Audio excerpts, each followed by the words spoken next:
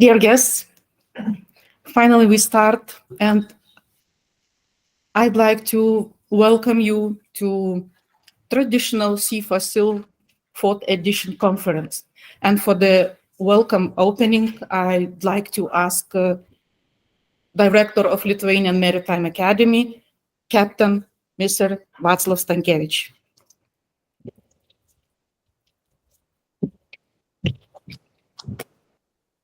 Thank you very much.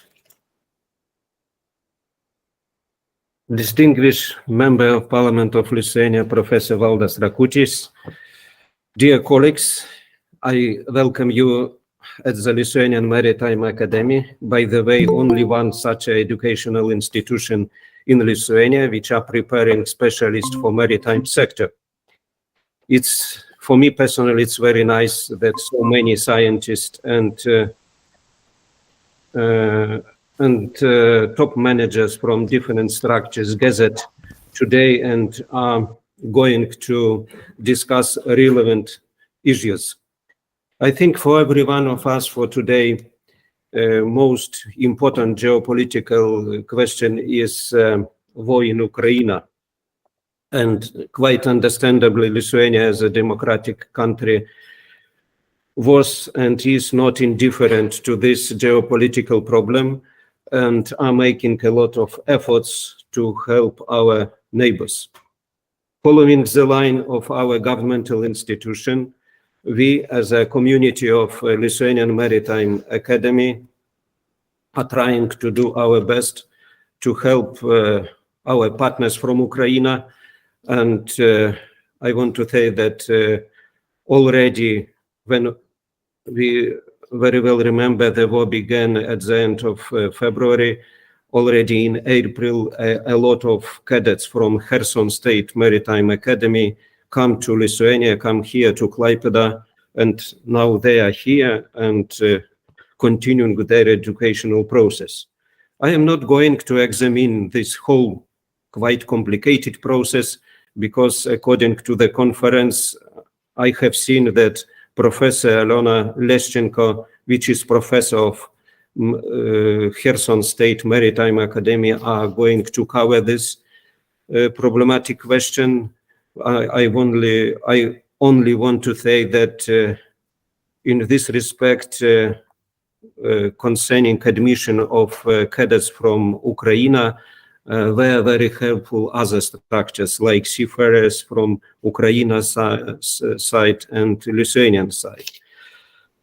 And in this respect, I want only to say that for me and for our community as a Lithuanian Maritime Academy, it's only one sincere desire to see Ukraine between democratic countries.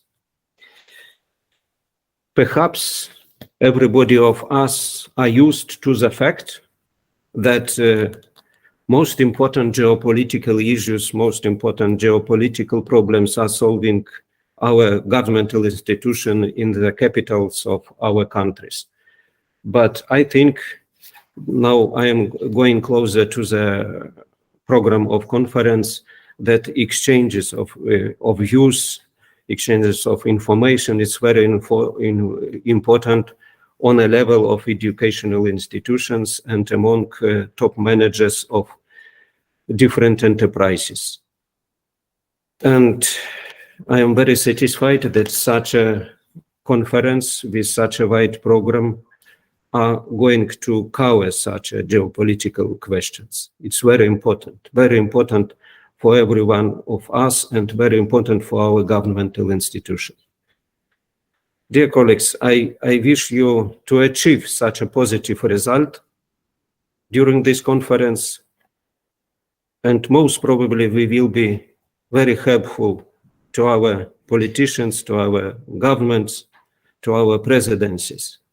I wish you success. Thank you very much.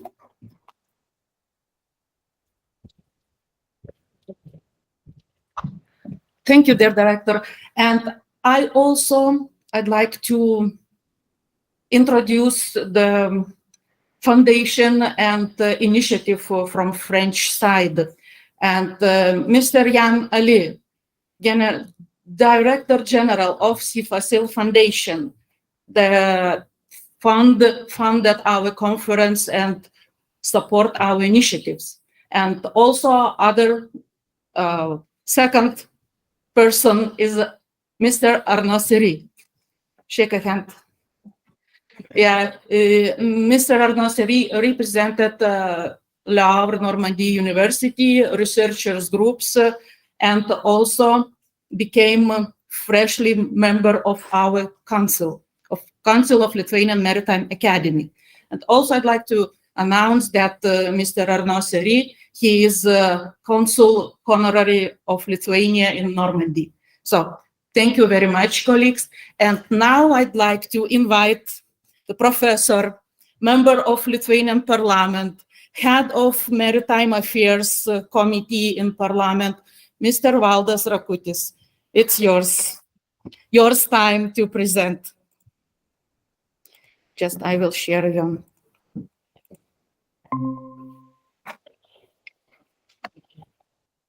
Yeah, stage is yours. Dear director, dear our friends from France, students, people of the future, of the past, of today, and the future. I have for you very hard presentation because of my some experience in military history, and my presentation will be about some things which are not so nice, about military principles, principles which exist really in the world, in our history, in our today and future. But at the beginning, I will say some gratitude to our friends, colleagues. You know, I'm from 18th century when France was very active in our region, especially in the middle of the 18th century. Stanisław Leszczyński, Gdansk, fortress defense, and a lot of interesting things which we have it not in our brain from old ancient regime of Kingdom of France.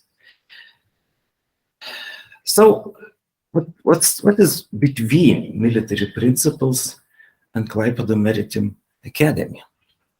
I can say that a lot of things exist. Also, very important at the beginning to know that principles exist not because of culture. They exist because exist. Yes. And what we do, our last decades, even I will say 35 or even more years, we neglect principles of war. So is a general idea of my presentation, and we have a lot of problem because of this fact. Where we are, place and time. We are at the beginning of changes of time, beginning of big crisis. We have 2 years ago, beginning crisis in 1 second field. And we know from history that we have such periods.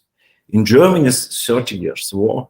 In France was revolution time, the beginning of empire, time of big changes, big wars, and at the same time disasters. Creating strategy, we have sometimes to evaluate where we are and what we do last decades, and sometimes to decide that we are not good in our behavior and our planning process. We have limits and borders in our brain. Some of such limits exist because of geographical factors and time. But sometimes it's something created by culture. And we know from our military things that sometimes in Europe, people establish some rules of war, But such rules not work outside Europe. Yes, we have seen in the 18th century when European-style warfare was impossible to use into the wars with local tribes in North America, and we know how many changes we have, and revolutionary wars begin period in our time. Quality and quantity. Sometimes we have an illusions in our brain.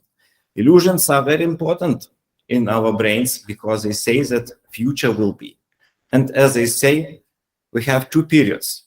War will never happen. And second, Jesus Maria, what to do? What to do? Yes. And we have something between, such 2 stages.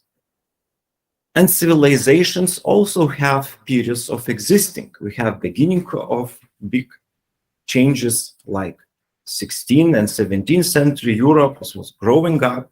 And now we have growing up other systems like China Empire, yes, and some kind of Russia Empire.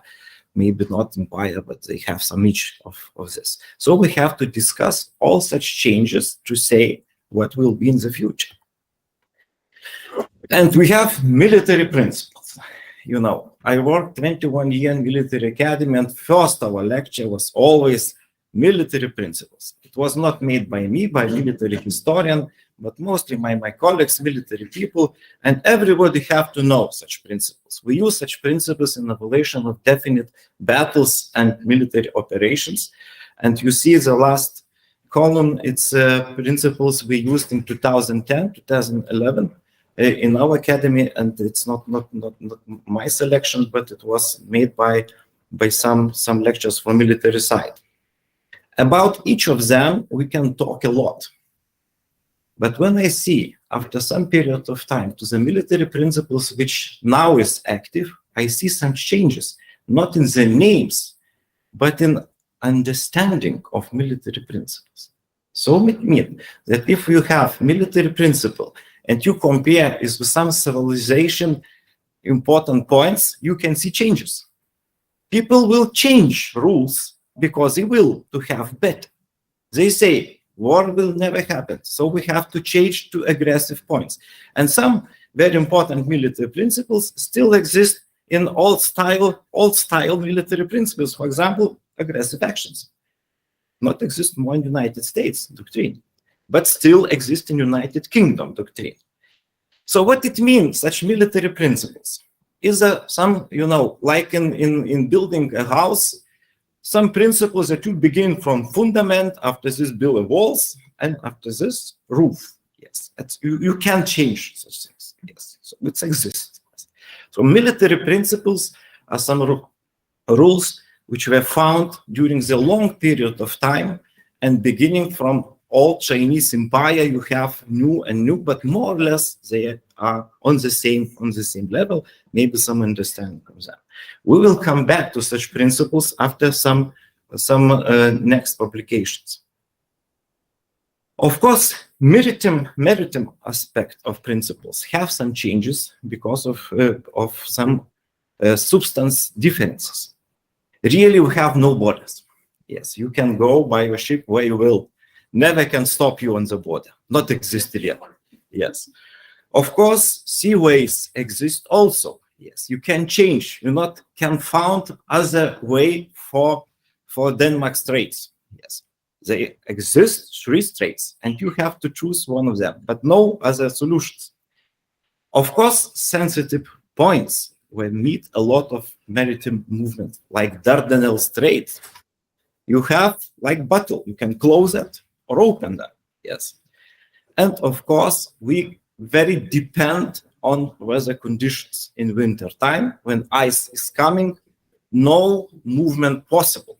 Yes, it's a reason that is the most important ports of Baltic Sea exist in the south part of the sea. Yes, and you can see that even wars between Denmark and Sweden was happened because Sweden needs to have special port which can operate in winter time, Karlskrona.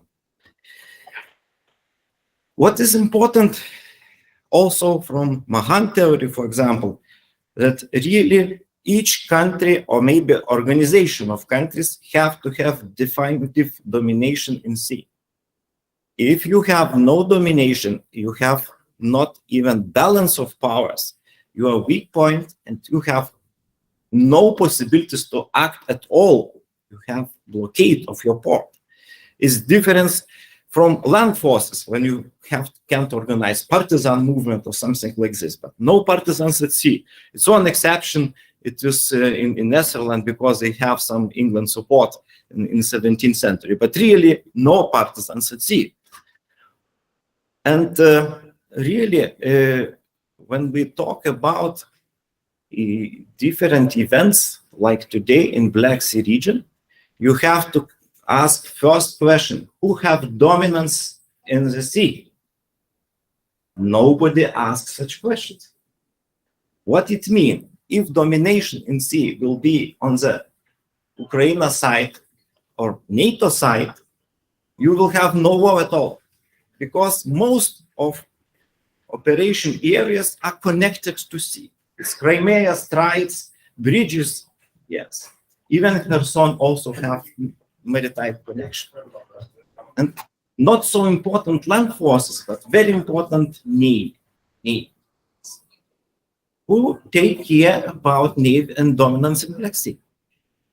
When we lose our dominance in Black Sea is the most important questions. And when we talk about grain export, always some solutions are very naval solutions. But you have to be quite strong enough to dictate sometimes such things. Of course, we connected to communication. If you ask people, where is the weak point of Lithuanian logistical system, they say, Suvalki corridor, Suvalki corridor. No, the really most important place is our port of Klaipėda. Most of the cargo goes definitely through this port. So, and the question is, how we can take care about our communications at sea? Question, who have dominance in Baltic Sea? Nobody asks such questions. Definitely, who have dominance? Who operate? Who take care about such things? If you ask military people, you will get some answers, but not in public. Ports and sea fortresses, you will say, not exist at all. Fortresses not exist. But what you see in Ukraine exists. If you have some special equipment, you can attack. And your fortress, like Sevastopol fortress, is still the most important point in Black Sea military affairs.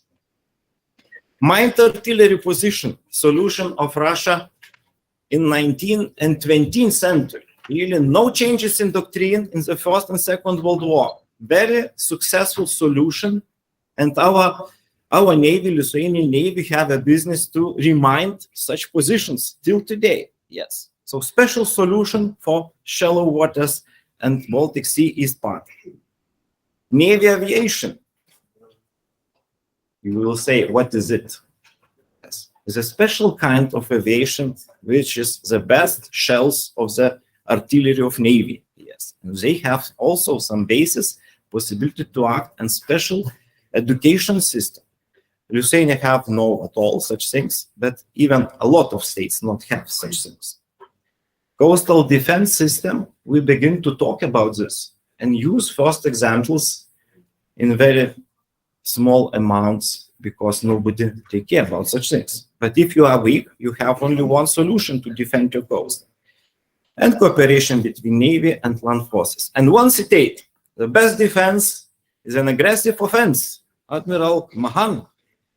I can say the simple things from 18th and beginning of 20th century, but it's something impossible in 21st century. We have limitation and borders in our brain is the most important problem for today. Some historical context, not too much, because I have to talk a lot because we have in Klaipėda University special subject of such things.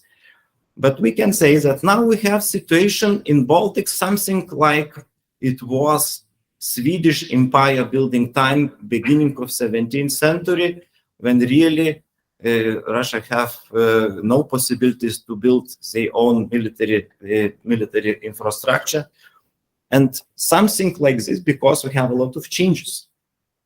It's Swedish and Finland states will join NATO. Yes. And we talk about a lot of things, but still domination in sea is Russian Empire domination period. Is still, yes. Even in 20th century, when such domination was broken by activeness of Germany Navy, really the most important defense system still survived even during Second World War, when Russia or Soviet Union at this time concentrate on the defense of the bases. The most important question is evaluation of a situation of last decades. what happened? During long period of time, Russia invests more and more money in the defense infrastructure, equipment, and also people. West countries, they decrease. In a revolutionary way, they're expanding in different things, especially navies, because very expensive. Simple question. When you ask normal general, would you like to buy such kind of ship? You say, we can buy 100 tanks from the same sum. And sometimes the reason why programs of modernization of navies was decreased in times in quality and quantity. Yes. And now when you have to ask such question, domination in sea power, people say, our ships too old, not enough. Yes. We have quite a hard situation now.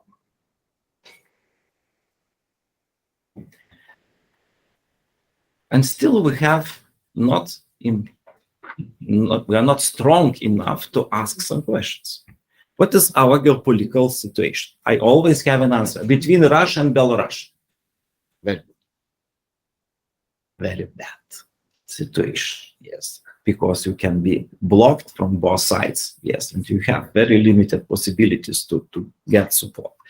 But we have new friends, Finland and Sweden. It's completely changed the situation, and maybe old style of dominance will be changed step by step, and we have more normal situation. But question of Kaliningrad, Suwalki corridor always will be on the table, even if we not talk about this, because it's very dangerous organization of systems. Why it was made? It was made by genius Stalin, because he asked in Potsdam conference his friends to take two ports, Kaliningrad and Klaipėda port, for his bonification of the German invasion. So it means that we are still talking about this part in open, not in open way is not so important, but it's very important in the brain of young people to understand how it works. Yes, geopolitical situation still exists and still is very dangerous. So we have to talk about future in very open way. That we have to think not only about peacetime, but also wartime. Yes, about logistical possibilities, about support and the defense of communication, about changes of situation if possible. We have to be brave and open-minded. About our borders, wall will not be, definitely. It's just, 1 year ago, everybody would agree. And if you begin talk with France friends, with Germany, they will say, no. We have such meetings, I think 7 years ago, and in one conference, then we begin such discussions, France and Germany officers go to the next table. Yes, no, it's not correct. Yes. But now they come back. Yes. Because situation is dangerous, war still are and maybe will be in the future. So we have to change our thinking. We have to survive even in long-lasting wars periods, like it happened in 17th century or even 20th century. Panic in society, what to do? To survive. Only one answer in such hard periods of time, to survive. Not important, welfare, other things, but you have to survive. Concentrate on the aim, to survive. Where are our principles? We have lectures in military academies years by years about military principles, but when it happened, nobody used them. Because there are 3 stages of understanding: to know, to understand, and to use. Mostly we concentrate on the first. Yes, we know that exists. No, we not understand what it means. No, never will use. But if happened, we will have completely other situation. I take for you one example. We have a commissar of European Union in our parliament, and we have a discussion. It was something between deal between Turkey and Russia was made about grain export. I propose you have to create special civil cargo ships which can take this grain, because Black Sea is not closed sea, is a sea. Crimea is not part of Russia, nobody recognized, and send such civil ships to take a grain, because war not exist. War not exist. And special forces which support such cargo ships from pirates' side, using anti-pirate operation. No, European Union Commission, no, it's too aggressive. After 2 weeks, deal was made, and Lavrov come to North Africa, savior of Africa. And our Commissar Borrell planned to go to North Africa to do something. 2 weeks, yes. Why? Because you not used military principles initiative. We always act too late and not enough. Too late and not enough. Yes, it's a reason why aggressor have an image that maybe he will win. If reaction will be at the beginning by Mahan principles, yes. Even aggressive actions, it's very important, military principles, at the beginning in January, showing of forces, Navy coming to Black Sea, something like this, because everybody knows about movement of ships around the world, Russian ships to Black Sea, to show maybe war will not happen here, because you show activeness and preparedness. 2 things, yes. If you not act, you have a problem. Problem is not to be not polite. Problem is act too late and not enough. Yes, and now we get step-by-step understanding that we have to change style, proposition, to have group of 40 clever people to create each week new idea against Russia in hybrid warfare sphere, not in wars, in information sphere, to attack them by information, like Ukrainians do now. Yes, so successful. And Ukrainians say, Russia is still open. You can act. Nobody. Yes. We have a meeting here in Klaipėda. People go from Helsinki. They have special, not NATO, but some competence center about anti-hybrid warfare. And they show a book. It's 12 scenario how Russia maybe will behave in the future in maritime matters. Yes. Question is, where is the second book? Our answers to such. Maybe you have to invent something to attack in weak points of your enemy, and he will concentrate on defense, but not on offense. And you can see how today works such military principles, because Russia use them, definitely use military principles in all small details. It's art of war, and we have to play, even if not active part in military affairs. It's the most important thing. How many months we need to understand, how many lives have to be lost after we understand that principles work?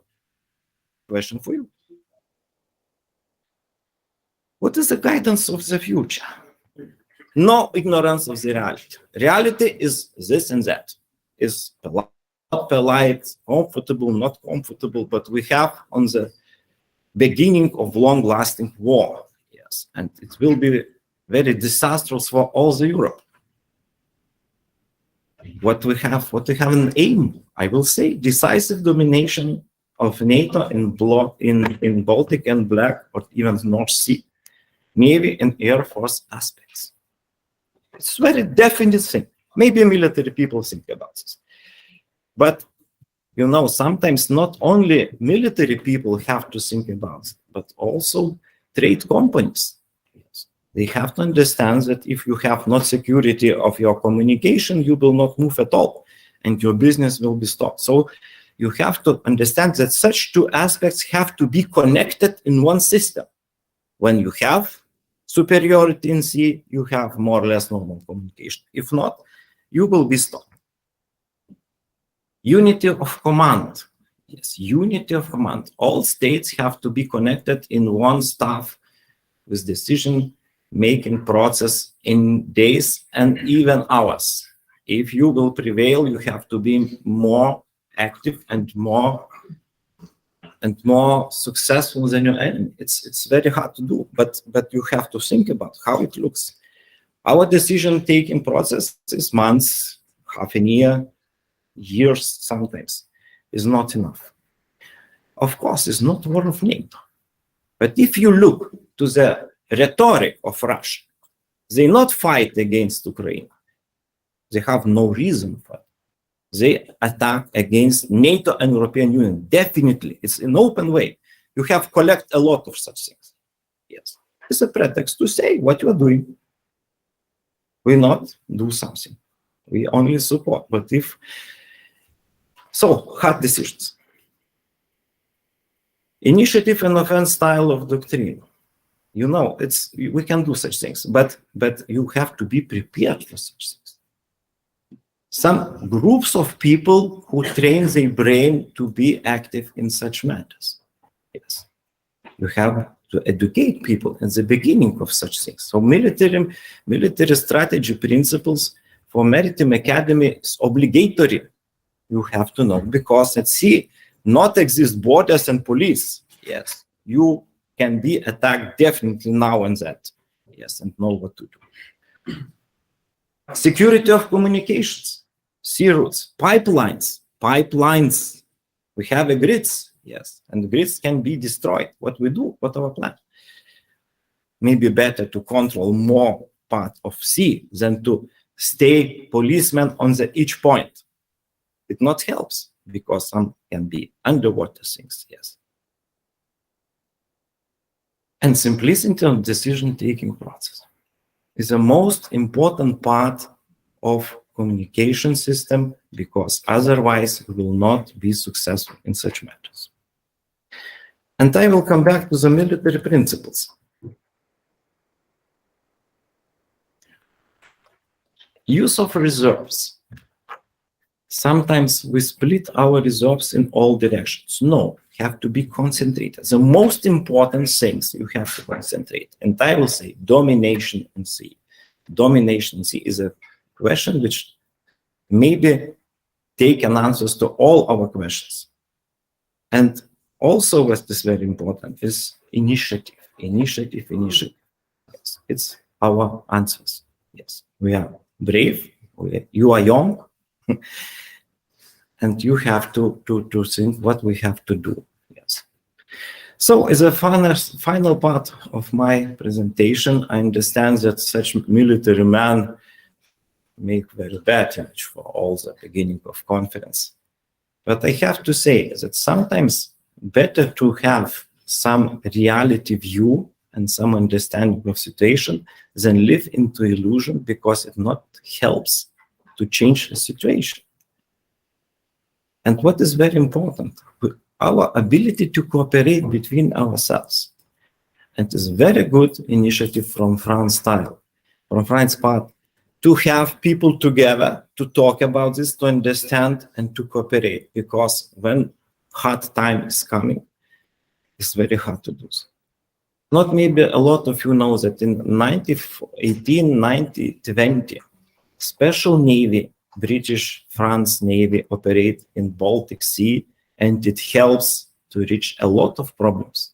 Even war with Bermontniks, you know about this, yes. Everybody knows that second infantry regiment was successful in taking of Šiauliai and Radviliškis, but really support was British and France Navy attacking Bermontniks from the Riga Gulf side.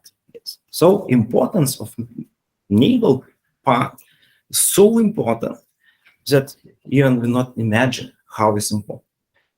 And navies can act everywhere, in Black Sea, in Baltic Sea, yes. And we have to know about this and to make such much more importance that we have in our brain before. Thank you very much.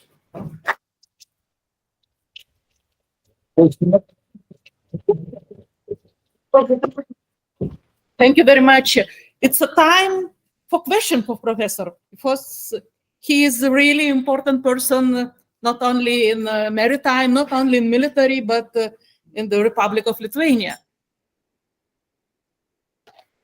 Still, everybody shocked. Thank you very much.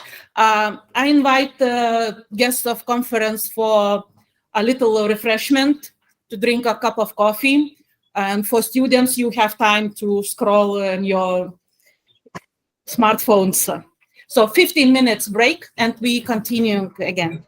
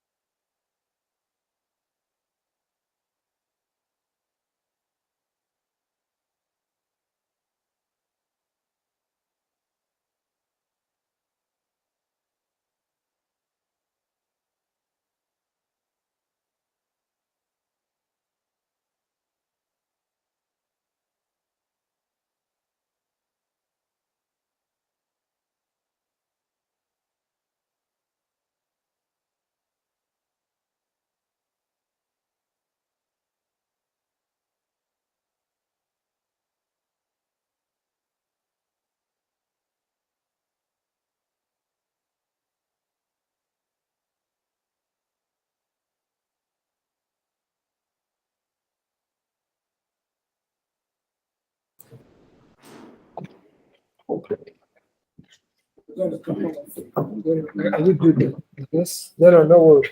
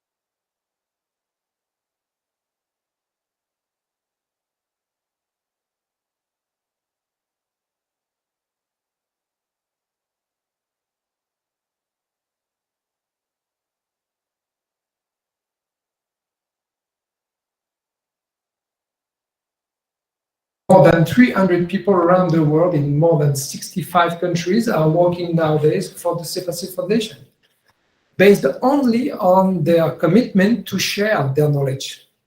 We are a super global platform of global sharing knowledge about shipping logistics. And I have a colleague here from Uzbekistan. I'm really glad to say that since now 3 years, we are working with the University of World Economy and Diplomacy in Tashkent. We have released a book last year, Diplomacy and Logistics. I guess Mr. Deputy would enjoy this kind of book. And next week, I'm going to be in Angola, in Africa, for supporting as well another group of research dedicated to the port green initiative in Africa. This is kind of example of why I am here today in an academy and why I do believe that we might have a common future together, maybe one, maybe two, maybe a couple of students who might be tomorrow in our network. And it would be my pleasure to not bring only funds, but a research community group which bring as well fresh ideas, I would say sometimes provocative ideas, because two pillars are motivating the the research community of the CFAC Foundation is doing anticipation and forecasting. As the Deputy Minister said prior this morning, we have to prevail to understand and to better act. And I guess in shipping, we need to have some prevailers, and we don't have so much. So this is the words I would like to share with you before introducing this session. So the first session is about crisis and transport, if I don't mind, I guess. And I got a couple of words to share with you. In a crisis such as the COVID-19, and in a conflict such as the Ukraine one, I guess the transport and logistics sectors are revealed to the grand public, general public, as an absolutely crucial activity. We discovered why transport is so important with the COVID. And I said that it might be as well even vital for some people at that time, and especially in our daily life. So transport is everywhere in our nomadic and consumerist world. Transport is even at the heart of our so-called developed way of life, revealing its fragility, such as its sensitivity to energy prices variation, for instance. So today and tomorrow, and even more so tomorrow, transportation will be at the forefront of geopolitical, geostrategic, and geo-energy concerns. Deputy Professor Rakutis asked, who is controlling nowadays Baltic seas? Bearing in mind that, according to Mr. Rakutis, we have neglected the principle of war over the past decades. I would react by asking, on a very provocative mindset, who is controlling now transport and logistics during war, on the crisis like we've seen since now a couple of years? Global private entities, governments, consumers. Do we control actually the transport by our way of consuming, especially through the e-commerce? We've seen that during the harsh time of the COVID-19 that we have never consumed at such extent in the modern times. In the US, in March 2022, in March 2020, at the very beginning of the crisis, we have registered the most consumed e-commerce orders by the US consumers in the modern times. So I do believe that by our behaviors, maybe we can have some solutions to the crisis and the transport. So in the 19th centuries, dominating the sea meant dominating the world. So does dominating logistics and transports means in the 21st centuries that you would pretend to control the world, especially during perma-crisis times. It's a new concept. I don't know if you know about that. Perma-crisis means that we would have to face crisis after crisis, and we would have as well to assume that we would have some overlaid crisis on the same time. So to address this fascinating subject in the crisis and transport, I would have the honor to have 4 eminent experts, and you have at least 15 minutes to share with us your knowledge. And I would start maybe by Anthony Poulain, I guess. I would let you introduce yourselves in a couple of minutes because I don't have any bio, so I know that you would do that perfectly. Anthony became a good friend of us after the organization of the Baltic Sea 3rd edition in Riga and in Vilnius. He is now a donator of the Fondation CFAC with Cargo Stream, his company, and I would let you the floor for 20 minutes, 15 plus 5, I would say. Thank you very much. Thank you so much. Yes.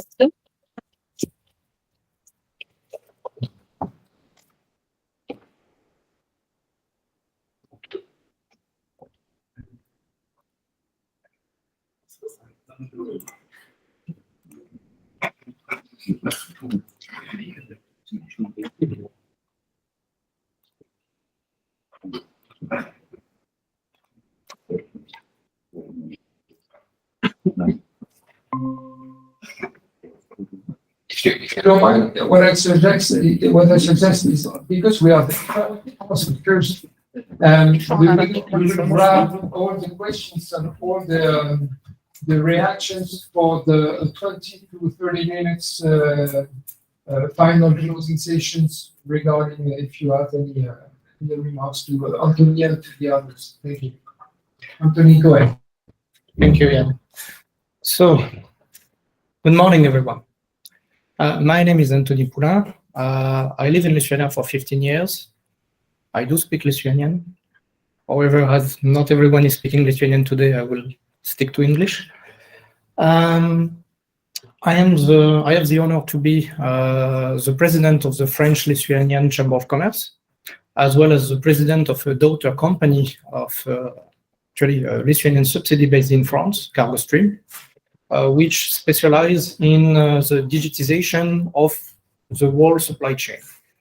However, today the topic is not about my company, it's about, let's say, more important topic, which is how to reduce risks and enhance visibility in the maritime value chain. So during this 15 minutes plus, I will talk about a few definitions so that we are all in line with what is the topic, about the misconception of the risks and the valuation of the supply chain in the maritime world, and then we will go deeper into the tools that are existing nowadays to track the data and where are the opportunities as well as the risk lying behind. So, first of all, what is a risk? If we go to a simple word book, we'll find that it's the exposure to the possibility of a loss, an injury, or other adverse or welcome circumstance, a chance or situation involving such a possibility or possibility of something bad happening.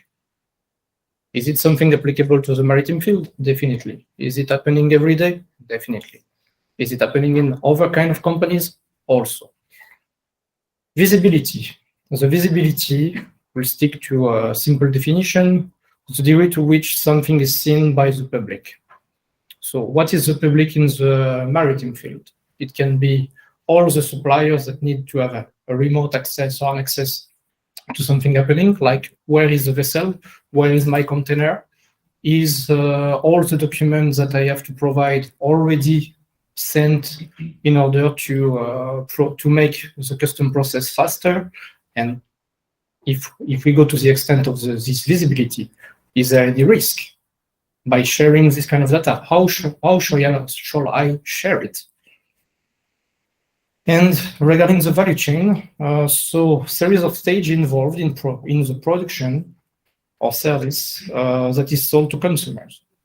So which means that if I buy something, let's say from Taiwan, I make it transported till Klaipėda. So maybe there will be a few stops. My container will be discharged, reloaded.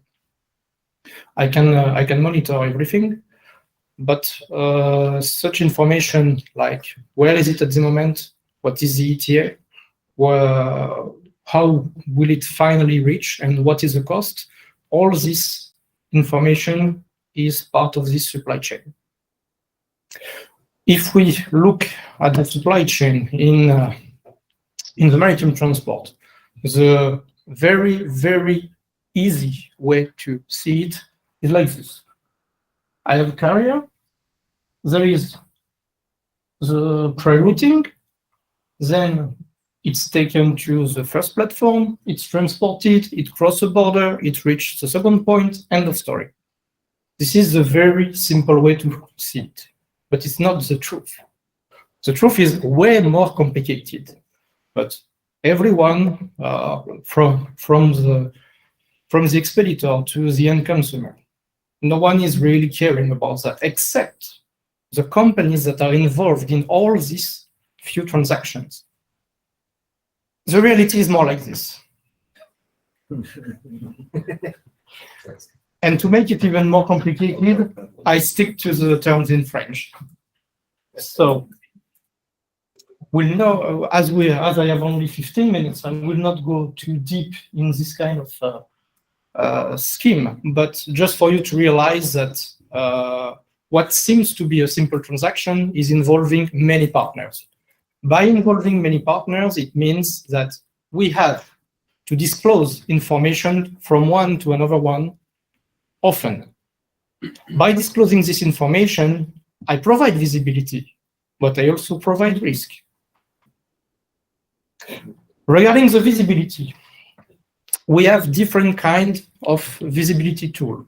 Let's say I want to know, because I ordered a container full of semiconductors, I want to know where it is right now. If I am using a container from CME-CGM or from MSC, I can track it down by using their own portal. But if I've been using a third part in order to get my stuff in Klaipėda, maybe it's not MSC, maybe it's not CME-CGM, maybe I don't even have the information yet, but still I want to have access to the information, which is why on one side we have this, let's say, self-owned portals. We have also different kind of open market, which are allowing you to track down a specific container by its number, or other tools allowing you to check the position and the information by using the BL number. So we have many of such tools, and as you can see, one of them is called Track Trace. Track Trace basically allows you to monitor the position of your container, of your according to your bill of loading, from not less than 67 companies. These are relevant information, which allows you to know what is where. Off topic, short one, personal experience. Few years ago, I decided to move to Canada. And by moving to Canada, I took my stuff. I've been hiring a Lithuanian company to send the goods in a small container in Mississauga, Ontario. So I had some information. So I was able to know the status, loaded, not loaded. Where is it more or less? What is more or less the ETA? At some point, it reached Montreal. Nice, but not yet. So from Montreal, they made the transfer to Ontario in Mississauga. The company gave me the information that the stuff was in Mississauga 5 days after it arrived. Then there was some days off. And when finally they contacted me to inform me, it was not to inform me that the goods arrived. It was to inform me that the goods were stolen. I believe that they were not interested in my stuff. I believe they were more interested in what were the other stuff in this container. Life happens. But if I had more visibility on the data, what could I have done? I could have contacted them stating, okay, I know that the container arrived. I know that it's here. I know that there is a few days off in the upcoming days. So I will come before to pick up my stuff. But as the visibility was not shared with me at that extent, I didn't have the possibility. End of the off-topic. Another kind of tools is the vessel tracking. With a vessel tracking, you can know the position of a boat at any point, and you can know from where it goes, when it's supposed to arrive, and so on. So this is also important level of information, because if you know, by example, that the vessel left Colombia with drug, you know when it will reach a port. It can be Le Havre, it can be Dunkerque. You know also, by monitoring this kind of data, you know also through the ETA and the data exchange where the container may be placed on the port. And then, by miracle, some container can disappear or can be opened. Because again, there is visibility, there is risk, there is who has access and who we think has access. Also, another platform is Cine.ai. It's using artificial intelligence. They also provide this kind of tracking tool for vessels. As tracking methods, how many companies are still dealing? Many companies in the logistics, they still communicate by emails, by phone calls, or following up only at checkpoints. For instance, in the garment industry, people who are involved in the buying process or in the selling process, they will not have especially the reflex of contacting the shipping company, because what they want is an information instantly.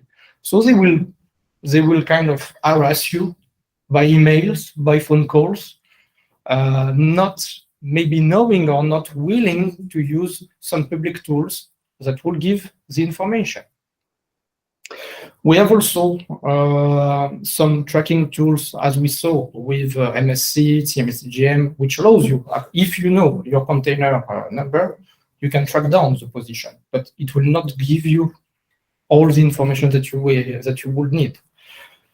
And plus, most of the companies, they are not using only one company. They are using a freight forwarder or an agent. So they will stick to the communication with their agent.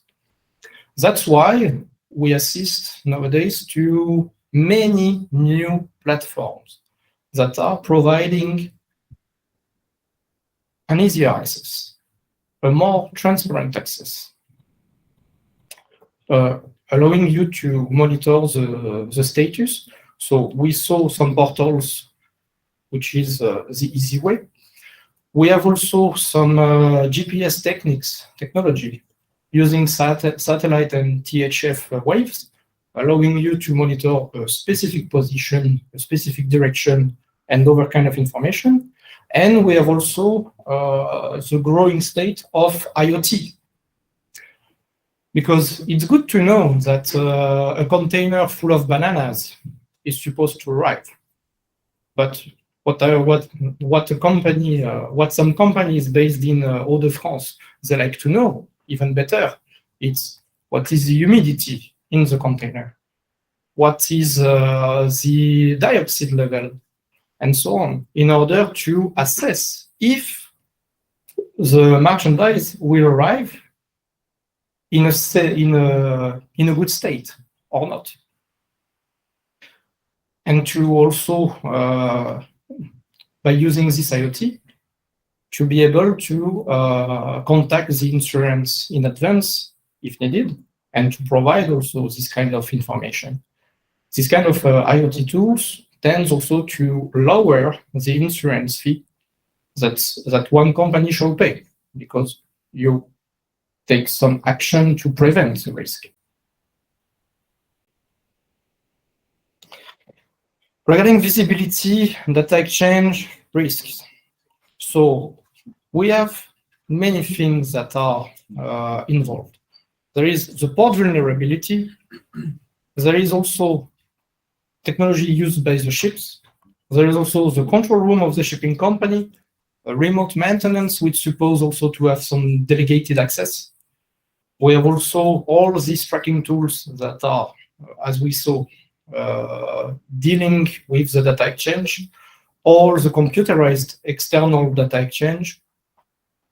One-stop shop, one of the new things that arrived through the COVID-19, which makes you liable to declare and to pre-declare any kind of goods that may enter and that will enter into European Union, and many other digitizations, which means that we have an increasing demand for this connectivity, for this visibility, but also for the risk. This is the scheme of logistics flow in the terminal of Dunkirk a few years ago. As we can see, there is many lines. Each line is symbolizing a data entry or data output. Visibility is provided through all this data exchange. Each connection is not only one risk. It may be tens or hundreds of risks to be monitored. Is my partner using a legit version of Windows to run its program? Is he using the right technology to protect his system? Is he sure that he is not currently hacked or monitored from a third part? So any company has to monitor this kind of flow because, as you said, we have to also assess that we can be at the forefront of a war, and data leaks is a new kind of war. Ports have been subscribing or starting to use different kind of system like port community system, which secures data transfer from one hand to another hand. This is the kind of platform that makes it safer if the whole chain is also assessed to communicate with one another. We have also clients connected system, which is the other part, because you can make it safer from the port, which is an entry point, but you can also make it safer through an external platform where all the client will connect to trade their information. So S1 is one of such platforms. The risk mapping. So risk has to be always anticipated. We have to manage and we have to fight, because as we said, it's a kind of war also. So from the awareness to a critical mapping, from knowing the threats to being able to scale what is a high risk, what is a low risk. Some companies are using ISO 9001 in order to monitor such risk. It allows you to clarify for yourself where you have to be cautious and how to deal with all these underlying risks. Also, the risk assessment allows you to review the different level of impact that can be human, that can be impacting the activity, or that can impact your reputation. All these impacts are also linked to the connectivities, the functionalities, the exposure level that can be rated, also all the users, the speakers, the outsiders, the attackers, all the ones that are using the system. And all of this leads to vulnerabilities that are part of the risk assessment that everyone has to do, not once a year, but it has to be monitored as often as possible. Because once you open a data leak, your data has been collected. And not only yours, it's the data also of your partners, the data of your suppliers, the data of your clients. Is there really important information? Maybe not, as you may think. But if you have a preferential tariff to buy something and to be able to sell it, this kind of information has a value, not for the random stealer, but for your competitors. This kind of information can lead you to lose some market shares. If you are importing through a specific kind of vessel or through a specific company, sensitive stuff like narcotics for hospital usage, if this kind of data is leaked, then potential stealer they know where they have to focus. So we have always to monitor this kind of information.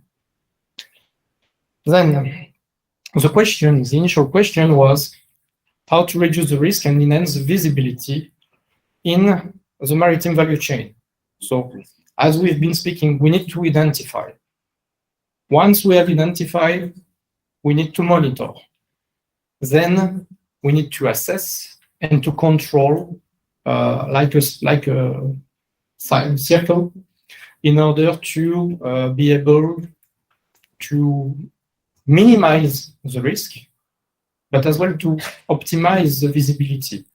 Optimization of the visibility with tools like cargo stream is done by allowing a single packet of access to third party.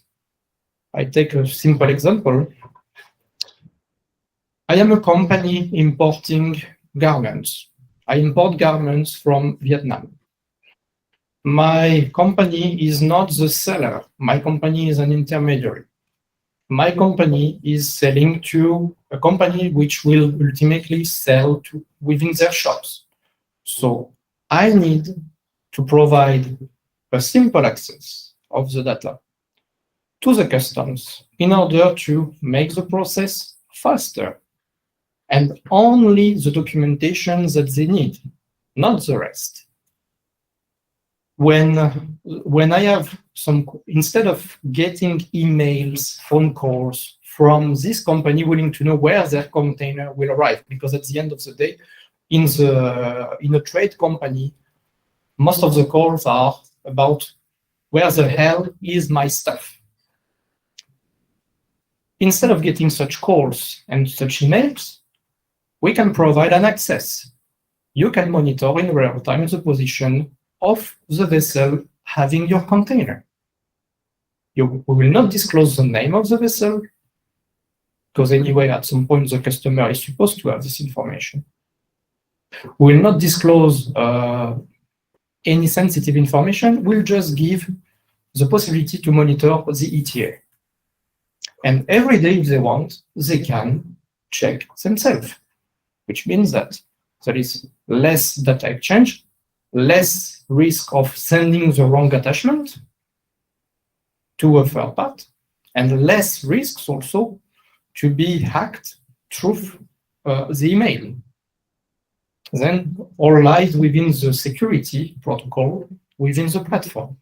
So the final point of my slice of presentation will be to also make sure that whatever the platform you use, they need to have the highest level of standard in terms of safety.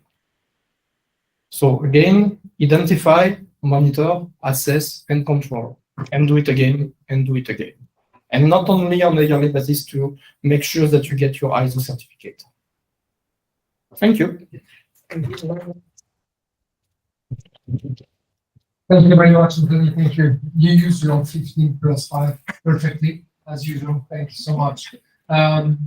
Please keep in your mind your questions and remarks related about the presentation of Anthony. I do believe that you're definitely right that that visibility means that you can have more predictability regarding the risk. And we will be in the same mood, I guess, by inviting Sebastian Belt. Please, sir, you are, if I don't make a mistake, you are the European platform of transport science, and you will discuss about digitalization as well, but maybe more focus on the sustainability, mobility, am I right? Sustainable mobility. Right. Thank you very much for coming. You are from Germany, am I right? Right. So it's another country which is in our network, because we have already some experts from Germany. So you are 15+5, which means 20 minutes. I like to say 15+5 because if I can't say 5 minutes, we don't have enough. Thank you so much. Yeah, dear ladies and gentlemen, Jan, thank you for the kind introduction. As well, Rima, thank you for the invitation to here. Dear ladies and gentlemen, I am member of the European Platform of Transport Sciences. That's right. I'm the general secretary of this organization, but we are many more. So thank you for the invitation. It was really an honor to be here for the 4th edition of the Baltic Seas Conference in Klaipėda today. It is not my first time in Klaipėda, but it is the first time I have the honor to speak to you here. And yesterday, when I was arriving with the vessel from Kiel, it was again a wonderful sight to arrive at this city. And yeah, I love to be here today. So my presentation, I have to take that one. Doesn't work. Okay, use the arrow. No.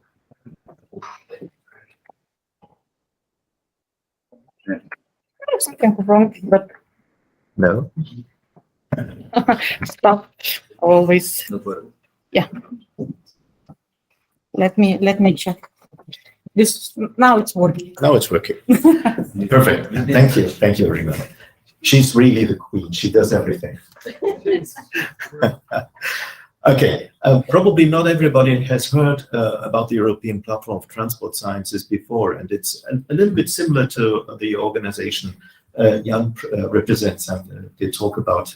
So I just do a couple of words about the EPTS Foundation, what it is about. So our roots date back to the 1980s already, but the foundation as an organization only was founded 4 years ago in 2018. And we comprise all European countries, almost all. We are now present in 21 of them.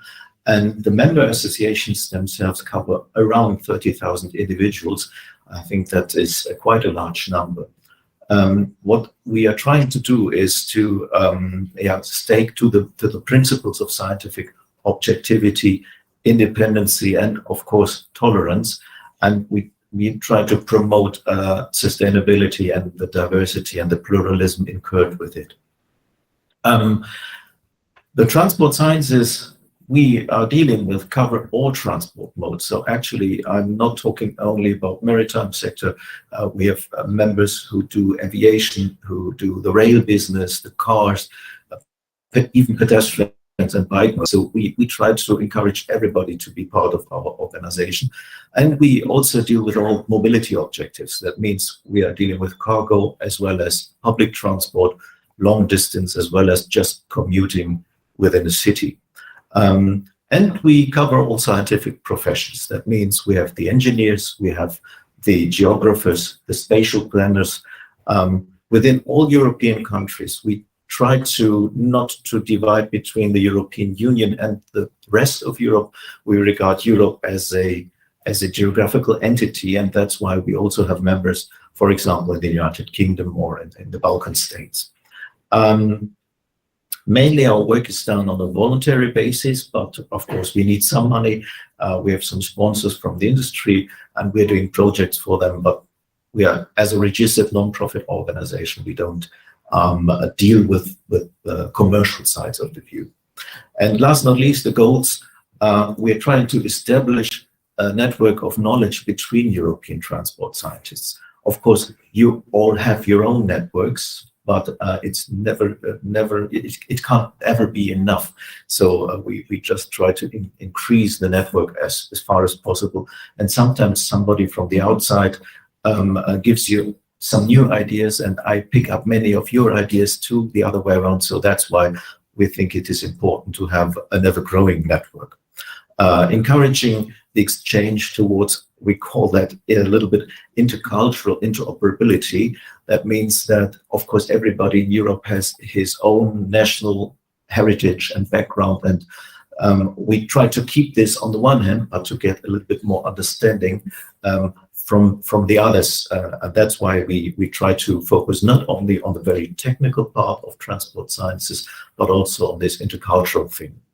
And last not least, we're talking not only among each other, not only with other transport scientists, but we're talking to members of the European Parliament, as well as of the Commission, as well as to other lobby organizations in Brussels and Strasbourg and in the national view.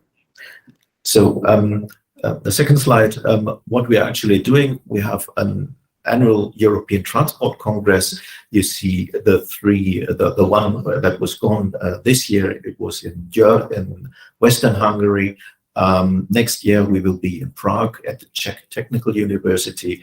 I have the pleasure to invite everybody if you'd like to come and visit us. It's on the 25th and 26th of May 2023.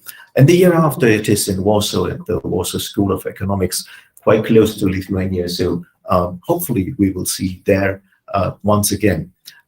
What are we doing on these transport congresses? Of course, very important presentations. But the one thing I would like to mention is that we have a special award for young transport scientists. We believe that the youngsters are somehow the future of what we are trying to build, to create in Europe. And this Friedrich List Award is really meant for youngsters who have not had such a big opportunity to make a career. So you're right at the start of their academic career, and we are honoring their best works, their diploma works, their PhDs. If you feel you know somebody who would like to participate in this award, we would be very glad to get an application. Of course, publication of the scientific results must be too. And besides our annual congress, we are also present at other partner congresses, such as this one here in Klaipėda, but as well as other congresses. I just mentioned here the Eurotrans in Sopot, because it's also a maritime congress, but several others, around 10 to 12 every year. So you can get in touch with us. Panel of experts, and of course you can reach us via the World Wide Web, epts.eu, if you want to know more. That was the advertising part. Now coming to the topic. The digitization is really a key for sustainable mobility. And I chose a little bit a different approach from what we heard so far, but you will realize the connections between the presentations. I will comment on this during the presentation. I've only three columns. So first of all, what is the global challenge for mobility and transport? The second thing is how about public transport. So it is not today not so much about logistics and long distance transport, but I focused on the public transport. Are there systemic advantages for digitization, or are there more or less threats for them? And then in the third part, to try to have a view about the years 2030 and beyond, how may things develop in this respect. So I concentrate on this first part, crises. So less war and less logistics here, but I think crises are everywhere, and I focused on this part. First, why do we need a transformation? What is the global challenge for mobility and transport? The first part is something very positive. Mobility of people and goods have increased during the last years, during the last decades. And this is an achievement, to be able to travel around, to get goods from all over the globe. So today, often mobility and transport are seen in a negative, in a totally absolute negative connotation. But I think this isn't the truth. The truth is that it enriches people's life to be able to travel, to be able to commute, to be able to choose where they want to live and where they want to work and what they can buy. So this is really a positive thing. The second thing I wanted to mention is that in the last decades, a massive urbanization and a massive shift towards the metropolis areas has gone on. So it is all around the world, it is more or less the same. Big cities are growing even larger, and they focus many problems with that because so many people at the same place are not easy to handle with. The other way, why do we need the transformation, is that the actual way we are practicing our mobility is not very sustainable. The environmental impact of our transport modes, of our way of traveling, of shipping, is not the very best. The energy consumption is far too high, and the emissions you know about that, R2. I just mentioned the latest report. So the Paris Agreement is always dating back to 2016, but the IPCC report says more or less the same, and we have bottom-up developments like the Fridays for Future, the development, the last generation, they're not called the last generation. And everybody is demanding high pressure on mobility. We as a transport and mobility sector are forced to take action. The latest documents are the European Green Deal from the European Commission and the program Fit for 55, and something has to be done. So that's why a transformation is needed. And the second question, how can we transform the mobility sector? And I focused on this aspect, public transport, because I think it is easier to do transformation there than in many other parts of the segment. Again, first, I wanted to say something about the chances. Public transport has a good choice when it is used in densely populated areas. We have high capacity and relatively high speeds compared to a low spatial impact. In these areas where we were talking about, many people want to travel to the same destinations in the same time. And this is somehow ideal for public transport. It matches. The large quantities can be shifted from one way to another in a very environmental friendly way. The challenges are, of course, building a public transport system within an existing community is relatively complex, because you cannot just put a tram line or a railway line through an existing city. So it's the planning process takes long, it costs much money, and the complexity is high. And that brings me to the last point. It's a different time scale. If you now launch a project, building a new high-speed line or a new commuting line, it always takes about 20 to 30, sometimes even more years. This does not match the usual political election periods. That means if you decide to do it now, then somebody else will be responsible 20, 30 years later. And this makes it a little bit complicated to decide that things. You must be very, very sure to do it. And this is somehow a little bit of a disadvantage for the whole installation of such kinds of transport infrastructure. So, but what will be the future after 10 years, for example? I just mentioned here 3 different ways the possible transport future could look like. All digitalized, sometimes automated, even autonomous. Will it be the car, top left? Will it be the train on the top right from Denmark in this place? Or maybe something in between, like these little tiny buses? We don't know yet. But the major point I want to make is it doesn't matter as far as you think this is the solution. All of these transport modes, they will develop, and I'm quite sure that digitization will make us able to switch the modes to automated vehicles. But the mobility, the traffic is still carried out analog. All of these devices still carry people from a point A to another point B. So we don't have anything done about the impact. We just travel in another way, but we are still traveling.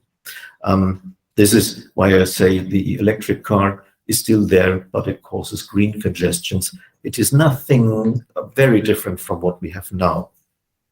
One positive aspect, of course, is that if you have automated vehicles, it will be easier to interoperate these. So intermodality increases. Yeah, you can easier switch from a car when you share it to a bus and the other way around than today. So this will be, of course, an advantage.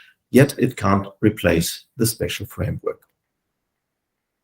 So is there anything else to say about what might be the future? Now today we have still the orange way of life. Yeah, we have the normal cars. They will become electric. They will maybe becoming autonomous. But how to reach something else? What could be another possible future? And another perspective is really to try really to reduce the impact. I took these 3 pictures from the home office, the retail, online retail, and the top to the right is the armchair traveling, you know, not traveling everywhere yourself, but just sitting at home and watching interesting videos or reading books about the world. So it could be that the substitution of physical mobility is increasing, and it, of course, this also needs a digital world. It coincides with the availability of electronic devices like the internet. But still, it is unsure whether this is really more environmental friendly. People who do not have to travel to work can do that at home, have more time, and nobody knows how they use this extra time. Maybe it's even worse what they're doing now. Maybe they're flying 2 days to New York and back, and this would be a boomerang, yeah, a rebound effect. So the interim conclusions, I don't know how my time is fine. Thank you very much. The interim conclusion from this general perspective, the mega trends, I think we can really state that rail as well as public transport systems have got splendid prospects in all major conurbations. Metropolis areas are growing fast all over the world. This, I think, can be stated as truth even in the midterm future. The other thing is that more variety in life patterns. Not everybody must go to work at 8 o'clock in the morning and returns at 4 o'clock in the evening. The variety is increasing, and this is a great chance to reduce this demand peaks. If you have had to have a train that had comprised about 12 carriages one time a day, today it might be enough to have just 9 carriages and using them more efficiently during the day. So more life patterns means better chance for public transport too, and of course to increase intermodality too. The limitations between those transport modes become more indistinct. In the old days you had your car, and probably it will be not the future to have an own car anymore, so you will switch from one mode to another more easily. And the last interim conclusion, more mobility options. It may be electric, it may be autonomous, digitized, will not automatically, not necessarily lead to more sustainability. It's just a can be, a might be. And this gets me to my recommendations. On the one hand, we need a strong legal framework. We must tell everybody where we want to develop our country, our land to. On the other hand, we must be very open for the invention, for the for entrepreneurs who try to find out something new. For example, nobody did expect the success of electronic bikes. Everybody talked about electronic cars and electronic, I don't know, trains, but the bike was the first commercial viable issue that made it to light. And this means you need entrepreneurs that really believe in their thing. And the government, on the other hand, must be quick to adopt these ideas, to put them into their framework. So balance between framework on the one hand and freedom on the other hand. This is my first recommendation. The second is use digitization and telematics to reduce complexity. We heard this before. Yeah, complexity is never anything to be proud about. Simplicity is the rule everywhere in the world. And enhance capacity. This can be done by digitization. It cannot create extra space, but given space can be optimized by digitization. So a little bit of contribution will be done by it. The third thing, spatial planning. pay highest attention to the chances of not doing too much traffic, of avoiding traffic, space authority and distance reduction. That's why I kept this picture, this image. It is already about 100 years old. It's from the German geographer Christaller, and he developed this concept of centrally locations. That means you have, in an ideal world, you need optimal functions in different kinds of cities. Yeah, major cities, middle cities, and smaller cities, and they are organized in a way to minimize the transport needs between them. So this could be, as a theoretical approach, a possibility to reduce the impact of transport. And the last 2 points, integrating bike and foot modes into public transport is good everywhere. They're environmental friendly, and a car and a plane maybe is not the best choice for at least in the smaller community, in the metropolis areas as such. So, very last message is, we talked about prices. I think we will continue today. And I agree with what I wrote it down. Yeah, the perma crisis, what Jan mentioned, we are getting more and more of them. So we have too many, they're coming too fast, and they're getting too large. We should never forget about the biggest crisis is climate change. It still is, not only because today the conference in Egypt is going on, but this will last for centuries, and maybe it will lead to wars for itself, but we have to handle that somehow. Sustainability and digitization. I would state it like that. This digitization is not a demon and not a savior on both sides. So we just have to see how it works. Complexity, we must reduce complexity, and the technologies as such are new tools. That's a good thing, but they have no ethical codex within them. That's why we have to define how to use them. With such a hammer, you can build your house, but the same hammer can destroy the house too.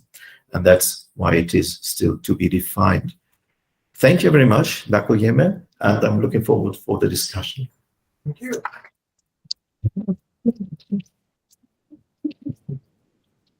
Thank you very much. Thank you. I cannot sum up in a couple of words, so I'll try to. But as you said at the really end of your speech, I guess digitalization is not an achievement. It's just a tool. It's not a goal, but it's a way to do things better, I guess. And especially when in harsh times as we experience now. Thank you very much, Sebastian, for your presentation. It has been really interesting. Maybe we will dig into a more personal aspects, considering tutoring activities in Lithuania, and how do you react regarding the crisis. And I will have the pleasure and the privilege to welcome Robertas Valentinos. I'm sorry, I hope you pronounce correctly. It's really a pleasure to meet you again. The last time was with a good dinner in France.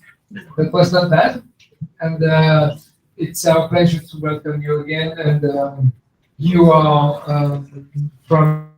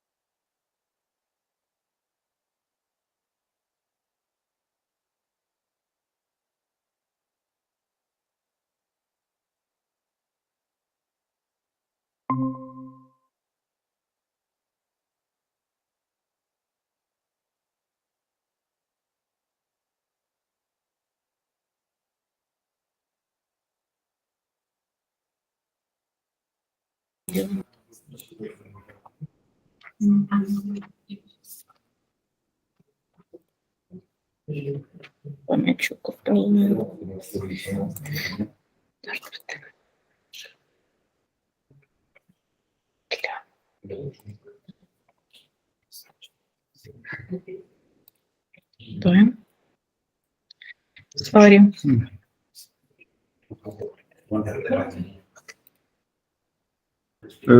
Thank you for inviting me again. It's my second time in the Baltic Seas conference. And I will talk about changes which happened during this last year and how we responded to it.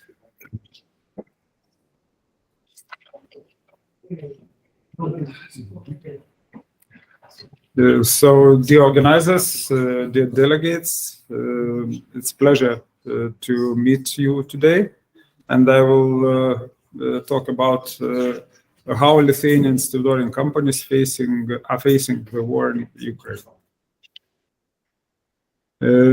Probably it's now very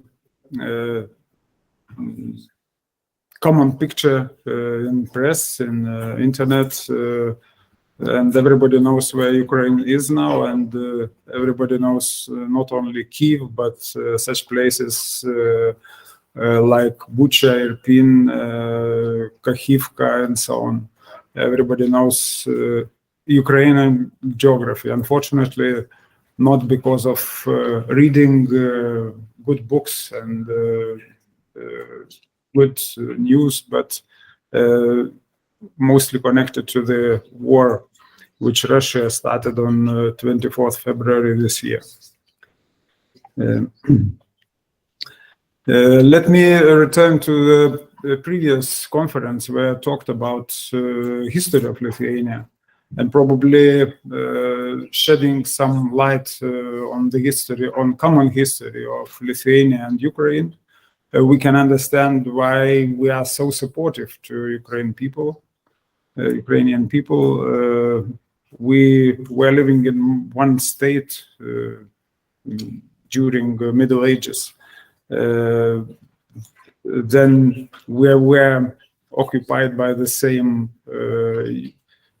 so-called USSR. We are part of it together with the Ukrainians. And after 1990, we have our sovereign states. So we can understand each other very well because of historical reasons and relations. And we can see how European policy when developed during the last years, let's say since 1990s. We can see that transport corridors were shown, including not only European Union itself, but also countries in accession like Lithuania, Poland at that time, but also other countries further east like Belarus, Ukraine, and even Russia. But then after accession to EU, Lithuania became part of Trans-European Transport Network. And still we can see small arrows showing to the east, meaning that these connections have to be extended into eastern countries. However, this year, proposal from European Commission is different. We don't see even smallest arrows to the east connecting the EU to Belarus, to Russia. Still some trade is going on, some transport is going to these countries, but strategic direction changed, and there are no intentions to develop these connections in the future, at least as part of Trans-European Transport Network. But instead, Ukraine is included in the further development of Trans-European Transport Network. We can see that this network stretches to Kyiv and even to Mariupol. And politicians are talking about European gauge railway development to these destinations. And we are hopeful in Lithuania that Rail Baltica extend not only from Kaunas to Vilnius, but from Kaunas to Klaipėda as well, because in this case we'll be in the same competitive situation to other ports on the eastern coast of the Baltic Sea, such as Riga and Tallinn, which are included in Rail Baltica. So there are quite deep and wide implications of the war in Ukraine into further development of transport systems, especially in Lithuania and other Baltic countries.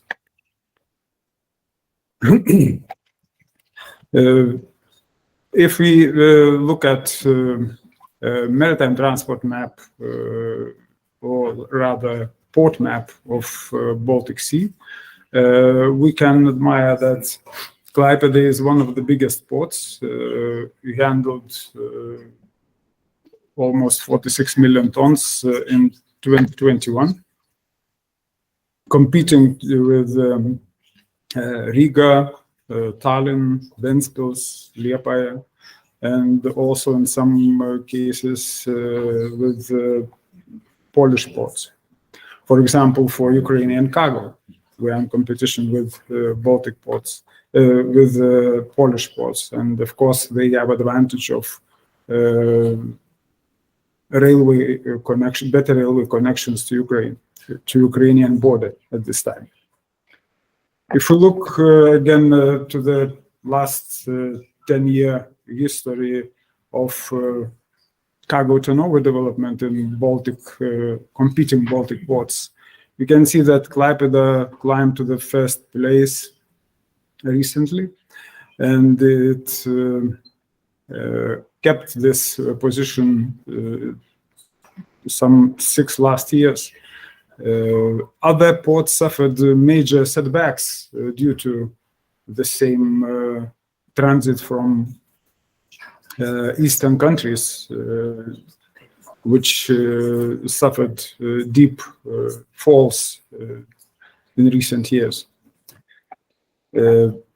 But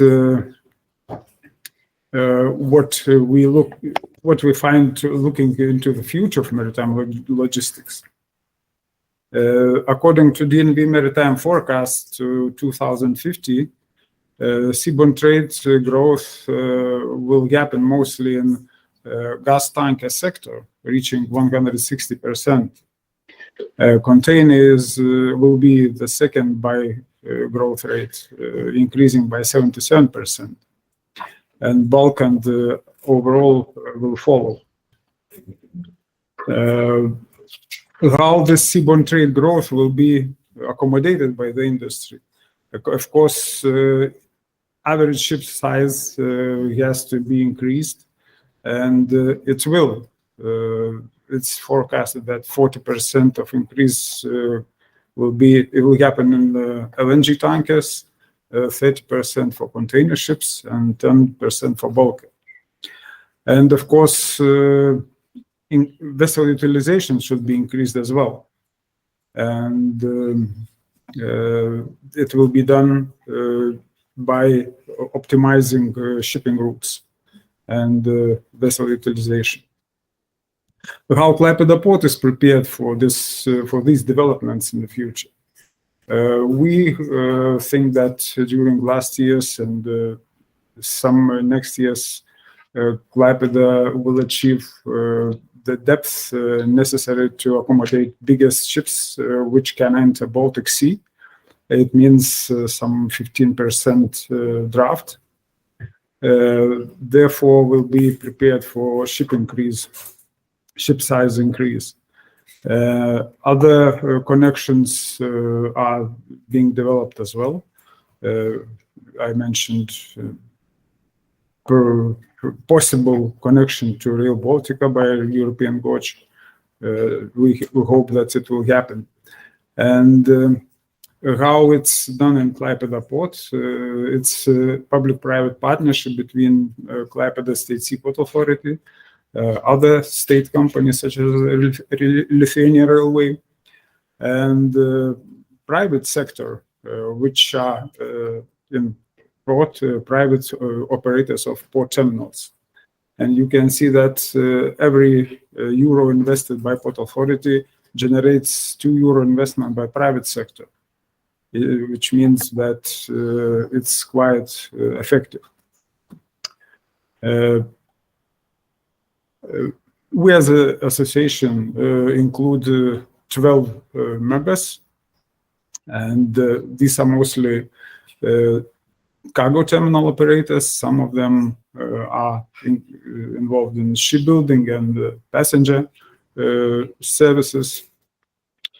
And there are positions of every member in Klaipėda port shown, and links to their internet site are provided for those who will get this presentation. If you look how cargo turnover is developing during 9 months of this year, we can see that there is quite substantial change in cargo loaded and unloaded from ships due to sanctions to Belarus and Russia. Some bulk cargoes which were loaded onto ships and constituted transit traffic from those countries diminished by third. However, cargo unloaded from ships, which means mostly import of Lithuania, increased by 13%.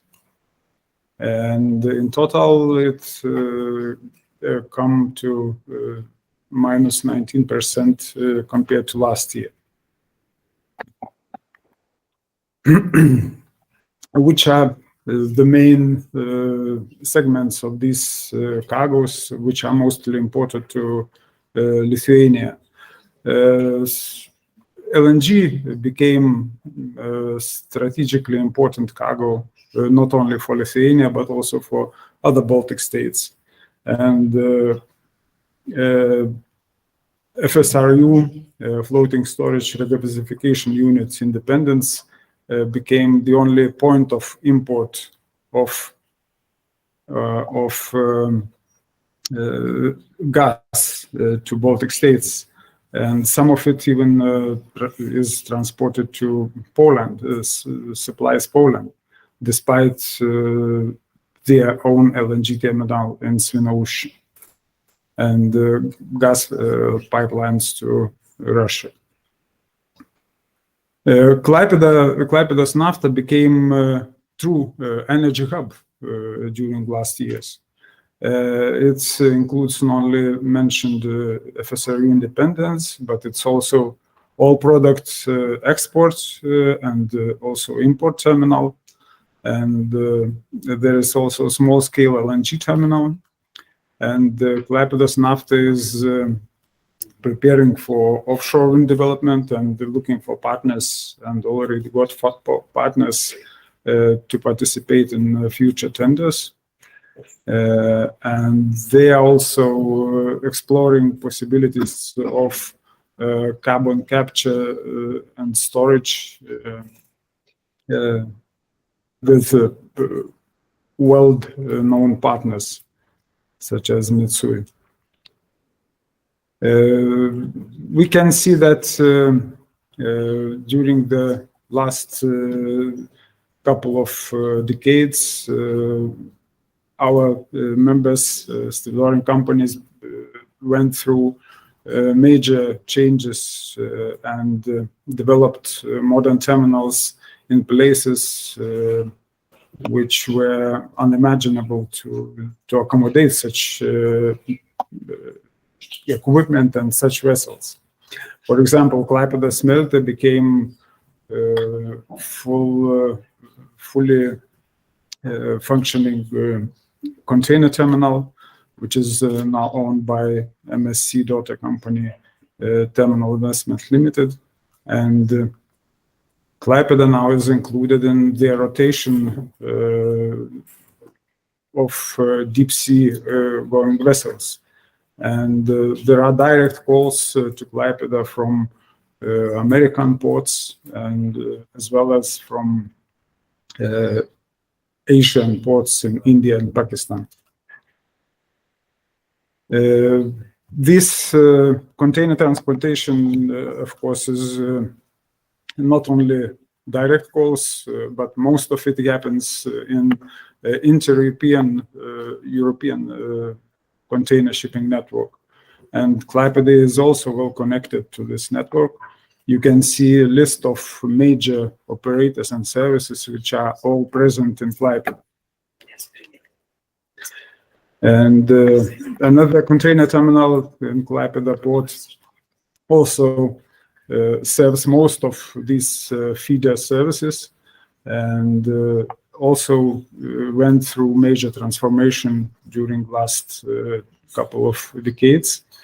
And you can see how many containers were handled on the terminal in 2006 and compare it to this year's picture, when container terminal is full and even expanded to other adjacent areas.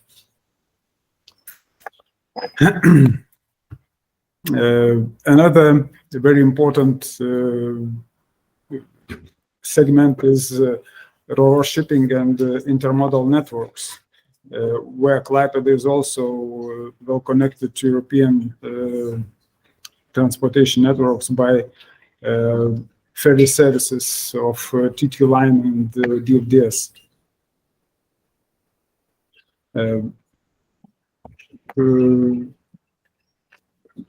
Container terminal, Klaipėda container terminal, which I mentioned before, serves TT Line services, shipping lines, and Central Klaipėda terminal is major DFDS terminal for ro-ro shipping and ro-pax vessels. How other companies responded to the war in Ukraine? For example, Klaipėda Stevedoring Company replaced Belarus exports previously handled at their terminals by Lithuanian imports from overseas. One of cargoes, it's, for example, wire rod, steel products, which are imported now from Turkey instead of from Belarus. And the entire terminals are changing their specialization. For example, in Smelte Peninsula, in the southern part of Klaipėda port, ro-ro terminal was relocated from this terminal to Central Klaipėda terminal, and nowadays offshore wind service and construction terminal is planned on this area. Klaipėda State Seaport Authority is going to develop all the infrastructure, and Glasgow will develop all superstructure needed. Another company, Bega, became a hub for agri-bulk and fertilizer during last decade. But instead of collecting cargo carried to Klaipėda port by smaller vessels, so-called feeders, but not of containers, but of bulk cargos, and loading them on bigger vessels, now trade is happening the opposite way, or part of trade is happening in opposite way. During the times of shortage of fertilizer from our eastern neighbors, which actually are at war with most of the world, let's say, now fertilizers are imported by, for example, Panamax vessels to this terminal, and then reloaded onto smaller feeder vessels, and carried to other destinations, for example, to Polish ports. This flexibility allows company to compensate for cargoes which are lost due to sanctions and due to shortage of energy resources for our major plants such as Achema and Lietuvos in Lithuania. Despite not very favorable conditions on the market, even our smallest companies handling some 1 million tons of cargo per year are investing into equipment, and examples include biggest cranes available on the market. For example, Malkų Įlankos terminal's investment includes Mansinen mobile crane, and Western Stendorring invested in E-crane, which is a electric portal crane, one of the biggest in the world as well.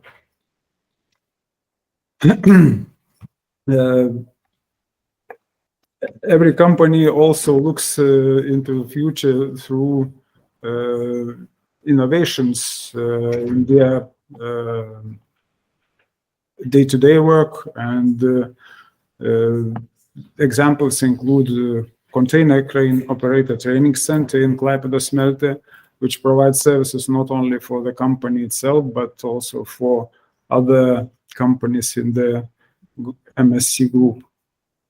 Another development includes electrical railway marshalling robots created by Bega and produced on their own base, engineering base. And already mentioned small-scale LNG of Klaipėdos Nafta is also considered as an innovation in the region. These innovations are supported by our associated members, Lithuanian Maritime Academy and Klaipėda University, which provide specialists and innovators to our companies from their students. And last but not least, I could mention increasing cooperation of our members with French companies and public institutions. This year we visited 3 major French ports, and Alex already mentioned our good dinner in Le Havre. Other visits to ports were also productive, and we are glad that we had such support from our French colleagues. And on the diplomatic level, on the governmental level, there is support as well. Example includes Forum Franco-Lithuanian in Paris recently, where our Prime Minister came to MEDEF together with our Minister of Economy and Innovation, and this forum was followed by a reception at the Embassy of Lithuania in France, and were hosted by our ambassador to France, Mr. So I think I was quite short in this presentation. And thank you very much. And thank you.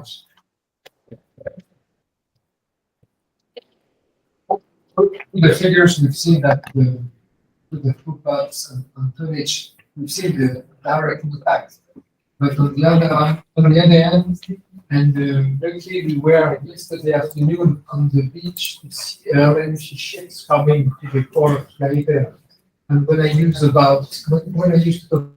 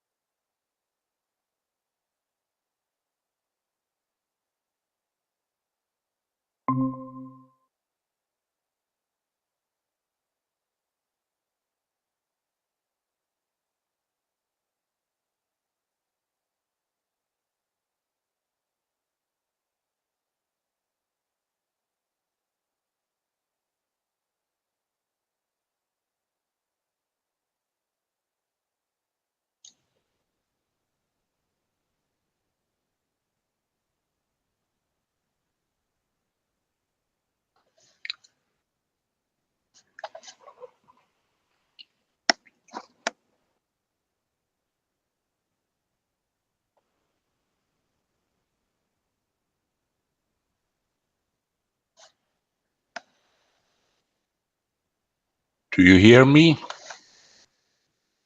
How are you, Olipeka? Yeah. I miss you so much, especially during the night session, you know what I mean? Yeah, I know. You know, Especially the gin and I tonics and understand, but bars are empty because they know that you are not here with us. yeah, it's shame, but the flight were quite tough and I have to be back. So Thank it you. was a little bit difficult to arrange the flights and back to Finland. So that's why it was I decided if it's to give an online presentation. So It's almost a pleasure, and thank you so much for your efforts to be connected today with us this morning. And as far as we are a little bit not high at the schedule, so I would say that you have 15 minutes, if you don't mind, to keep a couple of minutes for sharing with the audience if we have any question. Thank you so much, Olipeka, and take care of you, and we will have the opportunity to meet together maybe next year for the 5th edition of the Baltic 6 conference, because we have in our mind that the opportunity might be to visit you there. Thank you. thank you. So yep. Shall I start? Yes, you can. Yeah, I put the full screen so I don't see any comments, but I will after the presentation if there's something to ask. So maybe that's the best time. So I put the. So welcome. I give a short presentation about the transport and crisis case Finland's largest universal port, the port of Haminakotka. And of course, because I couldn't come there, so here is short presentation about me.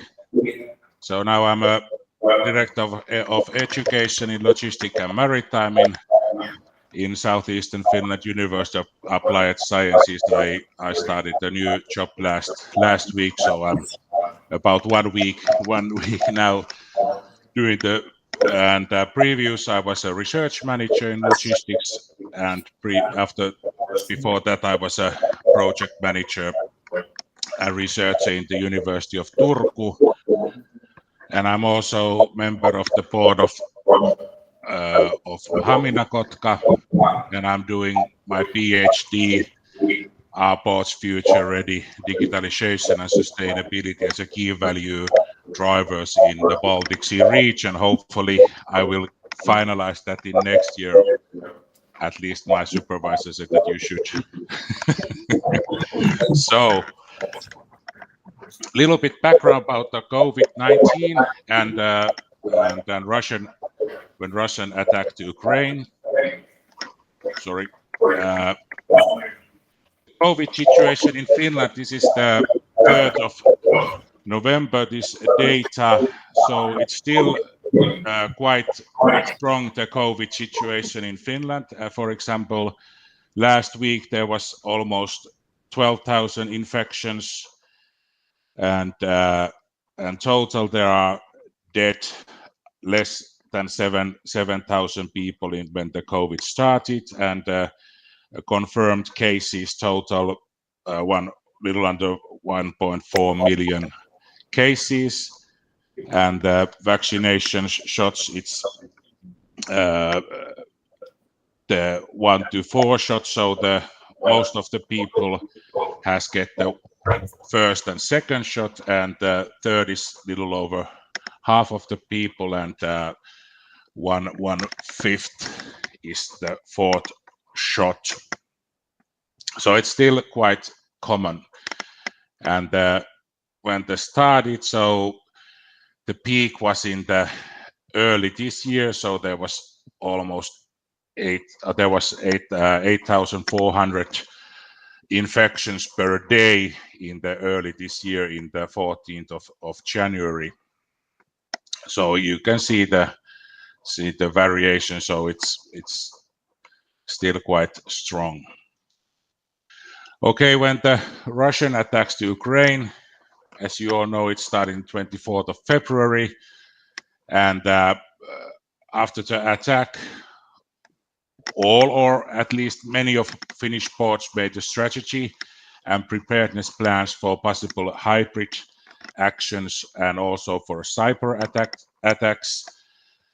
At this stage, in my knowledge, they are not needed yet, but also they increase the cooperation and training with governmental institutions, border guard, military, police, rescue services, and also the main concern is the maintenance reliability, and some ports in the Finland are set in the priority number 1 if some emergency situation comes. So they have increased the training and cooperations a lot.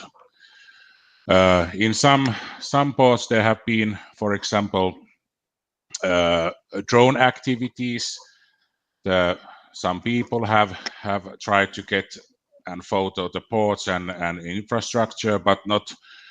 Or I think it's only maybe 1 or 2 cases in port of Hamina-Kotka, but in some ports they are a little bit higher the number. But for example, in Norway, there have been quite a lot of drone activities, especially in the north and also in Oslo area. And also there was this aviation GPS systems has been interfered in eastern part of Finland when the Ukrainian crisis started. So it was someone was interfered the GPS signal, so the airplanes couldn't get landed, so they have to turn back to Helsinki airport. So that was the first thing, what was the real situation. And also at the ports, there are lots of Russian or partly Russian-owned companies in the especially in this area in the southeast Finland at the moment. But there are no big problems but we have to prepare if something happens. And of course, there are lots of Russian background workers, especially in the transit sector, but no any bigger issues have been raised so far. Also, especially the raw wood for forest industry and energy issues affect quite rapidly in the Finnish industry. And also Finland and Estonia rent a LNG ship, same kind that is in Klaipėda port, quite big. So it will be as a floating terminal for the Finnish and Estonian gas problems, and it will come to the Finland in Inkoo port or Estonia Paldisk, and still I think it's a question depending how quickly they will build the infrastructure for the ship and the pipelines. But in Hamina, they are just last month start a new LNG terminal, and the ship will bring the LNG to this terminal, and they put the LNG in the gas network. So it's one solution, but it will not be so big these tanks. At the moment, the warehouses are full of cargo, especially in the port of Hamina-Kotka, which are going to the cargo is going to Russia, and we don't know is it under the EU sanctions the stuff or not. So the warehouses are very full, and they are renting a lot of new spaces for the cargo. And also it has been noticed that Russian participate in many conferences and seminars to try to get relevant information about the situation, like cybersecurity issues in the governmental level and also in different sections. So they try to get more information about how we respond. And also the one negative also is that after the COVID, the Russian tourists start to visit back to Finland, which was good for the tourism industry and the shops. But now because the borders are closed, so the shopping centers has been bankrupted, at least few of them. So it has quite big negative impact for the tourism. So it was a little bit background, and now we get more details about how the COVID and Russian attack affected the Finnish ports. This study is from Professor Pekka Leviakangas, paper Financial and Economic Performance in Finnish Seaport. So this was presented in IAMET 2022 in Busan, South Korea, and I was also in that same seminar in the mid of September, and I have my presentation was this digitalization. But as we know, the COVID pandemic hit the Finnish port same as and than in other all around the world. And according to the results, the port lost a significant share of the turnover during the pandemic, and before the pandemic outbreak was about 8% plus, and after the pandemic the growth rate shows about -10%, and before it was +8%. But however, some ports were able to keep the positive turnover trajectory despite of obvious drop, but that was the case concerning only the few ports. And next there is this same research that the picture how the profit margins, profit and turnover. So as you can see, the average dropped a little bit the profit, but not so much. Still there was this positive profit margins and profit depending on the COVID. But the minimum was a little bit more this percentual decrease, but still in pretty good shape. The Finnish ports could struggle during this COVID time. Then we go to the real topic, the port of Hamina-Kotka. So first we check a little bit about the export traffic in between 2018 and 2022. The light blue is the year 2018, and purple is the 2019, green 2020, red 21, and dark blue is January to October. The results, as we can see, that year 2019 was really good because there was this Baltic pipeline or the gas pipeline from Russia to Germany, so it was handled and made by in the port of Hamina-Kotka, so that's why the total traffic export is so large. But as we can see that there has been some decreases in the volume in other cargo, especially in the 2021, and also the parcelled goods. Paper increased a little bit, but pulp, of course, because there was lack of paper in the so that's why it increased a little bit. But pulp, for example, has been quite same in between these years, and timber increased a little bit, and in 2021, and now it will be increased a lot because of the sanction about the wood from Russia. It has been cancelled, so the wood for the forest industry mainly comes from the Baltic countries, so it has been increased a lot. So the Finnish companies need that raw food for the sawmill and plywood and paper and pulp. But the liquid pulp decreased quite a lot from the year 2019, and it's not in good shape. And also dry bulk increased despite the COVID.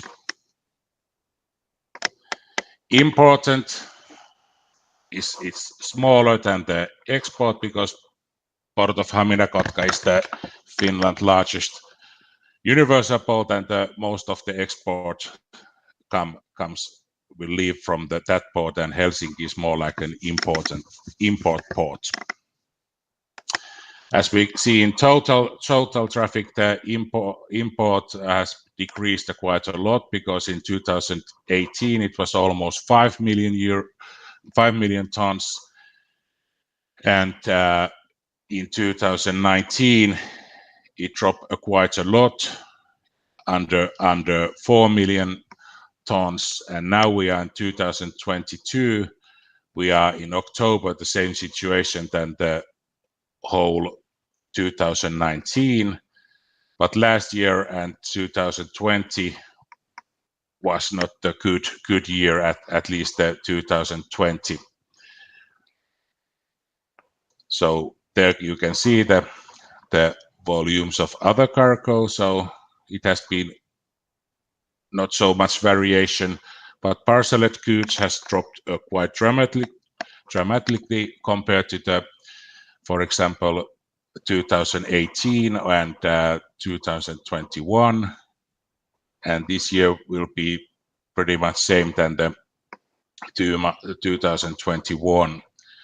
Timberwood dropped in 2020 quite dramatically, as you can see in the green, but now it's even better than in 2018. So, and I think it will be near 2 million tons end of this year. Liquid bulk has been decreased, but now it's getting a little bit better. And dry bulk has also decreased quite a lot, because in 2018 it was almost 1 million tons, and now it's 400, or last year it was 341,000 tons. So it's dropped quite dramatically.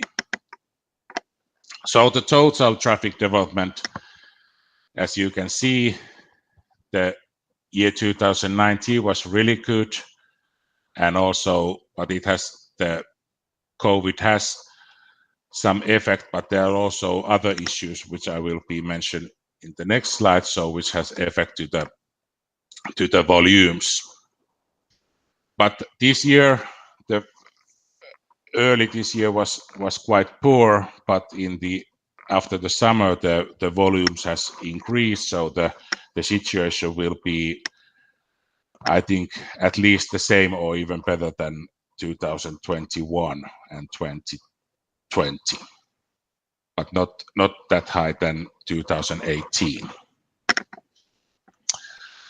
So a little bit deeper analysis for the 2020. So the biggest reason why the drop the volumes is that they build up this gas pipeline from Russia to Germany, and it increased the volume of the cargo in the port, and it's already known that it will have a negative impact for the traffic volumes in 2020. There was also beginning of the 2020 saw labor disputes in the forest industry, which significantly reduced the forest industry's transport. And when the COVID-19 started, it decreased the paper shipment due to remote work, remote schools, and etc. But otherwise the port of Hamina-Kotka survived the corona quite well in 2020. And in 2020, the export traffic decreased about 19.9%, and the impact of the end of gas pipeline traffic and the strike is particularly strong.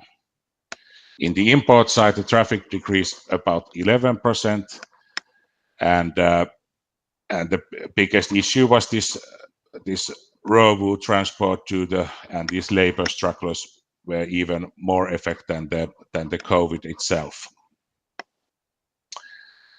And the domestic traffic in the port decreased quite dramatically, over 80%. So it was a big effect, but the port is more concentrated on export, so the domestic traffic is not so in big volumes, but it dropped quite good. And the container traffic dropped about little over 8%. And also there was these strikes and the lack of containers, which affected the year 2020. 2021, the total volumes dropped about less than 2% for the previous year, but otherwise it was quite well, and the situation was overshadowed by the distribution of liquid transport, as I showed you in these figures, and also distribution in container traffic and container shortage had an uneven effect almost throughout the year. And also in December 2021, there started the new strikes and blockades in forest industry, which reduced the traffic. So in export, decrease is little over 3%. The most of the decrease was liquid bulk, then bulk cargo, the bulk goods, then other goods dropped over 50%. In export, the paper increased little over 16%, dry bulk little over 9%, and lumber and raw wood little over 4%. In imports, there was almost 3% more cargo handled compared to the year 2020. The largest increase were in the transporters of raw wood over 30%, and the category other goods plus 21%. But the liquid bulk and dry bulk imports were decreased, and also parceled goods. Due to the decrease of liquid traffic, the transit decreased overall by 12.5%. But the small scale domestic traffic grew about 55%, and container handling decreased 4.5%. And also the number of ships in the port decreased 3.1% compared to the year 2020. And 2022, so at this stage there is almost 13 million tons of cargo handled in the port, which was 7.8% more than in 2021 in the same time period. And there has been good traffic volumes end of this summer, and strong growth also. And hopefully the level of the cargo volumes will be good in the end of this year. And also this labor strikes will affect also in this year, because it started end of 2021, and they get the solution in the spring. And also the EU sanctions will be affected the port. And also the transit is is lagging behind compared to the last year by a little over 4%. But the domestic traffic, in the other hand, has multiplied this year because of the increase of wood. As you can see, the wood has increased about almost 70%, and also dry bulk over 40%, and other goods 54%. And also general cargo shipments increased almost 7%. And also during this time, the containers which were handled increased almost 4% compared to the last year, the same time, and also there was in ship visits increase almost 7%. So basically, the traffic outlook seems quite good in the end of this year and also next year. But there is also some bigger issue. For example, the Finnish government railway companies will enter traffic from Russia to Finland end of this year, and they have slowly decreased almost all the traffic, and it will be end of some days in this year. So it will be affect quite a lot in this train transportations, and also it will be affect the personnel who is working in the railway company. So what happened to them? And the reason is not related to the EU sanctions. It's more like an ethic reasons for the company to cancel all the traffic from the Russia, because same time cargo from Russia are transported to the using the Baltic countries ports, and they are transporting goods from the Baltic countries ports. So one issue is this fertilizers from Russia to Haminakotka port, because the volume was about 1 million ton annually. So the United Nations said that it's important that the fertilizers will be for the world food supply. So we will see what will be happen. So will they end the fertilizer transportation from the Russian to Finland or not? So it will be a big question mark in the future. But if I conclude the results, so the Finnish port suffers some little bit from the COVID, but not so bad. But the Russian attack to the Ukraine also has some negative issues, but it's more like these gas and energy issues.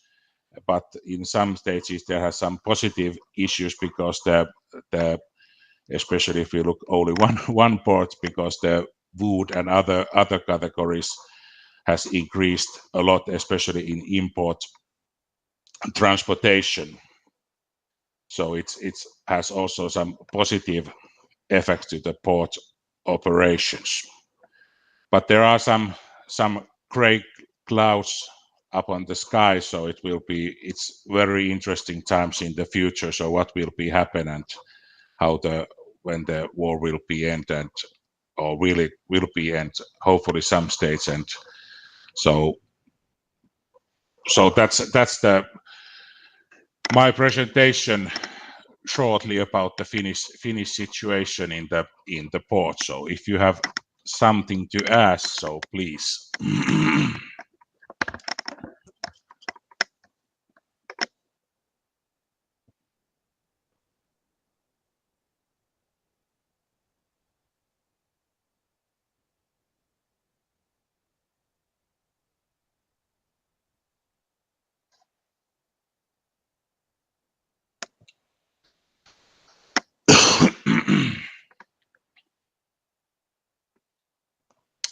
Do you have anything to ask or comment about the Finnish situation?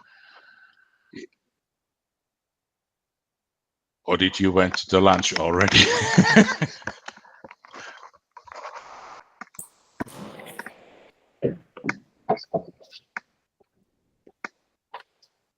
Can you hear me, Harry?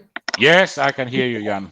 Well, I apologize. I was not with the right mic. So I said that I open the floor for questions to the audience, but they are quite shy because you are not in the room. Yeah. Right? There's no remarks. Yeah, please, sir. I have a question. I would give you the mic. I can shout. No, that's not nice. If you don't mind, just a brief introduction of who you are, please. Yeah. Hi, I represent the NTG Lithuania, a freight forwarder here in Lithuania. So I have a question more for Mr. Anthony and here's Sebastian. It's an interconnected question about digitalization. So you mentioned that the main problem is complexity, and digitalization solves complexity in the supply chain as well. But from, well, my consumer's perspective, at least I feel that the more simple it becomes for me, the more I consume, yeah? And also, Mr. Sebastian mentioned that consumption, well, excessive consumption is also not the best thing in the world, yeah? So if we digitalize, we consume more, the transport and supply chain increases, and this is, we come to the main issue, the climate change, yeah? My question is, do you have any insights on how digitalization could actually help us fight climate change?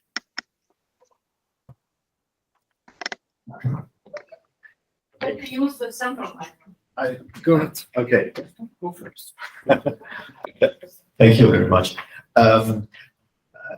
Yes, you're absolutely right. Digitalization is tending to cause new problems. So it is, that's what I meant at the last slide of my presentation. If you use it as a tool, you still have to know how to use it. Yeah, digitalization can do something good. For example, complexity is not useful itself. I myself, I like to do things in a simple way. I think it's some kind of a natural way of approaching problems and approaching things. And digitalization can help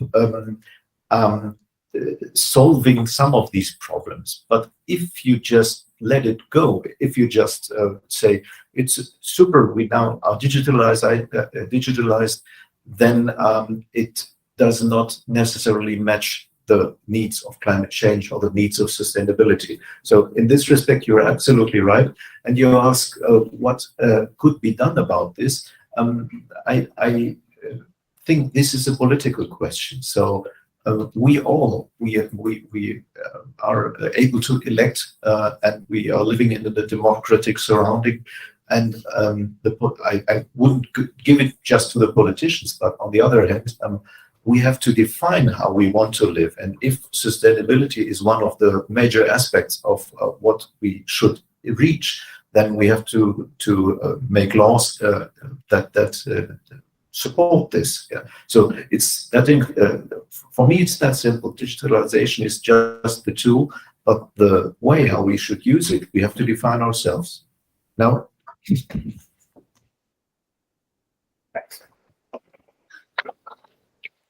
So,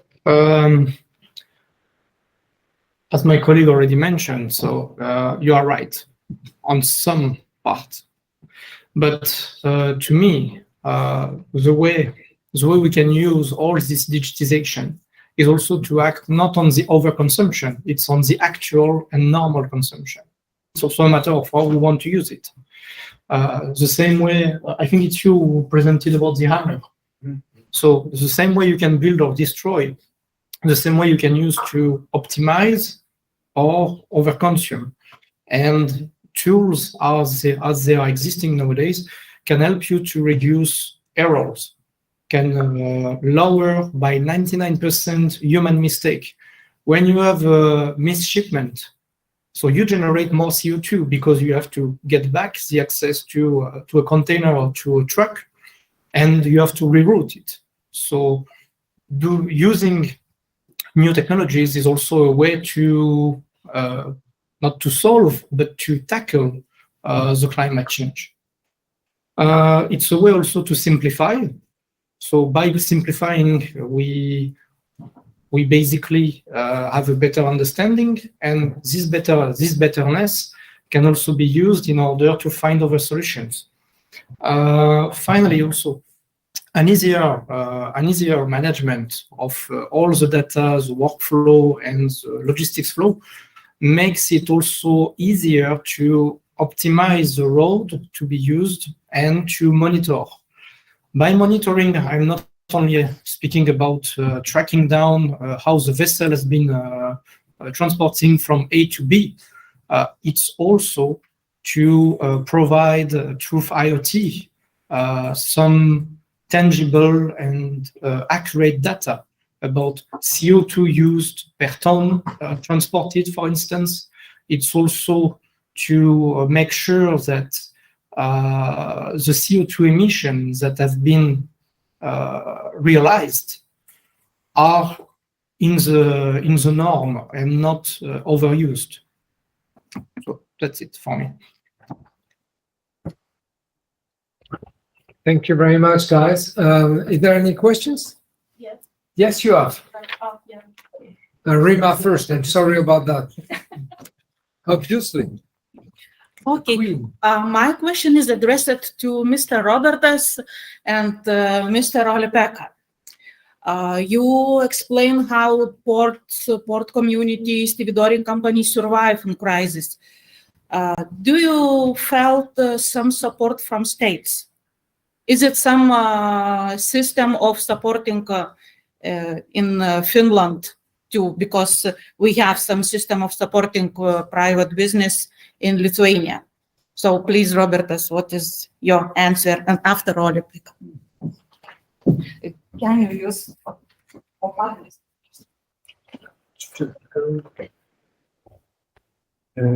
Actually, all the support provided by the state during COVID-19 crisis was not channeled to port companies because they didn't suffer so as much as other services, let's say.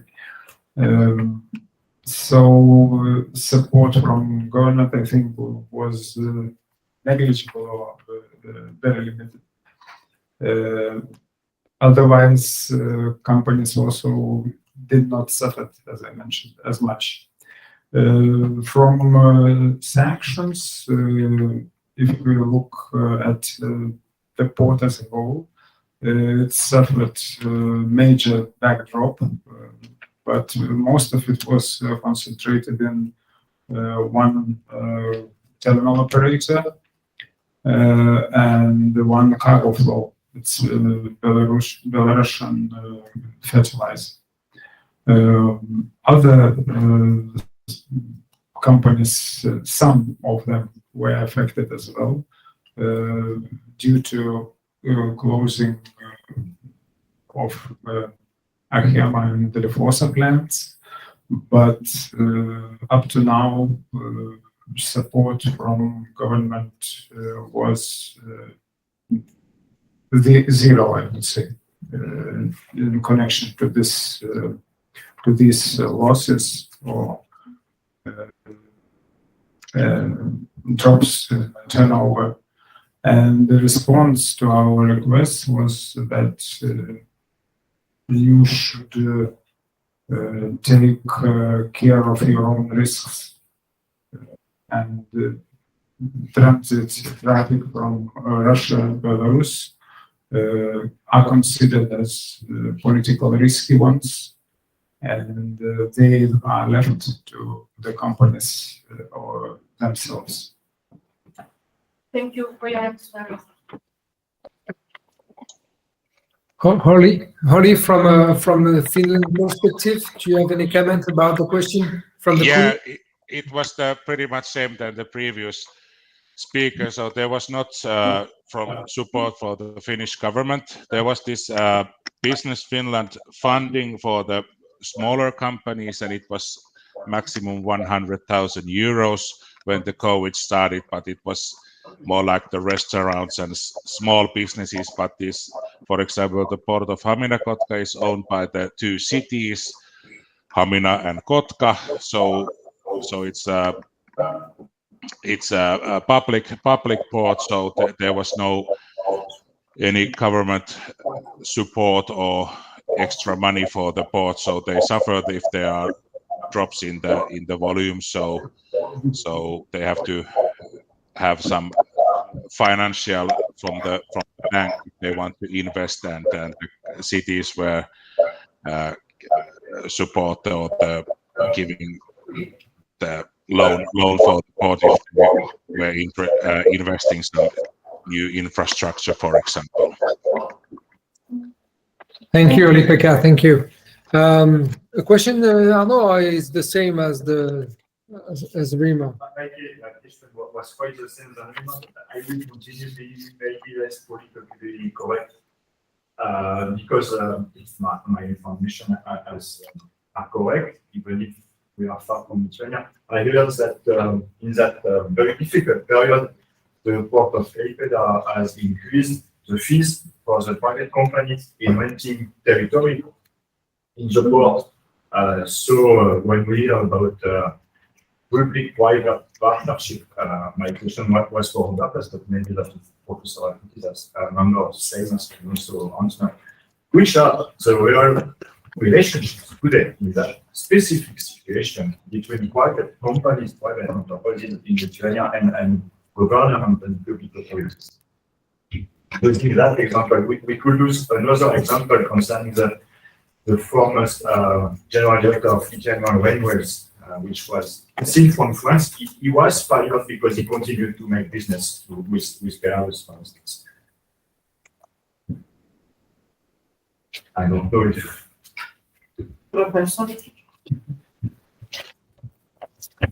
we would have maybe an unpolitically answer during the lunch, but we have the political side now.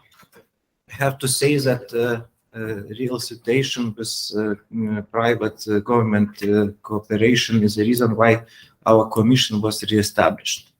So really a lot of standard meetings formats which exist till 2016 was closed during last years, and was made a decision to recreate such commission, and our commission exists 1 week. So it's not enough to answer to your questions. Thank you very much. A final one? Who has the privilege to ask the final question? It's for the lunch. No questions, no lunch. Think about it. I have the question. No worry. I have one. We can pay back with the certificates. Just if I can just. Okay. I am the chairman, so I do what I want. I got a question for Sebastian, for instance. Might the current energy crisis created by the Ukrainian war, might generate some positive effects? Maybe. I don't know. On an ever more sustainable mobility. It's tricky, but is that relevant to question like in that way? Please. I come back to the mic. Yes, sad but true. In Germany we have a government with the Green Party, and we call it the Ampel, so red, yellow, and green. But the Green are quite a dominant party in the government now, and they have the transport. The Minister of Economy is a Green one, Robert Habeck, the Vice Chancellor, and it is told that he does not like the war. Nobody likes the war, but having said this, the principles of sustainability, so energy pricing and putting down the demand, has ridiculous positive effects on that. So much less traffic is going on, and under normal circumstances, nobody would have reached this. This is a really dangerous thing. And why is this? Not only because of the economical principles. I think it is because of the urgent pressure now. climate change is so far away. Nobody really deals with it. It's 5 years, 10 years, maybe 50 years until the oceans will rise. But the war demands our reaction now, immediately. And this is why I think it's, in this respects, it works in really great records. Yeah. So sorry to say that. Yeah, thank you for the answer. And finally, I can conclude without asking something to Holly-Pekka. Holly, can you hear me again? Yes, I can hear you, Jan. I have a question for you about can I don't know how to say that, but can a stronger port cooperation at the Baltic Sea level be an answer, to the current crisis facing by especially a small size port like I.Kanto? What do you think about that? Because we used to talk about port cooperation, port co-opetition, and so on. We are all facing now some negative effect of the crisis, but do some new kind of cooperation might be an answer on the short-term perspective for maybe spreading the risk out of many ports rather than only one or few ones? Please elaborate. I think that it's possible that there are increased cooperation between the ports, and I think especially this LNG ship, which will be used in this floating terminal between Estonia and Finland. It's one really good example how the ports can be and the states cooperation even closer than before. And also, so it's I think there will be close cooperation. And the comment for the previous question, so it's a little bit same issue in Finland, because the green movement or the use of the green technology has been expanded so good or so much in the last few months, because the expense of the fuel and the gas and electricity is so much, and that's why the solar panels and different kind of energy solutions has been implemented quite rapidly. And I think it's as we have to solve the energy crisis, because we cannot have this Russian gas anymore, at least because in Finland we have this quite mixed this energy. We have quite a lot of wind power, and nuclear power is the most, but also water plants and some solar panels. But we have this one nuclear power which was in process, but now they have cancelled whole the project. But luckily there was this fourth nuclear power which should started operation in 2009, but now it started to operate, so it was in good move that, because when this Ukrainian crisis started, so the fourth nuclear power started to operate at least in some level. Thank you very much, Oli. Thank you. And we would keep your certificate here, and you would have to come for the gin feast time for gin. Yeah. All right. Yes. Thank you very much. And have a nice conference and good gala dinners and gin fixes. Thank you very much. Can see your certificate. Yeah. Thank you, Rima. I would ask for a round of applause for all of our speakers, please. We are a little bit after the schedule, but from a French perspective, we are almost on time. So we will shortcut a little bit the lunch, I guess. But thank you so much for your attention. Thank you so much for your questions. And please be with us for the afternoon. And we invite as well all of you to count us next Wednesday if you are available, because we would have tremendous session there with economic and geopolitical perspective with great speakers. Thank you so much, the Queen, and I guess you will give us some very fruitful information about the food. Thanks. Yeah. Thank you very much. All guests are invited to LMA mess room for the lunch. Students for the scrolling, sorry. And after in 2 o'clock, I invite all of you, because the director of port administration will present about the seaport challenges from state side, and we will check them. Thank you very much. Now, first floor mess room. Thank you. I can vault the food to here in Finland, so. Okay, thank you. Bye-bye, and have a nice conference. Maybe see you next year. So thank you. Bye-bye.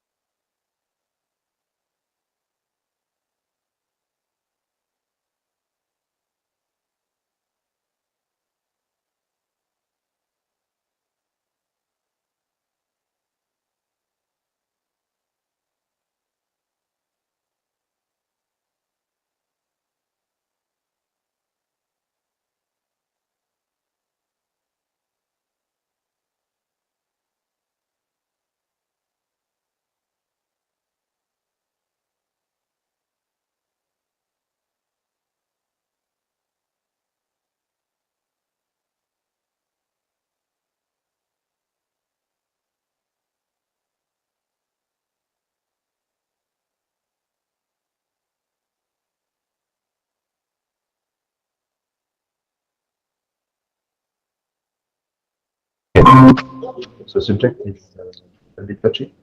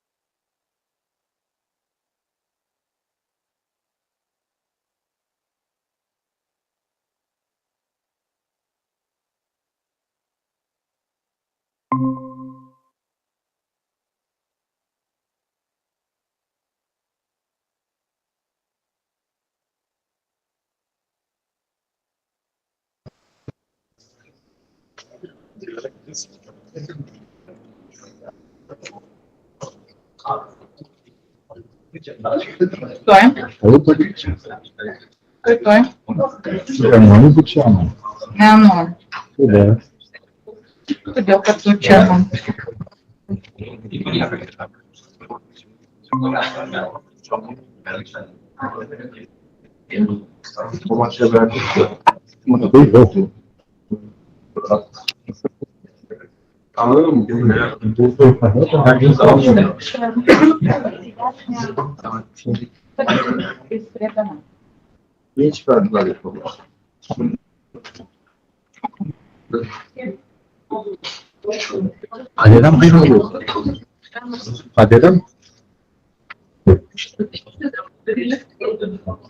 So, once again, welcome to all participants.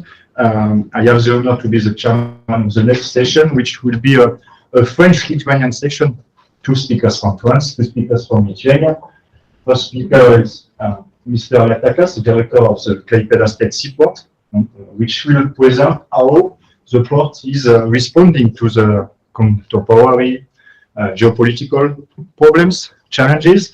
After that, we will have a presentation using something I think the students were, automatic notification system data to study maritime transportation and maritime flows, something which is quite unusual, I would say, from a French point of view.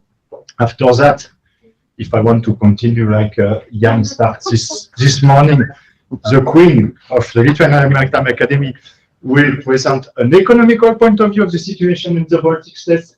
And at least we will have a presentation from François Biziou from the French National Research Center, which will allow us to make a step, I will say, back to have a different point of view about geopolitical considerations around maritime shipping, because he will speak about the Red Sea considerations.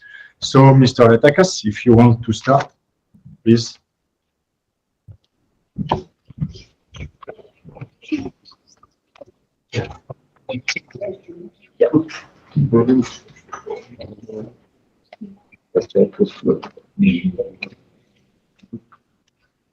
Yes, I always want to be a little bit aside from the stage, but I understand that there's camera. So who didn't want to be in a television? So I was really nice. It's very glad to be here. Today we are speaking about challenges which the world is faced to, and a lot of those challenges there are. Different countries, they suffer from different things, but I think that very one common thing is, and especially for maritime industry, it is to get right educated people for the purpose, to get people who can solve problems what we are faced in a maritime industry. And I'm very glad to be here in such school, in academy, where you educate people, where people go and they come to our companies and we can work together and to solve all those problems. So it is very, very funny to see that many of you choose this industry to work further. And why I'm talking so, because, Lithuania 2023, it is an example announced to establish offshore wind farm outside the country in a Baltic Sea.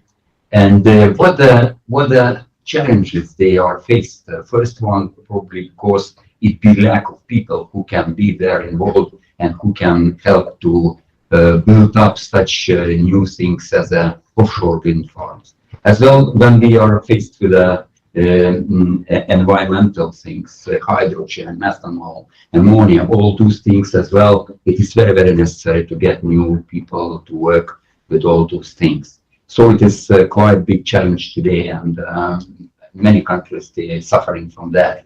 I don't know how it is in a vessels, how it is with the crews. They have enough captains or other people to work there, but in a ports, what we are doing with our projects is challenge. Another one challenge is for the ports. It is of course all sustainability. Now there is no more way how to act not to be sustainable. Many ports they try to come to become very green. They are talking and working on a green fuel transition. Today everything has to be changed from fossil fuels to green fuels, as I said, methanol, ammonia and other things, and hydrogen as well. So this one challenge is very big for the ports, and ports want to become as a hubs for energy supply for the vessel.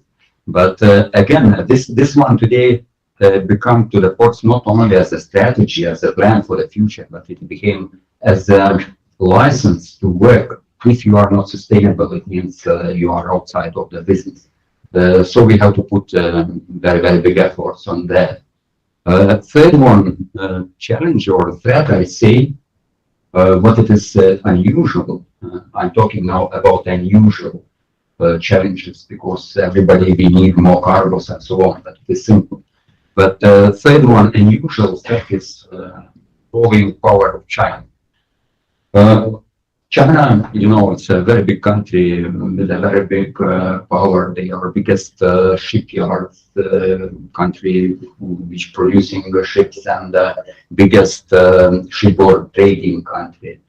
So they are very, very huge. They have a lot of flag vessels, but today is happening so that all those things, many assets, maritime assets in China, they became covered by politicians and even military people.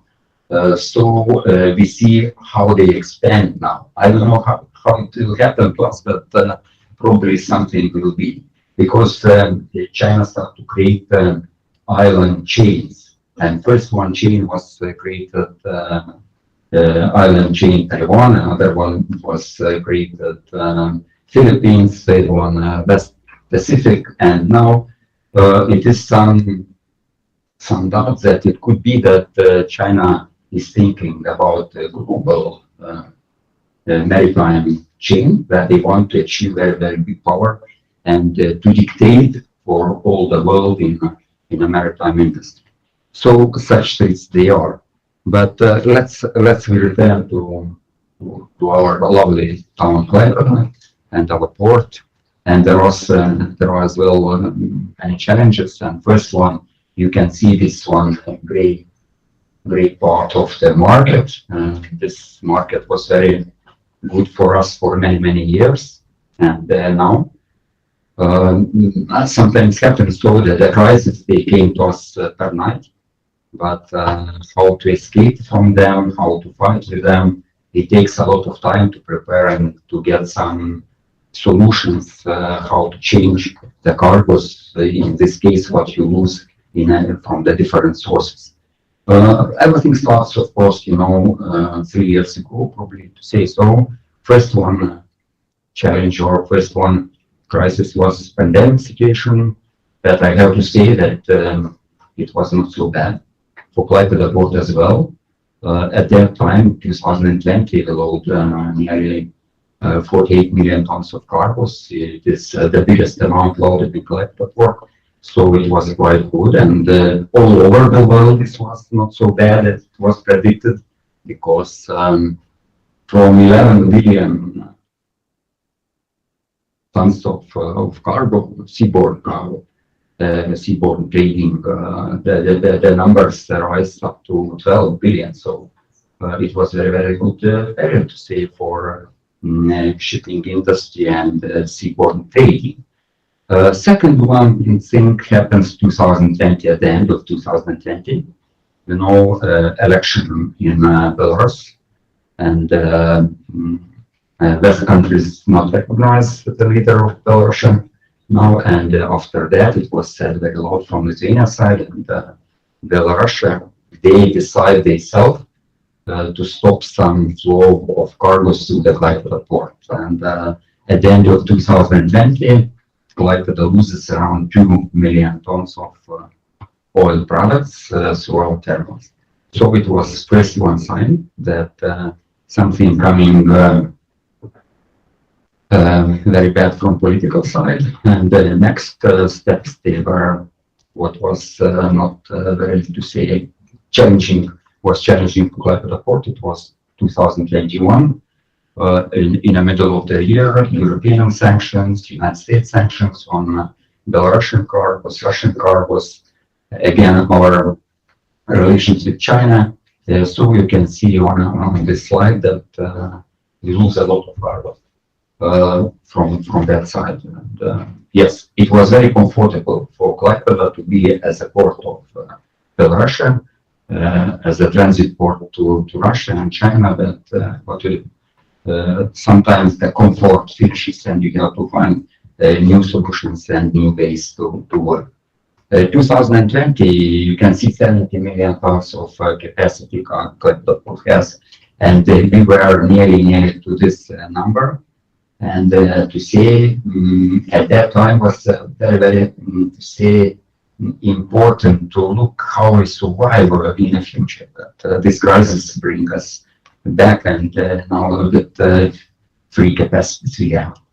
The very big luck is that Klaipėda port is very diversified. 33 terminals in a port. They load everything from oil to LNG to containers, raw vessels, many things. And of course, port during the years from independence time became deeper and deeper. And now we are working on a project to dredge the port up to 15.5 meters. And you are familiar with the vessels, you know that such depths they are suitable for Panamax or post-Panamax vessels. And again, port is, I have to say, very, very attractive because of digitalization. All those programs, as Louis, Kipis, they left to act very quick in a very good mode, and all the data you can collect and you can make and prepare your documents very quick to say in a one window. Klaipėda port now is capable to call vessels, big vessels up to Panamax, I said, and you probably remember that a few years ago in a port came one of the biggest container vessels, MSC engine, 19,400 TEU on a board. They can load it, but of course Klaipėda is not suitable for such amount of cargo. So port is really very attractive, and the port is faced with the challenges now, how again to come to the numbers where they were. This shows you how the cargo amount drops from 2020. I announced the reasons why it happens from to say 47.8 million tons. We hope that this year could be that we can achieve somewhere 35 or 36 million tons of cargo. This is, I have to say, much more better as we thought at the beginning of the year. At the beginning of the year, we thought that we are going to lose around 30-35% of cargoes. So now I have newest data, 9 months this year, it's only minus 19.8%. And already in Klaipėda, during 10 months, we floated 30.2 million tons of cargo. So we are proud of that, and it not came, as simple. It is a hard work of terminals, of port authority, of government, from all sides was a very big support and aim to look for new markets and for new cargo flows. This one picture shows very clear as well. We can see the green line is this record year 2020. March month, it is some big jump because of oil and some green. The green is product you not always know when it will be loaded. It depends from trading rates and other things, from crops as well. But this one here was very good in many cases, and we gained this very good result. And this brown one line shows you can see at every month what happens. I said 2021 sanctions became, and 2022 from you had probably from February month was stopped the biggest amount of fertilizer from Belarus potash fertilizer, around 11 million tons. 11 million tons is, it's a huge amount, and very difficult to find somewhere to recover. What were the changes in the port? I said the port is cargo flow is very diversified, and all the time the port was as a transit mainly, and the main cargo was fertilizer. Around 32.3%, around 15 million tons a year of various fertilizer, not only potash, but nitrogen, as well fertilizer from Lithuanian factories. We have 2 factories big in Lithuania. Smaller there are, but 2 big, Lietuvos and Maritime. And as well, it is quite challenging because at the time they not work in a full capacity, and because of energy prices they are standby in some situation. So now this year 2022, you can see that fertilizers drop up to 11% in a basket of all cargos, and containers, they are our biggest now cargo. We are very proud of that, and I can say that around 60% of containers flow arise this year. How looks like ports in the Baltic Sea. See that Klaipėda, even after all those things what has happened this year and last year, we are in a 4th place. Still, in a container handling, we are now in the 1st place in the East Baltic. Even bigger as St. Petersburg before was, and the biggest port remains Stuga. That they are dedicated to Russian market. Russia is a big country with an so they are still in a 1st place.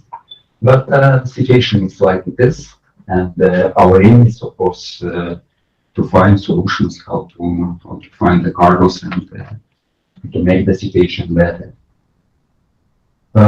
Yes, and this what the transit cargos as well. You can see 2022 is very different. There are few points I have to say. First one, 1999. You can find that 7.3 million was Russian cargos, and year after year, the amount of this cargo reduces because Russia built up a Stuga port, and Russia decided that economically. All the cargos, all the production, what they need, they have to handle in their ports. In Russian ports, they have many of them, And they did it, and you know that Sula now handle around 120 million tons of cargoes. So after this, always the situations like this changes, and Belarusia increased the cargo capacities in Klaipėda port. This one blue column, and 2021. 13.5, 2020 was biggest amount of Russian cargoes in Klaipėda, 15.6. So the number they were like it is, and now 2022, half a year, you can see what happens. Not much Russian cargo, more, and Russian and Ukrainian and all those for the east side. But yeah, not very upset. We have to work, and I think that the situation can't be for long. Nobody knows when it will change. It has to change, of course, politically.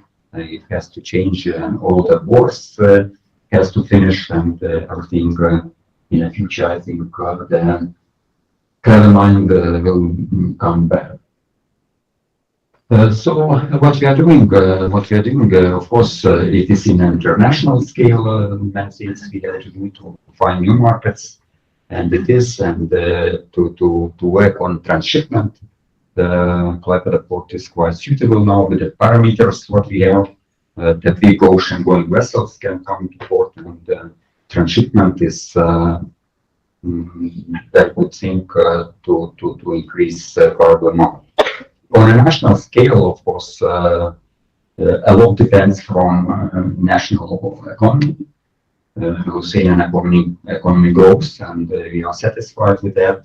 It needs raw material, it needs to carry ready production. So everything goes like this, and we put a lot of money and a lot of efforts to invest in a port like that, and to make better conditions and to make better parameters that to be competitive with another ports which are aside of us. This one map is shows how the situation changes with the containers. Klaipėda became again, I have to say that MSC returned back to Klaipėda port last year, in the middle of last year, was open shipping line Pakistan IPAC from Pakistan region to Klaipėda. Ocean-going vessels come to us, they unload containers, and containers are distributed in an area. And this year, in the middle of this year, was opened 2 more lines. Even I have to say 3 more lines. So from United States, from Ecuador, and United. So this transshipment works very well up to now, and I believe that it will increase in the future as well. So we have to work very hard in that. Of course, there was necessary to look at the fees, what we have in the port, and other things. The terminals, they have to be prepared. Vessels coming very big. We have to be very fast. We have to take vessel very quick and to put in a port, to move it, to be competitive with another ports. Situation around in Europe and United States is quite hard with the ports. A few weeks ago, I talked with my colleagues from Hamburg, and they said that, oh, okay, today 30 vessels staying outside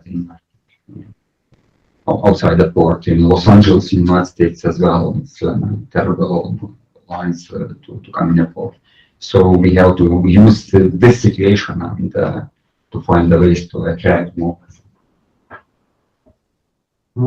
Yeah, you saw that 34% transshipment increases. So what more we are doing, you know, that the Port Authority is a state company, and from 2023 the company will become as a stock company. It's anyway, all the functions, they will remain the same. We have many of those functions to guarantee the good work in the port, to organize all traffic control and so on, and to make investments on a port assets. So many things that are around. Some of them, they are not commercially very attractive because the public interest has to be followed, so on. And again, this one change This one changes regarding the recommendations of European Union, and we are going to do this. It's quite hard to make, but stage, and I hope that 2023 on 2nd January, because first one is Sunday probably. So from 2nd of January will come as a stock company. What it gives for us? It gives for us more flexibility, more commercial activity. In the case we became a stock company, we can open our daughter companies. We can look for other things, how to earn money, and where to build the terminals and so on. So you know that now the trend now is that ports and terminals as well, they are looking for the ports outside. For example, Antwerp Bridge, they are married now, so they are one port, but they are going to open some ports and terminals in Brazil and other countries, and everybody wants to go more deeper in a supply chain, because in another way it's very difficult to attract the cargoes to your port. Another one thing is what we are doing, as I said, we pay very big attention to increase our port capacity, to make better parameters of the port, to make depth bigger, and daily 17 meters. 17 meters, it is enough, not necessarily more. In the Baltic Sea, our neighbors, Riga, Ventspils, say Gdansk, same ports in Russia, they all of them nearly have 17 meters and more. So we have to reach the tourist depth in Klaipėda. Last month we signed a quite big contract for 46 million euros to dredge all the channel from northern part to southern part, and another still is ongoing project entrance to the port. You know about this project breakwaters. We want to increase safety and possibility to come bigger vessels than 200 meters in a port in a bad weather conditions. And another one thing is our project, very big one.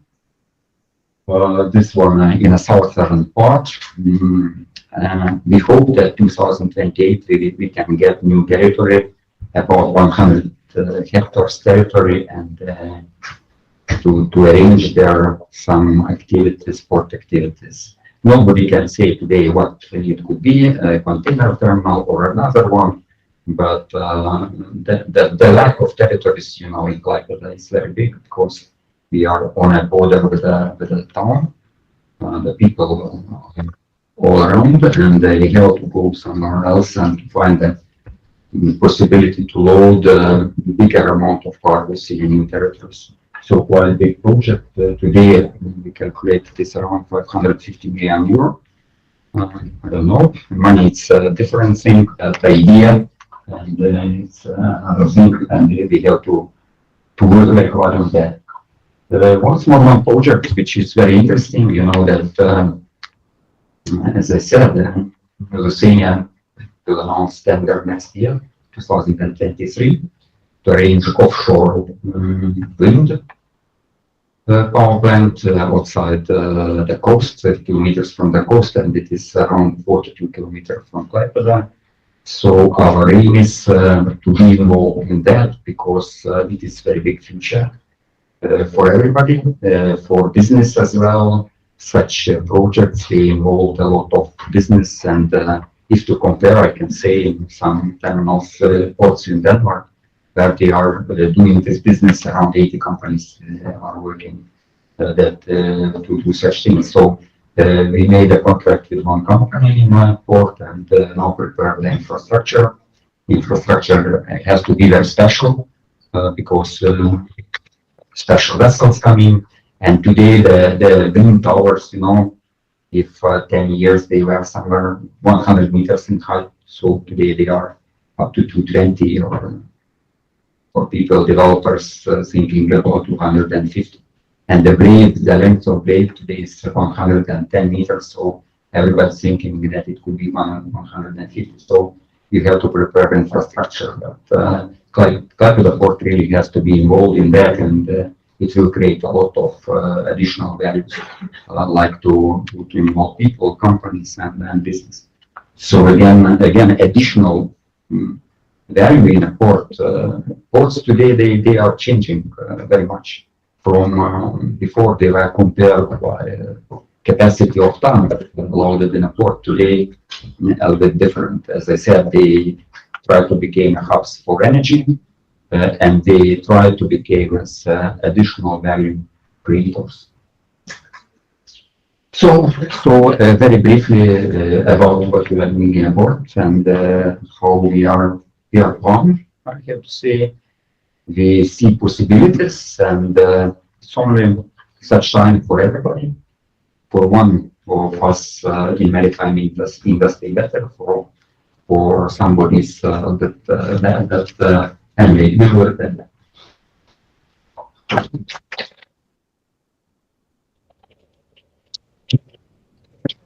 Thank you very much.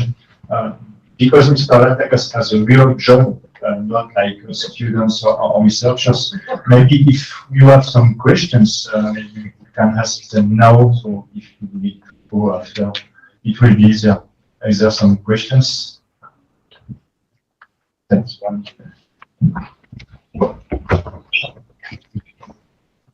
I will go ahead and make sure from our.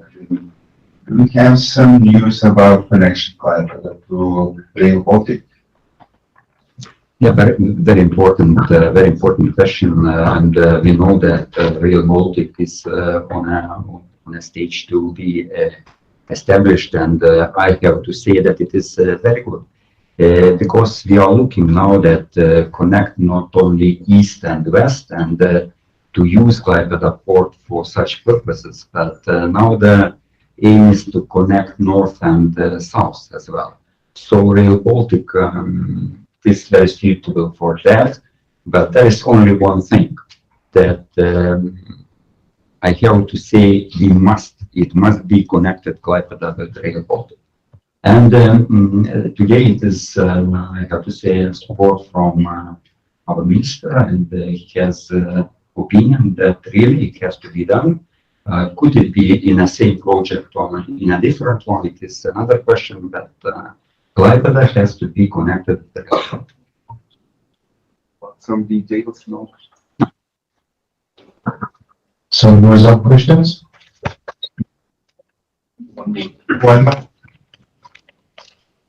We have existing rail terminal. Remember, maybe at the end of the port, it's ready for rail cargo. And if in these days it's very important to carry the cargo through the railway, and this connection between Germany and Lithuania was good opportunity for that long time ago. What condition of the terminal we have now, and what do you need to do for improving this condition, that we can be ready for transport some military and first cargo from Germany to Lithuania? About which one terminal you are speaking? Oh yeah, this one, this territory, Mukran territory, or to say international ferry port, or to say more Glasgow territory, it is dedicated for another purposes, and nobody is thinking now to make it alive or to carry rail cars by the ferries. It was time when it was necessary. Now it's a different story. This one territory will be dedicated for offshore wind mainly, and nobody is thinking now today to again to retain that. And of course, a very different situation. We have no more such ferries, and it was a special terminal. And I have to say that always when I talk with some people who coming to the port, we go there and we show it. It was unbelievable that somewhere 1986 probably this one terminal was built up somewhere like this. And in a Soviet Union, it was really not impossible to make such terminals during such short time. But probably everybody know that at that time in Poland mainly, there were some political things. Solidarność was created, and the terminal was built that to carry military things to Germany from Lithuania, from Soviet Union at that time, because Poland became a little bit, to say, dangerous for them. Now Poland, is our partner, and we have the same Suwałki corridor. Everything is not so in such need as it was that time.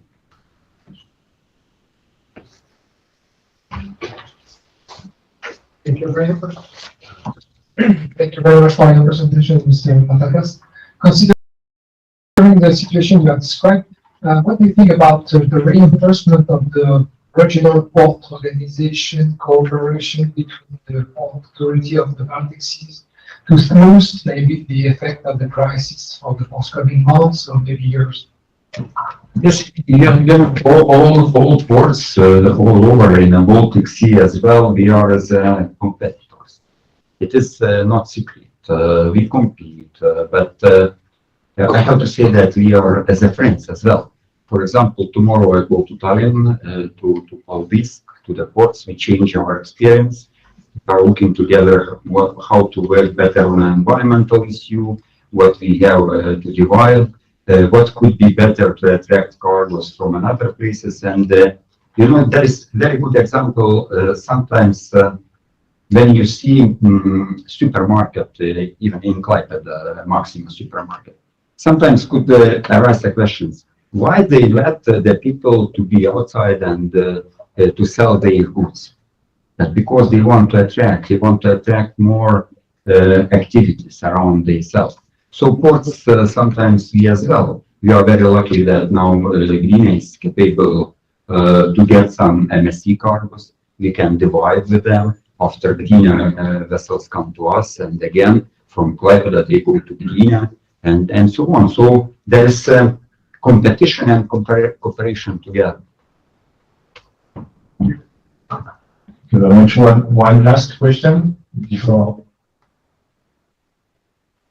Yes. One real piece of question. Just a quick question about the change of status unity. I would like to know if it's concerned also of other parts of Lithuania or just your part. Yeah, after we change the status. Yes. Yeah, but in our ideas there are many things we are looking probably. I can't say we have no exactly now the plan what we are going to do, and this plan could be something in our mind. We have something that we do not want to spread it, but it could be. It's very possible. So that is your own strategy. Yeah, one of our goals it is to spread out and to look for the places where we can act as a port authority or I don't know, in another way. And even not only in ports, but it is very important now. Now the trend is dry ports as well, to be multimodal and to be everywhere in the chain. If you can attract some rail cars come to you when you build up something on an area of Rail Baltic, we have to do this. If you can attract something from, to say, Ukraine, maybe as well, who will go there and who will invest and who will restore everything. So again, possibility to go there and to be involved. I not say that you have to be 100% shareholder, that you can take some part or to be there what you are able to do the best.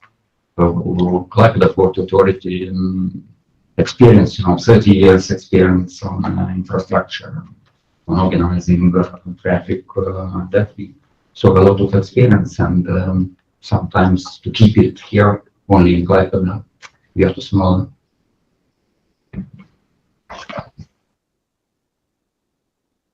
Thank you. Thank you very much, Ravel.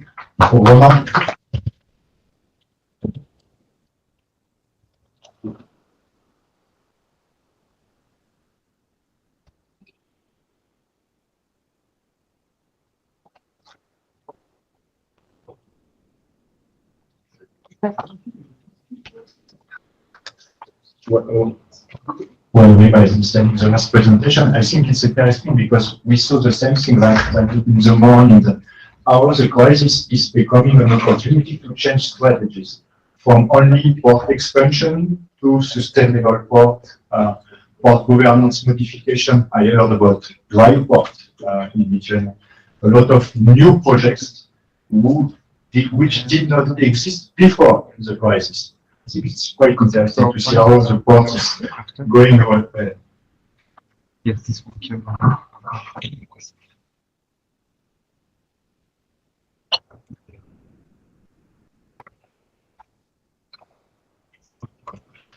The next speaker is Roland Camberio, researcher from the University of Le Havre, Normandy. And as I already told, he will present the situation of, I would say, ship flows in the Baltic ports using IS data. Or not? Thank you. So today in this presentation, Baltic and Russian ports in Baltic. It's good. Yes, it's okay. Yes, sorry.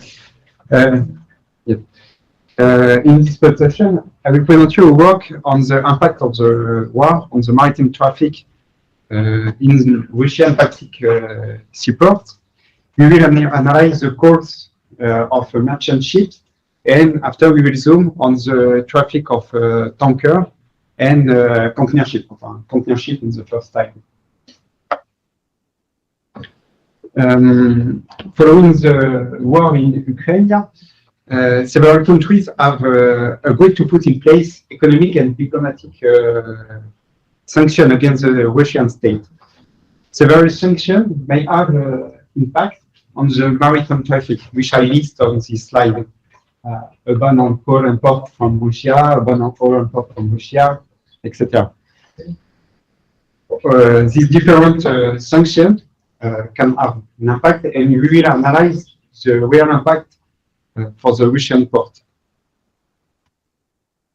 So for this, the question is, what is the impact of economic sanctions against the Russian Federation on maritime traffic?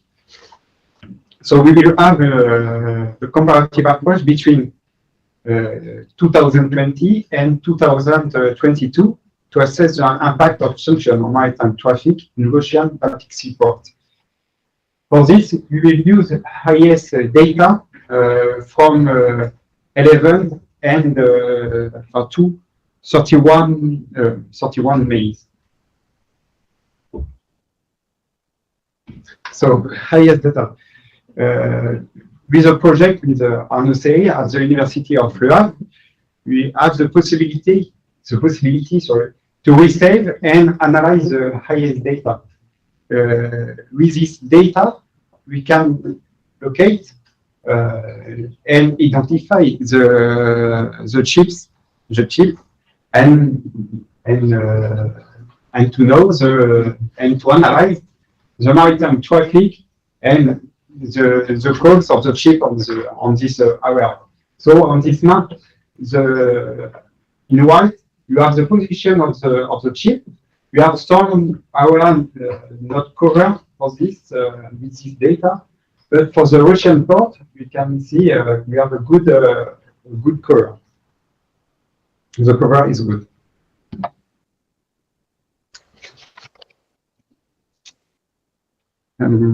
Sorry. To carry out the analysis, the map provides information on the number of calls of merchant ships to Russian Baltic seaports.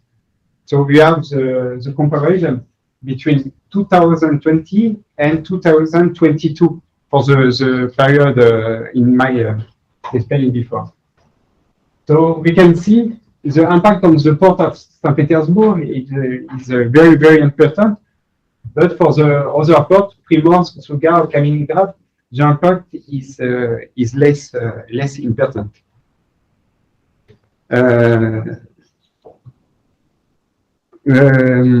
When you look the traffic, the number of calls with different ship type, bulk carrier, oil tanker, container ship, general cargo ship, we have an impact on all the traffic, all the ship type, all the calls. This difference is explained by the role, the important role of the port of St. Petersburg. Now we will zoom. Sorry. Now we will zoom on the container ship in the first time. So we have the same methodology. We will compare the traffic, the number of calls of container ships in the different seaports, Kaliningrad, St. Petersburg, Bunka, and Usluga, in the same period, 2020 and 2022.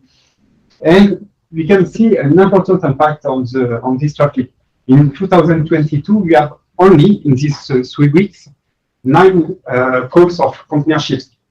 For example, in the port of St. Petersburg, in 2020, it was 49, and now it's only 3. On this graph, we have the information of the global organization of the maritime traffic of container ships in the Baltic Sea during all the year of 2020. And we can see in green the port of the Russian port, St. Petersburg, from Roka and Kaliningrad. And for the port of St. Petersburg, it was on the earth of the system on this graph. We have relation with the port of Rotterdam, very important. And after we have a relationship with the port of Bremerhaven and the port from the port of Antwerp. Now, the port of St. Petersburg during the period study is completely out of this system. With only 3 calls. So is out of the system of the network, the container ship network, and thus the world trade of manufactured goods. Now we will analyze the calls of oil and chemical tankers on the same period for 2020 and 2022. And we can observe an important impact. It was less important than for the container ship. For example, for the port of Primorsk, in 2020, it was 52 calls, and in 2022, 48. So we can say it's the same traffic, the same number of calls.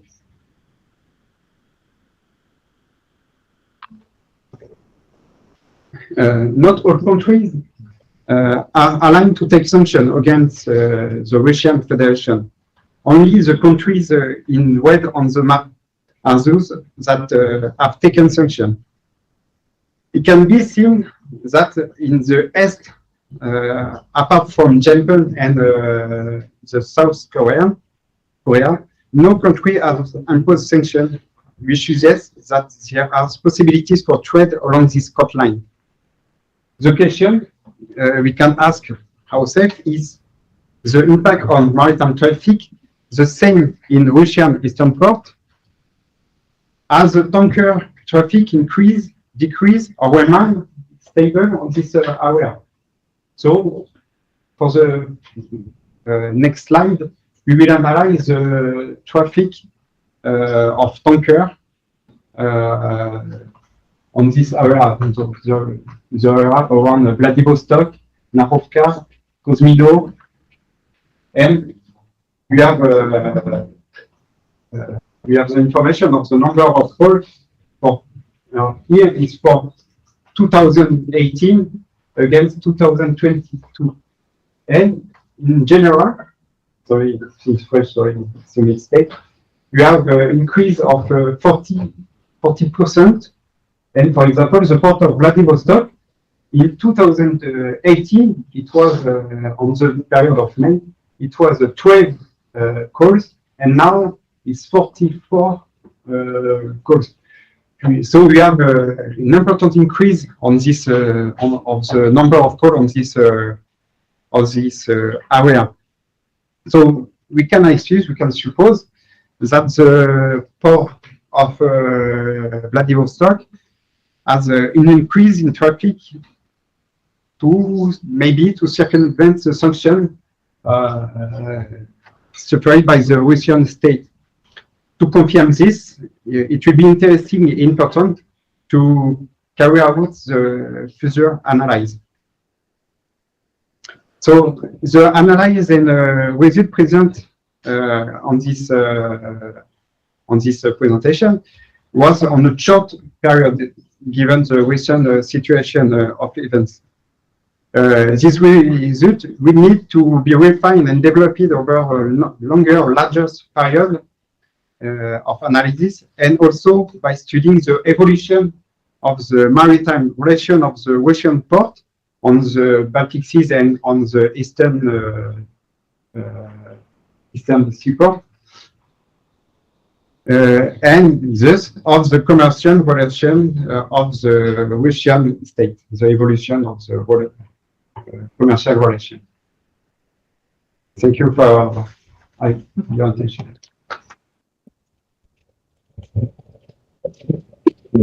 Thank you very much, Roland. I think we keep the question for the end. Rima, it's your, I think it's you first. I hope you're not worried. Safe. Congrats. Thank you.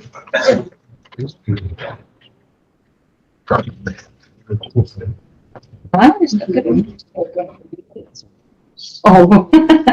So I think I don't need to present Rima, which you see this morning, and Rima will focus on the economical point of view for geographic using some maritime data. We'll have some other point of view of the situation for the Baltic seaports.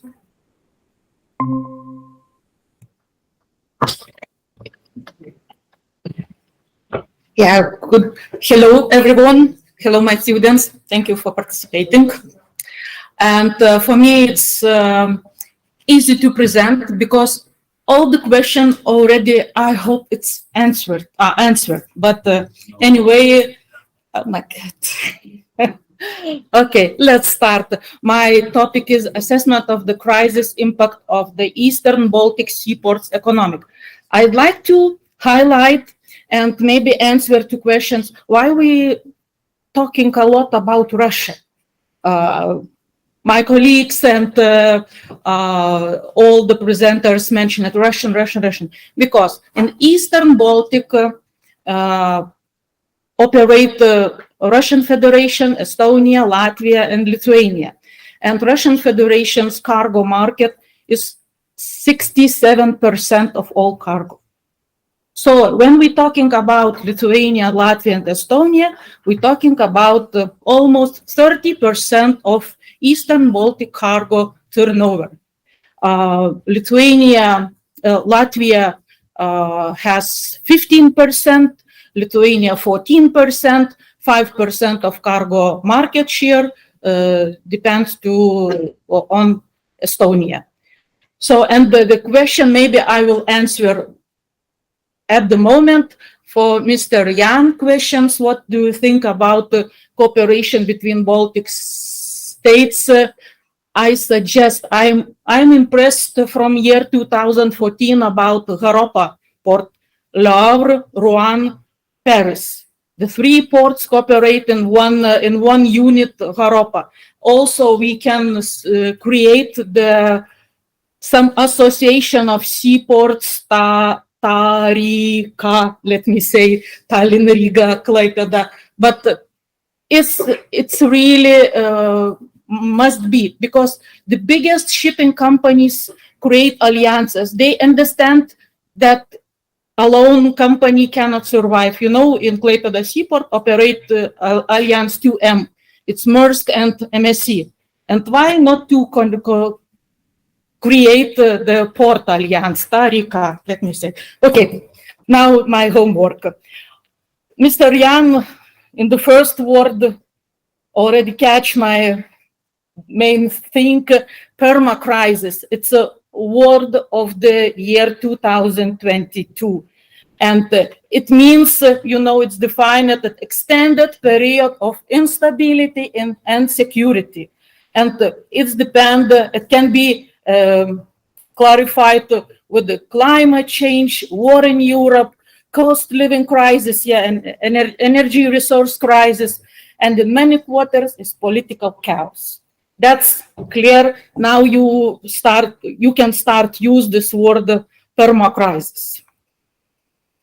The aim of my presentation is to insight, not to do some conclusions, to insight crisis management practice based on seaport economics in critical periods. And my topic based on the theoretical or only classic economic theory about economic cyclicity, about economic and business cycles. And you see, there is a main beginning, this expansion, peak, contraction, and trough. And it's moving around, nothing new. And sometimes crises are, let me say, more attractive and have some positive influence, because after big shock, after big losses comes new things, new ideas, new increasing. And also, for example, after crisis, global financial crisis in 2007, 2009, the solution of the crisis was based on Keynesian economics, just to impress and grow up middle class and do turnover of production. So anyway, all the cycles can be described like a growth, euphoria, crisis, distress. It's the same cycle. And how can we characterize crisis? Crises are different, according to time, reasons, forms. We have economic, financial crisis, we have energy crisis, we have COVID crisis, and so on. Crises have resonance effect. So we still remember what happened in 2008 and doing things to avoid this. Crises are multi-staged, latent period, falling, depression, living is also of the stages. And as the economic theory said, that crises are necessary but only, let me say, only subjective factors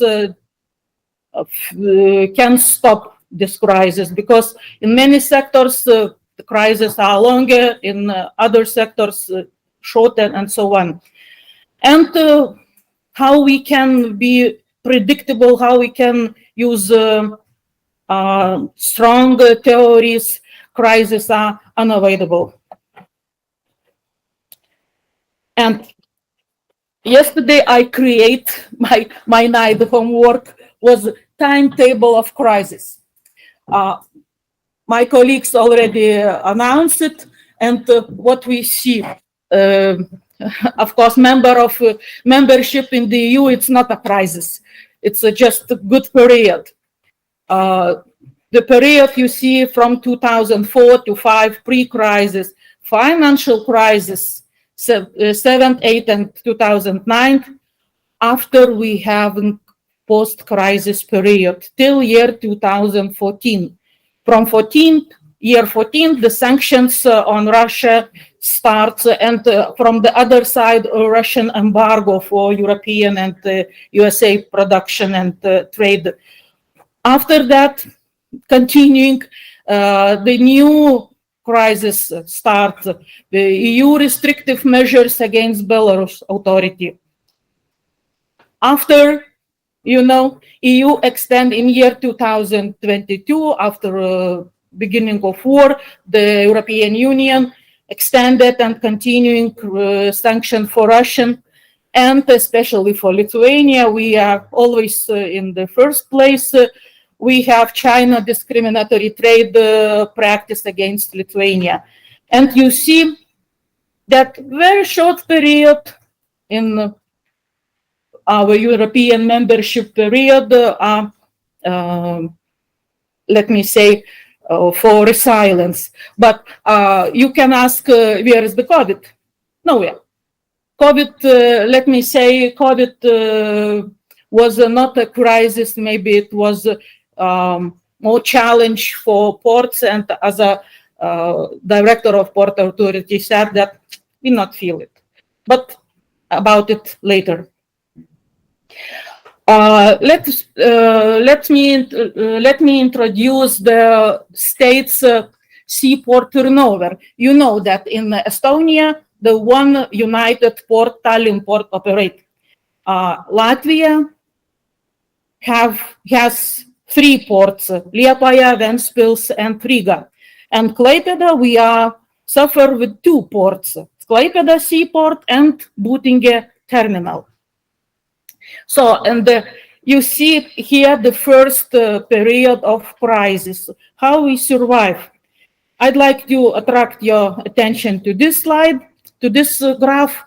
Estonia, and if we compare period of beginning of crisis with the period of our member in European Union, Estonia lost 8% of cargo, Latvia decreased by 2%, and Lithuania by 12%.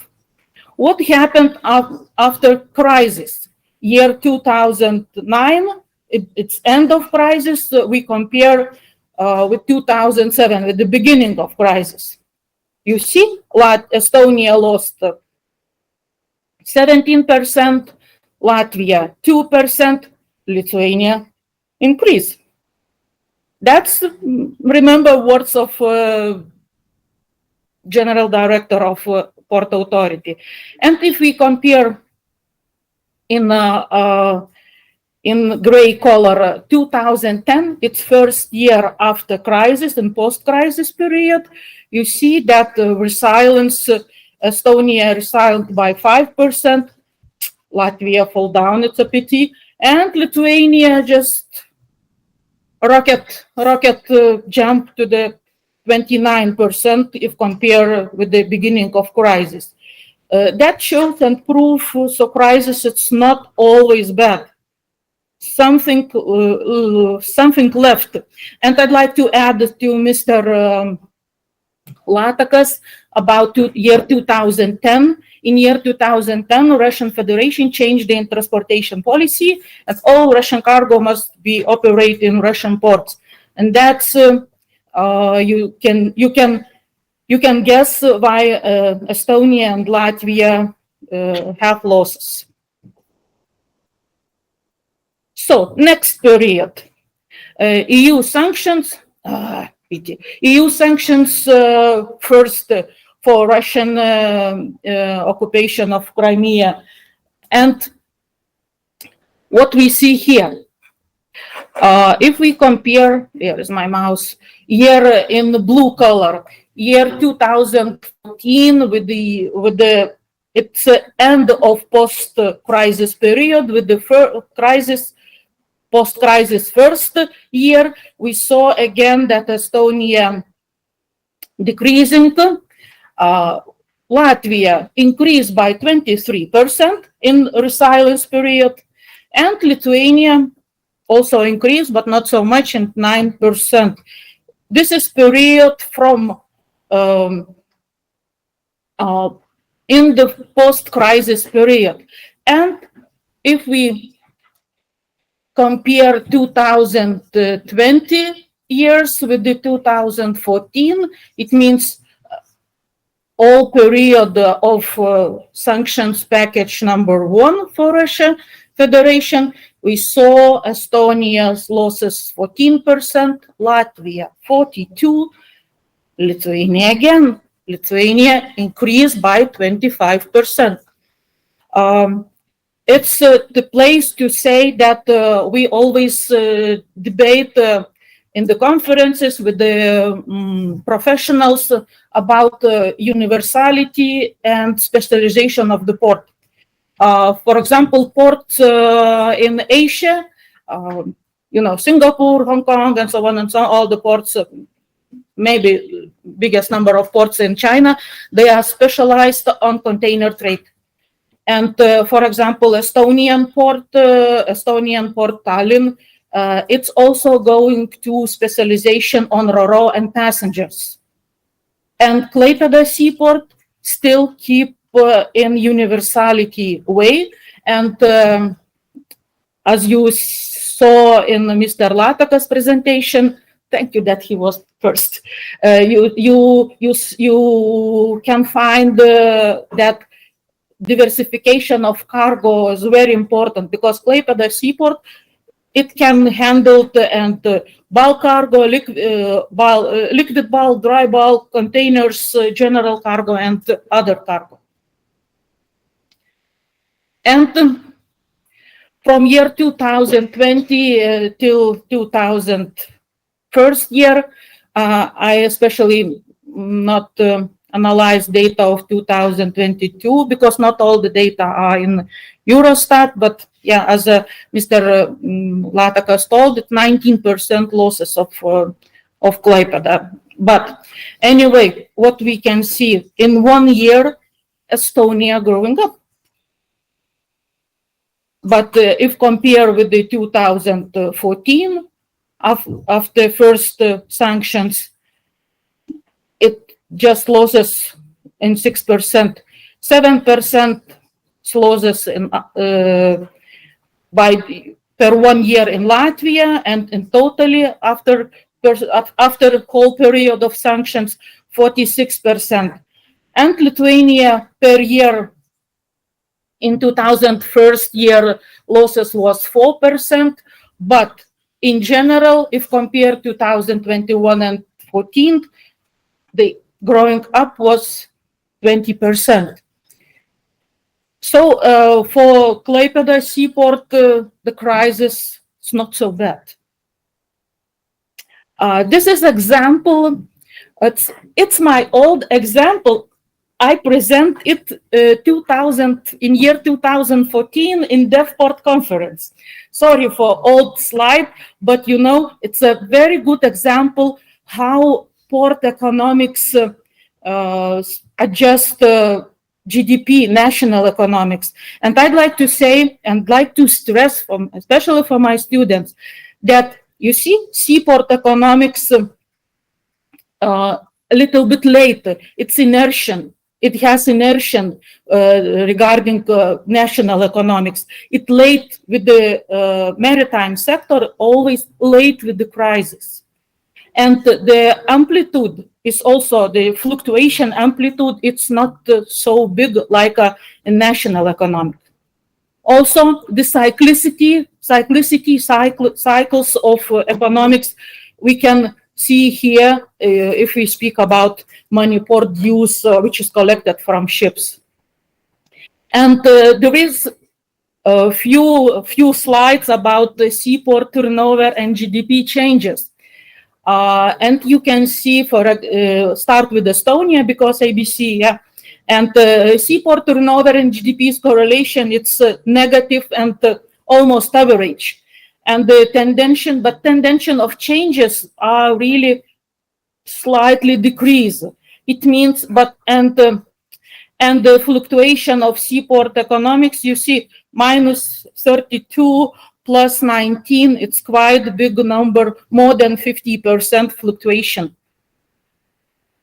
In Latvia, the correlation seaports turnover and GDP also are negative, but very weak. It's not a strong correlation. And also we see here a very big amplitude. It leads to big amplitude, big fluctuation. And I'm happy for Lithuania again that our seaport and national economics are very close, in very close relation. It means strong relation between the maritime economics and the GDP. And you see, we just have fluctuation. The biggest fluctuation was in the beginning. This is in the period of financial crisis. And the tendency is also tendency of fluctuation decreasing.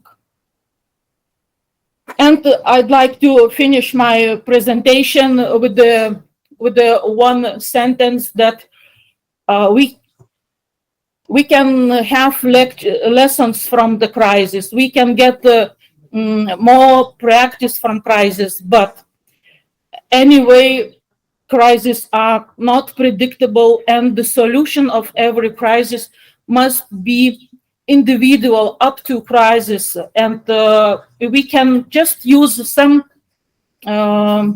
analogies of this. So thank you very much. Thank you, when François will prepare his presentation, I have one remark. Okay. If you want to implement port cooperation, have a look somewhere else than in Europe. I think there are some better examples. Okay. We have colleagues from Denmark. I think what has been done in Malmö and Copenhagen is really interesting, for instance. Yeah, Malmö, Copenhagen. Yeah, I know.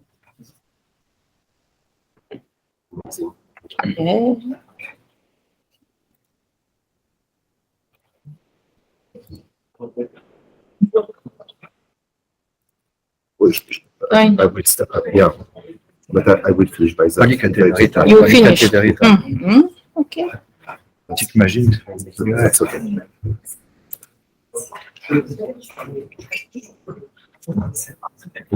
Yes. Baltic. Sorry. No. Survive, you know. So last presentation for this session is from François Guizou, which is a young researcher in the French National Research Center.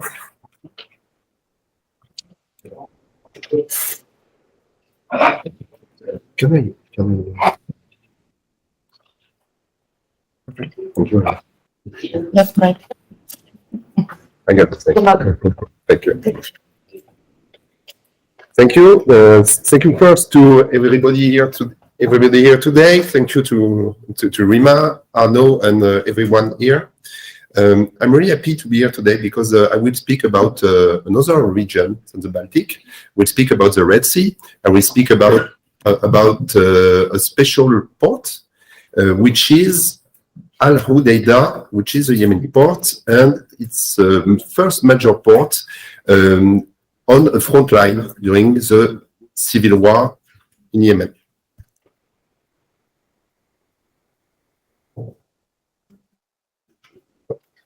I guess there is a problem. You can use them. No. Okay.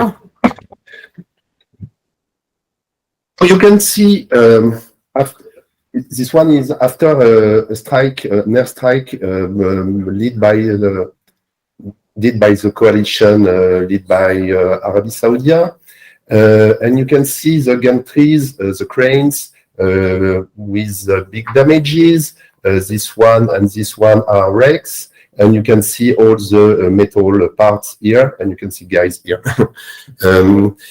So this presentation is about OSINT, which is open source intelligence. It's a classic method for intelligence. It's not a new method, even if it's at the front page today with the site with, for example, BBC fact-checking and all. And you see here the intelligence cycle, and it's a part of research, OSINT. So you have preparation, collection, processing, etc. And my job is to do GeoInt, and it's a manual GeoInt method. So briefly, the case of Yemen. In Yemen, you have a civil war from a long time now. It's difficult to find to find the beginning. You have to know that the rebellion from Saada the infamous Houthi, helped by Iran. So it's also a proxy war. We will see that. Had taken Sana'a, the capital of Yemen, and you have the government helped, backed by now from 2015 by Arab coalition led by two important actors of the region, Saudi Arabia and the Emirates.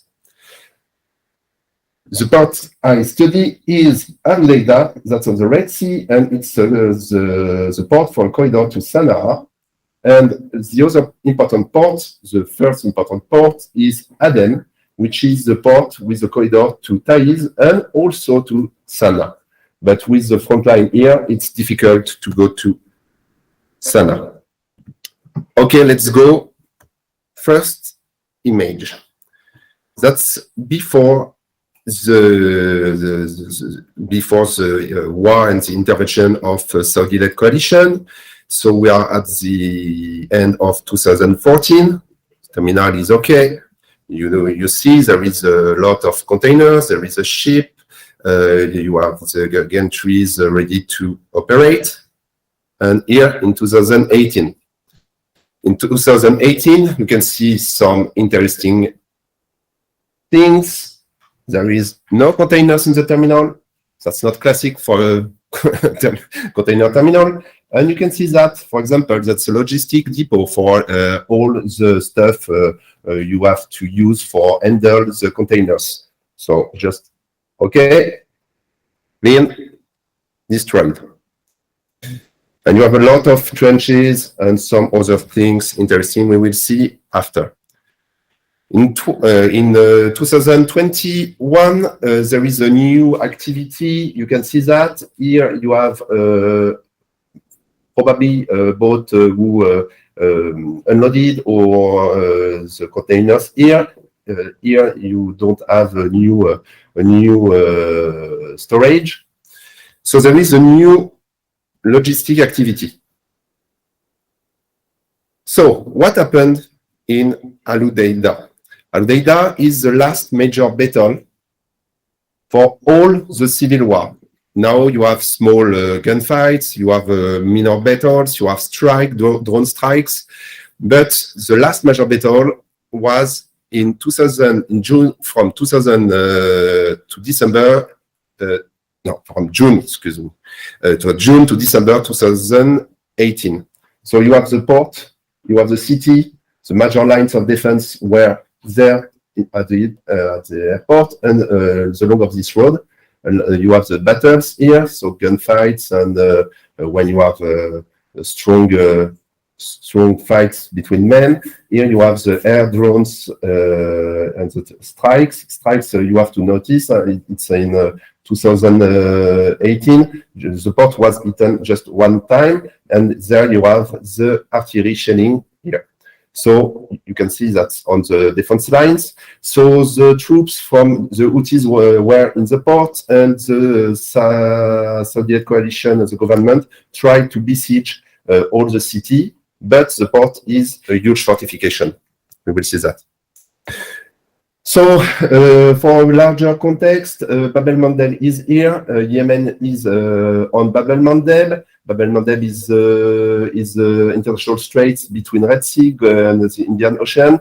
And you have here a huge of interest. And this is a major routes for all the containers between Asia and between Europe.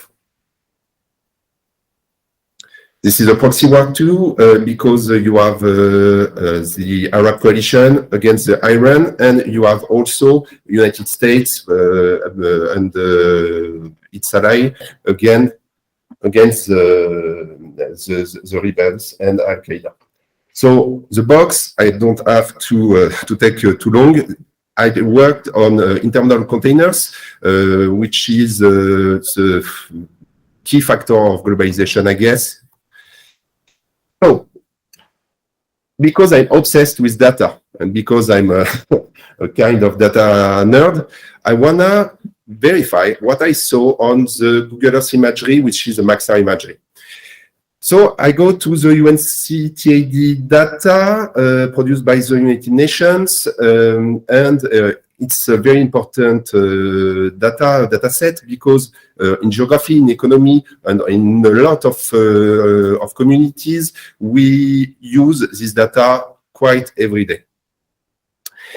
And because the data for Eden is open access, not the data for Al-Hudaydah, I take the data for Aden to the data from the UNCTAD, and I had a surprise.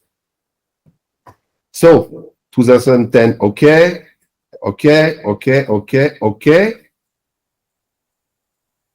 200,000 each year for 4 years. So there is a little problem here. Little problem because, in fact, contractors where UN use contractors to produce their data. So I ask a question, what happened? And I try to think about how to count each TU on the satellite images. But the only solution I found was that I need a paradigm shift. It's time to stop counting containers, but to assess their spatial occupation. That's my work. I'm from geography, so I work it like that.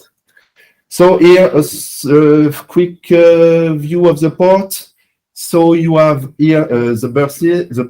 The 7 and 6 are the container terminal berths, and here you have the container terminal, and you have also oil liquid bulk and the classic bulk. Here you have all for the grain silos because you have a huge plant for agro food. So I choose to determine some stacks. So you have the formal stacks, capital M prime here. The difference is because these one are close to the berth, and you have the informal stacks, little m here. So you have which are outside the terminal. In fact, in the terminal, everything is asphalted.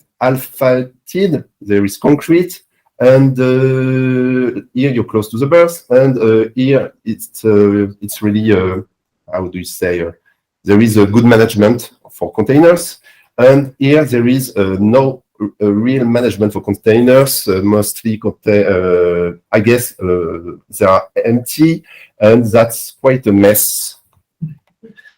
So, how to assess the spatial occupation? I put a grid on, for example, it's little m5, and I put a grid, and then there is the use of binary coding. Each cell is 12 meters by 12 meters. Why? Because the large TU is so a large container 2 TU is 12 meters long.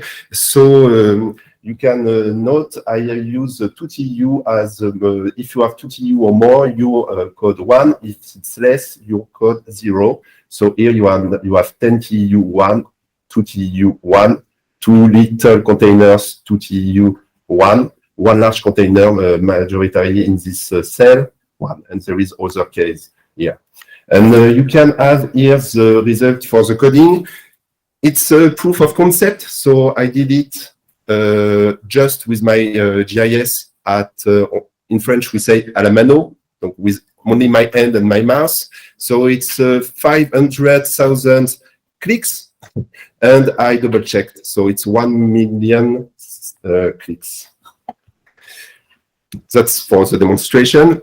So I use GIS. After I use, for example, Excel because I got .csv file, and then I try to analyze the data. It's a new data, and the method is all open access, so feel free to use it. So, what I see, what we see. Here you have a long decline. It's normal. The port is at war. There is attrition. The economy is bad. The infrastructures are crap. And you see, I got a really good coefficient, close to more than 0.8. And you see the port is more empty and empty. There is less occupation of cells, except at the end, as I showed before. I can decompose by the colors, the category of the stacks, and I get also quite good coefficients.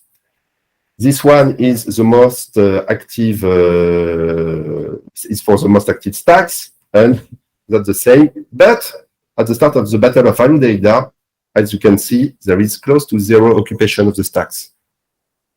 For the orange one, so in the terminal, but not on the berth, you have here the same thing, but you have some kind of fossilization, and that's the same for the yellow one.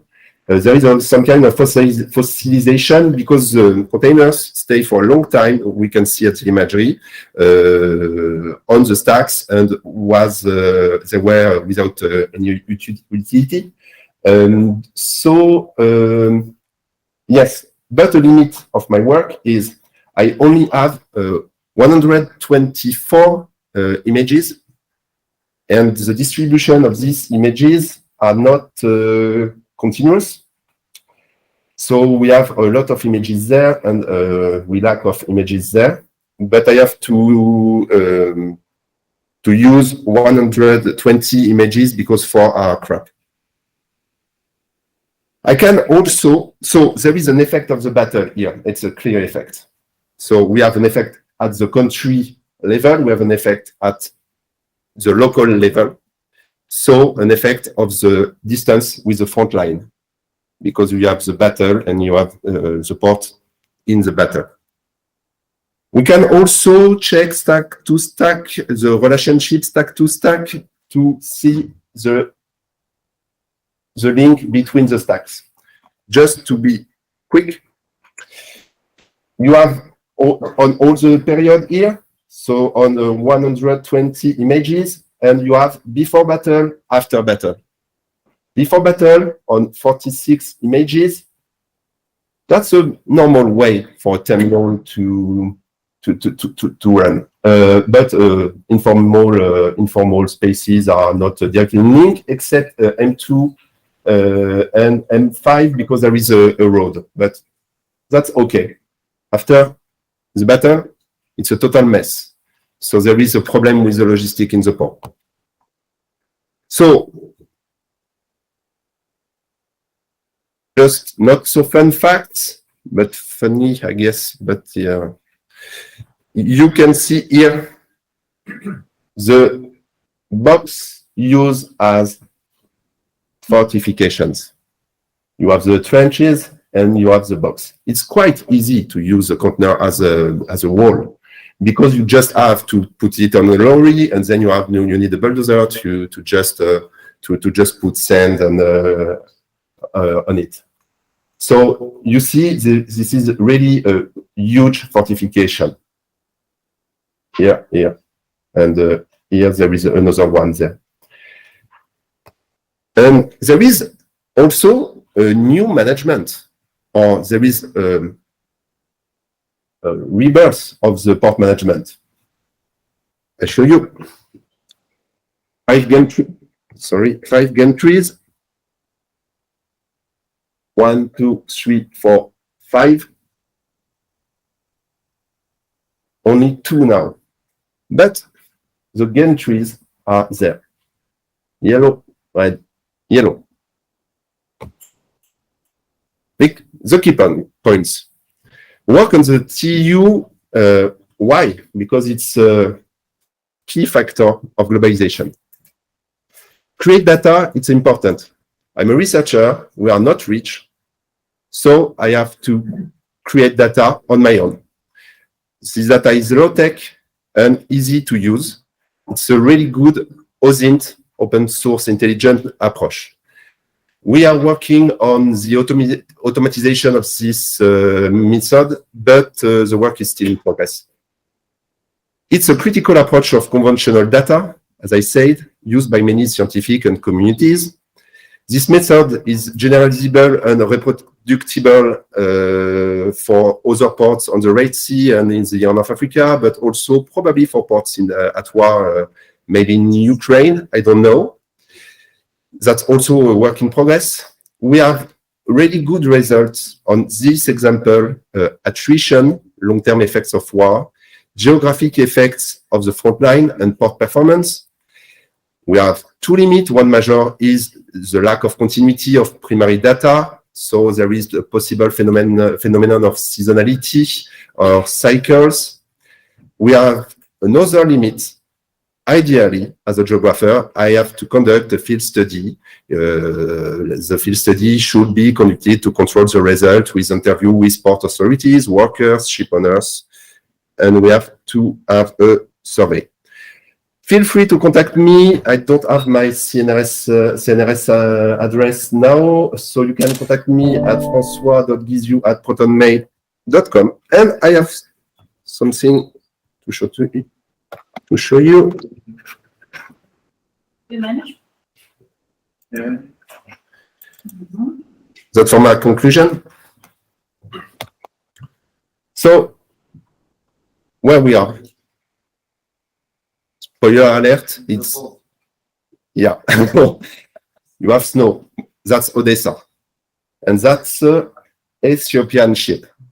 You can see that because there is a American alphabet here. The Gombela is, that's not grain, but I don't know, but it's bulk. It's dedicated to bulk. And there is a huge line between Djibouti and Odessa. Fun fact, the Addis Ababa city, the capital of Ethiopia. Ethiopia is a landlocked country. Addis Ababa, it's at 2,500 meters. So for home port is quite fun. And just to have a link with the presentation of Ivan, and also maybe there is a link with your presentation of Rima. You have to know that close to 100, close to all, in fact, 100% of the grain and the World Food Program grain help to the Horn of Africa is from Ukraine and is from Russia. So that's why there is the Ethiopian shipping lines ships here. And so the consequences of what is happening in Russia and in Ukraine is a really big danger for the entire Horn of Africa and Yemen. That's all. Thank you.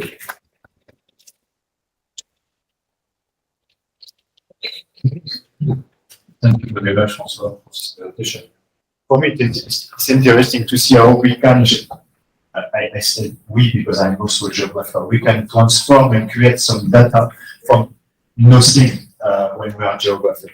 It's one of our main, I think, value. Do you have some questions?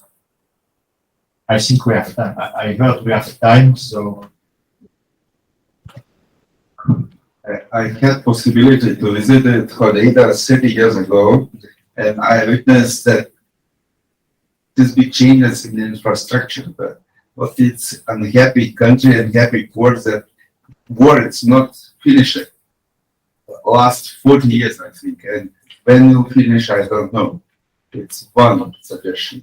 Another, it's interesting from first presenter, it's interesting for me about port of Primorsk. Because again, I have some own practice. I visited in this September some oil chemical tanker, and cargo was from Primorsk. And what said master for me that they have the line between Primorsk, Russia, and Europe. How you can explain when we face more and more sanctions from Russia that we until now we have the lines between Russia and Antwerp. Thank you. I think I can try to not to answer, but to give some explanation. When Ronald started to work on that, we were also having some interrogations because we saw that the number of ships in Russian ports is going down. But if we look to port traffic today in Muskoka and Plymouth, it is increasing. So there might be some bigger ships, but it also means, as you say, that there are some official discourses and there are some business realities. Somebody is buying crude oil in Russia and it is going through the Russian port in the Baltic Sea, that's sure. In French, we have an old songs, parole. Maybe we could apply this to what happened. It is very interesting, and that is what Roland tried to say. We have to go further to see what really happens in Muskoka, in Plymouth, because something is not clear.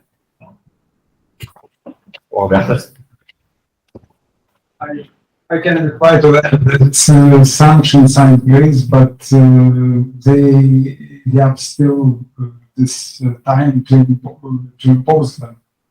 So they will come into force for oil, I think, in December, beginning of December, and for oil products even later, somewhere after New Year. That's why this traffic is growing up now.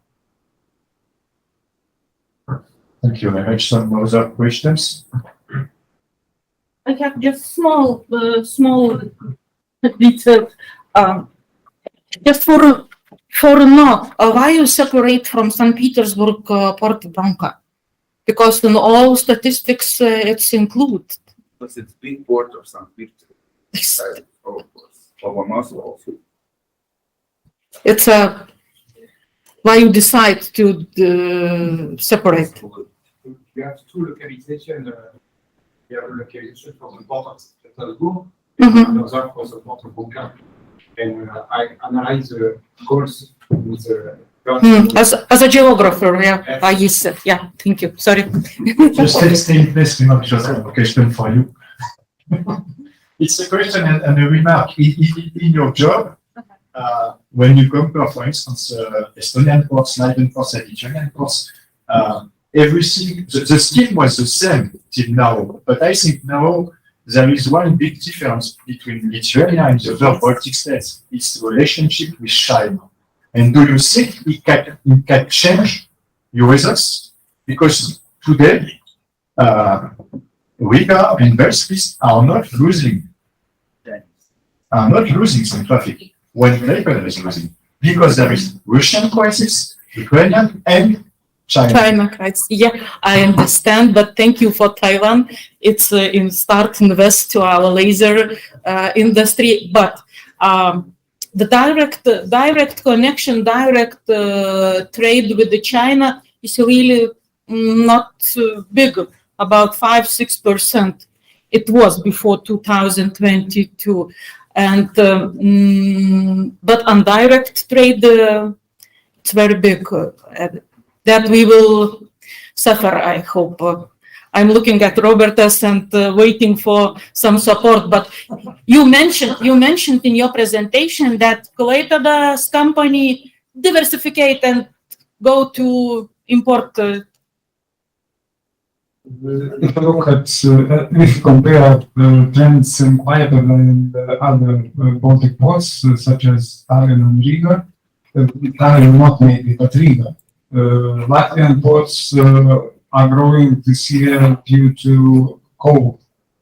They declared from Kazakhstan, but could be some Russian as well. So this is a major reason for growth for them. Otherwise, the tendencies are similar to Klaipėda.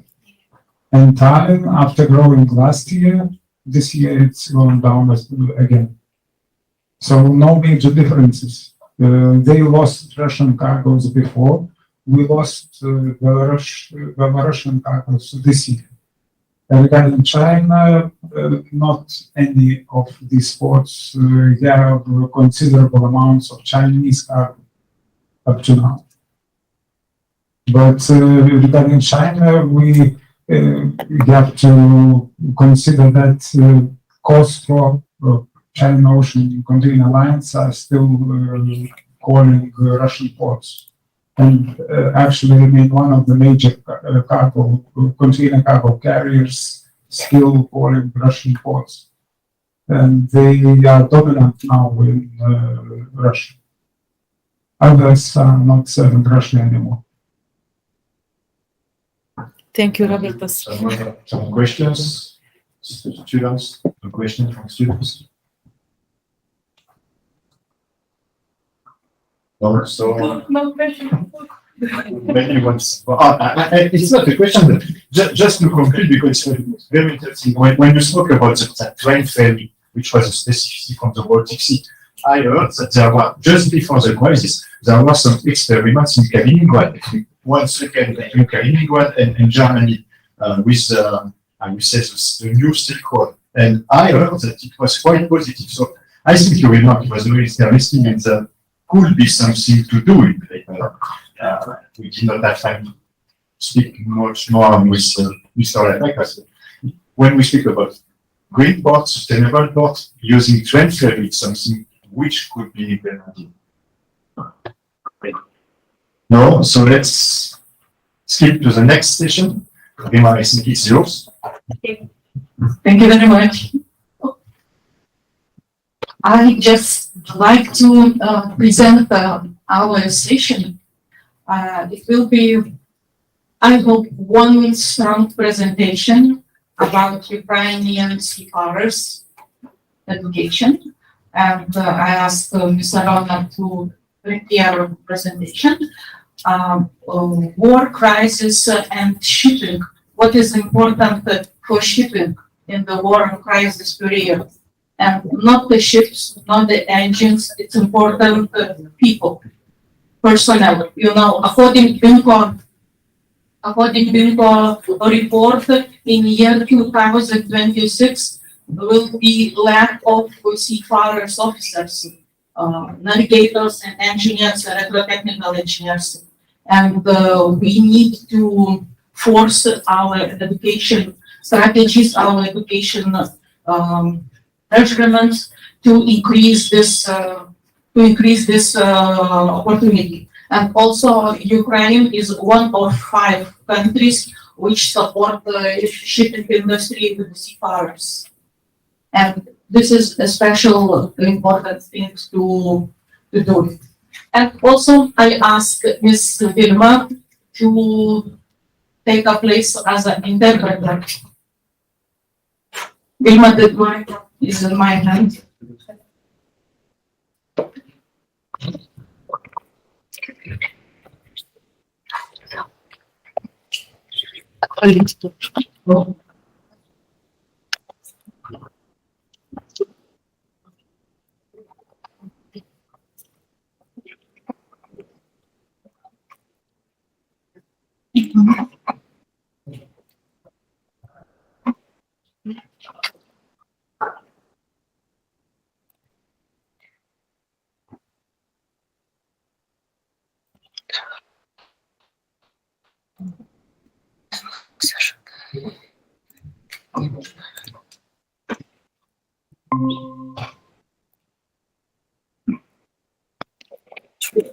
Направо, налево. Слушала доклады и влияние войны.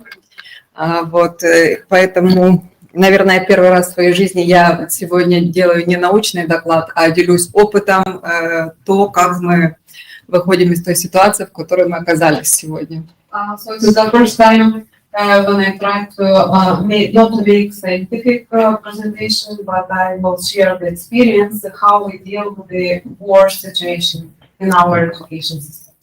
Как всем известно, 24 февраля события 24 февраля внесли радикальные изменения в жизнедеятельность Украины в целом, ну и образовательного процесса в том числе. Не обошло это вниманием и морское образование, высшее морское образование. The events of 24th of February affected negatively all life of Ukraine and as well education system. Я могу поделиться опытом непосредственно Херсонской государственной морской академии, которая находится на юге Украины, город Херсон, и которая первая оказалась в ситуации оккупации. I will share my experiences with the situation in Kherson State Maritime Academy, which is in the south of the country, and which first suffered the occupation.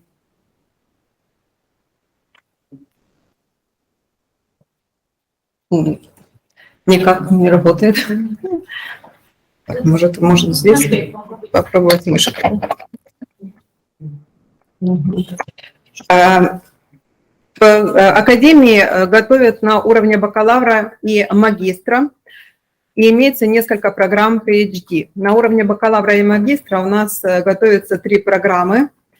Вы можете их видеть на слайде все. И имеем форму как дневную, так и заочную форму обучения. Ой, извините, немножко. So here you can see education levels, bachelor, master, and some programs in doctoral studies, and as you can see here on the slides. Да, сейчас. Никак не хочет у меня уйти. Помогите, не уходит почему-то у меня слайд. Или здесь надо его как-то лучше. Вот, надо его щеплять. Спасибо большое. 3 программы подготовки, которые характерны как на уровне бакалавра, так и на уровне магистратуры. So I'm not going to translate navigation ship handling, ship technical systems complexes operation, ship electrical equipment and automated devices operation, specializations in academy.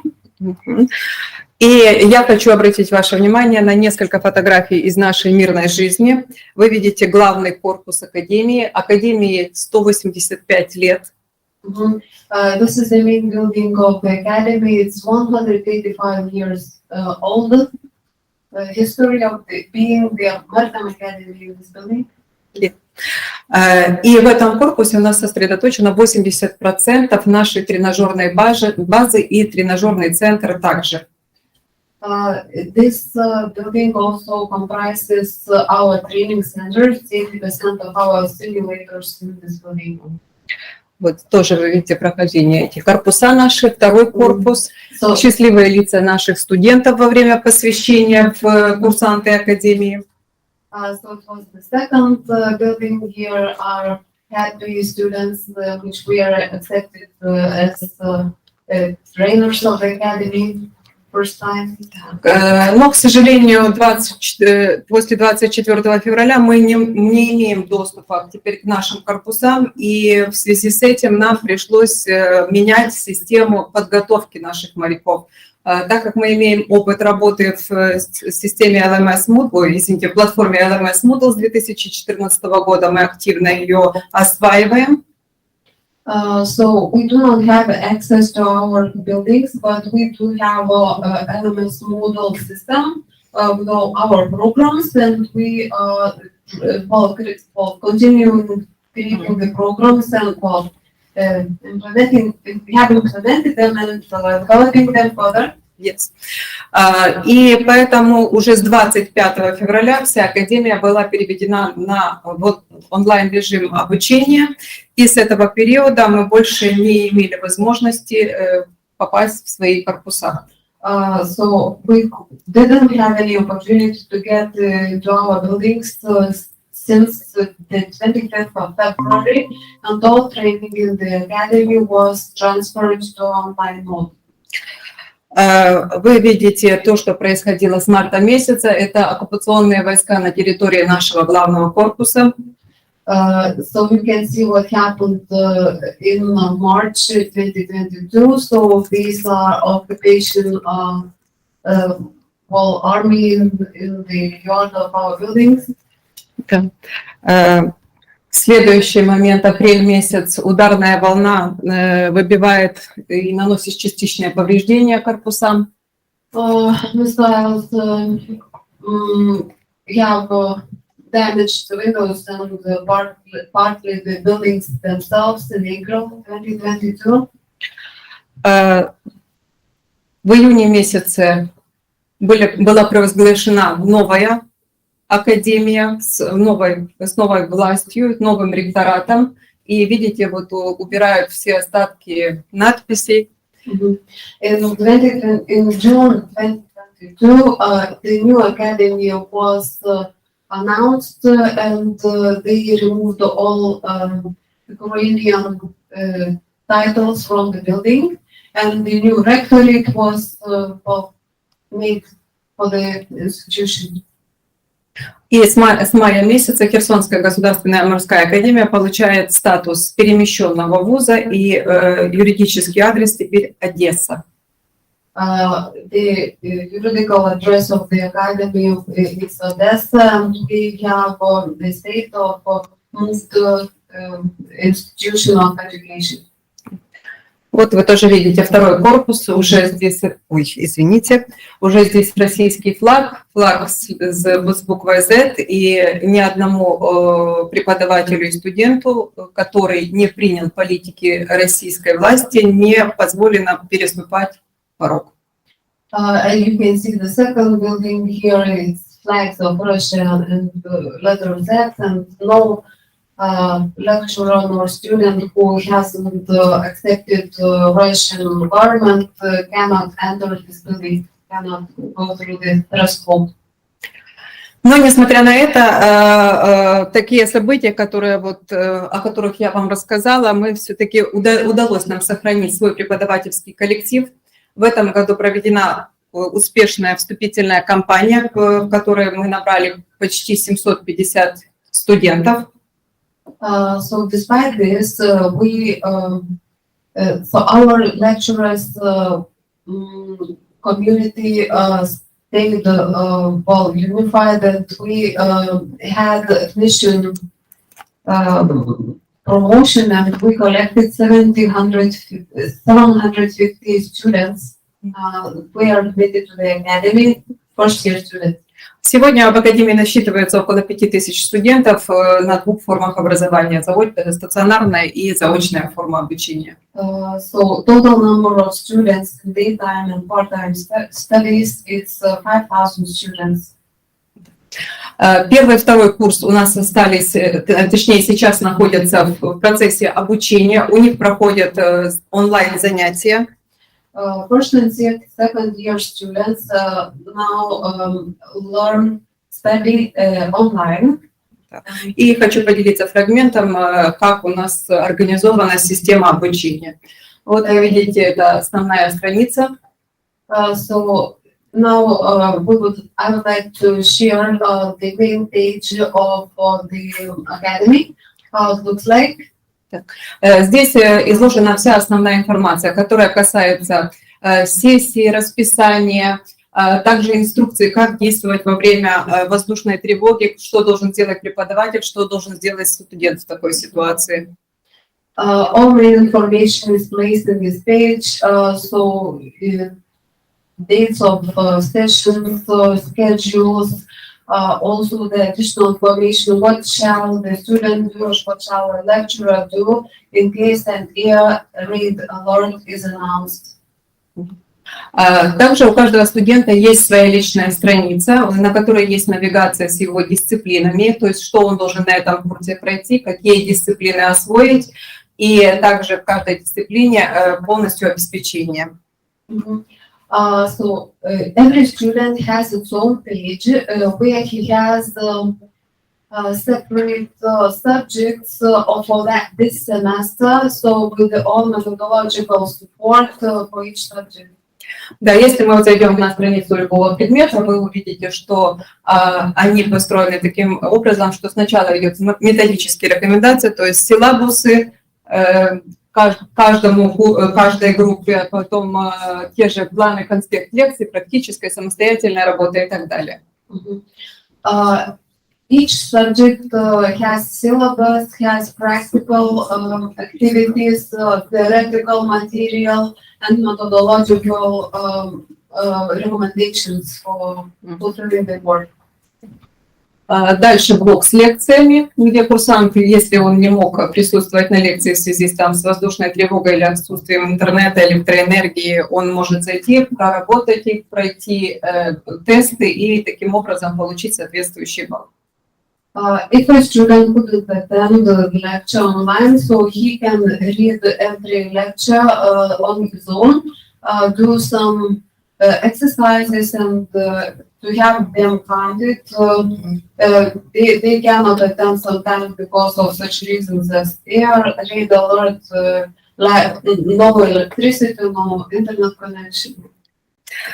Ну и такой же блок касается практических занятий. К каждому практическому занятию тоже есть расположены все материалы, которые на случай тоже каких-то непредвиденных условий, если контакт с Zoom не произошел на платформе вживую, в онлайн-режиме с преподавателем, студент может самостоятельно завершить эту работу, и автоматически оценки приходят преподавателю. Баллы, точнее, извините. So students also have opportunity to do practical activities online. We have involved methodological and practical assistance, and they are evaluated automatically, and the lecturer receives their evaluation.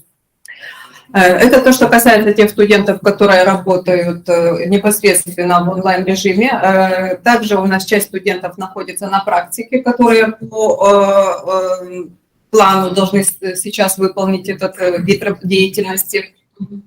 Some students are already in practice who have also to study online. И единственное, где у нас стал серьезный вопрос, это, конечно же, тренажерная подготовка. Хотя Академия частично заполнила эту вакансию теми онлайн-тренажерами, которыми нам на сегодняшний день нам доступны. So also the fourth year students have to have simulator training. Some simulators are available online, but not all. So we have a lack of simulator training because of inability to access physical simulators of our school. Поэтому в этом вопросе нам помогли наши друзья Литовская морская академия, и весь 4-й курс сейчас находится здесь и в офлайн режиме проходит и тренажерную подготовку, и также завершает свой образовательный процесс, получая при этом 2 диплома о высшем образовании. So all fourth year students are here, and they finish their education by working offline on simulators and finishing their academic work by receiving and also receiving 2 diplomas, the certificate of competence and diploma.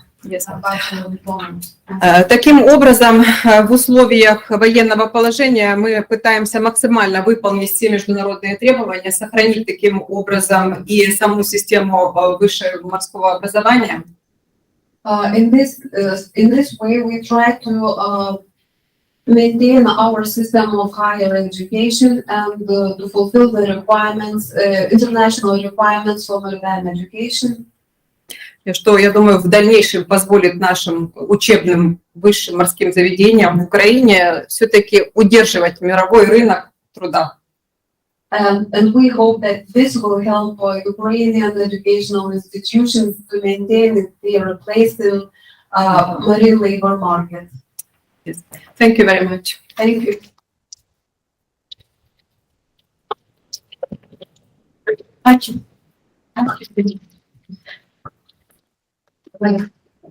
We are hosting in this session 2 presentations, one from Abu Dhabi. It's a pity maybe time changed and also we missed presentation of Ms. Alana Valonen by some personal reasons. And so I would like to ask Mr. Jan, maybe Mika is in line to provide or to finish our sessions. So I would like to ask you about questions. Maybe Mr. Ivan, do you have question for your Ukrainian colleague? I don't have questions for my Ukrainian colleagues. Okay, it means everything is clear. So, thank you very much for your participation, for your support, and it's a closing of our first day. Yes?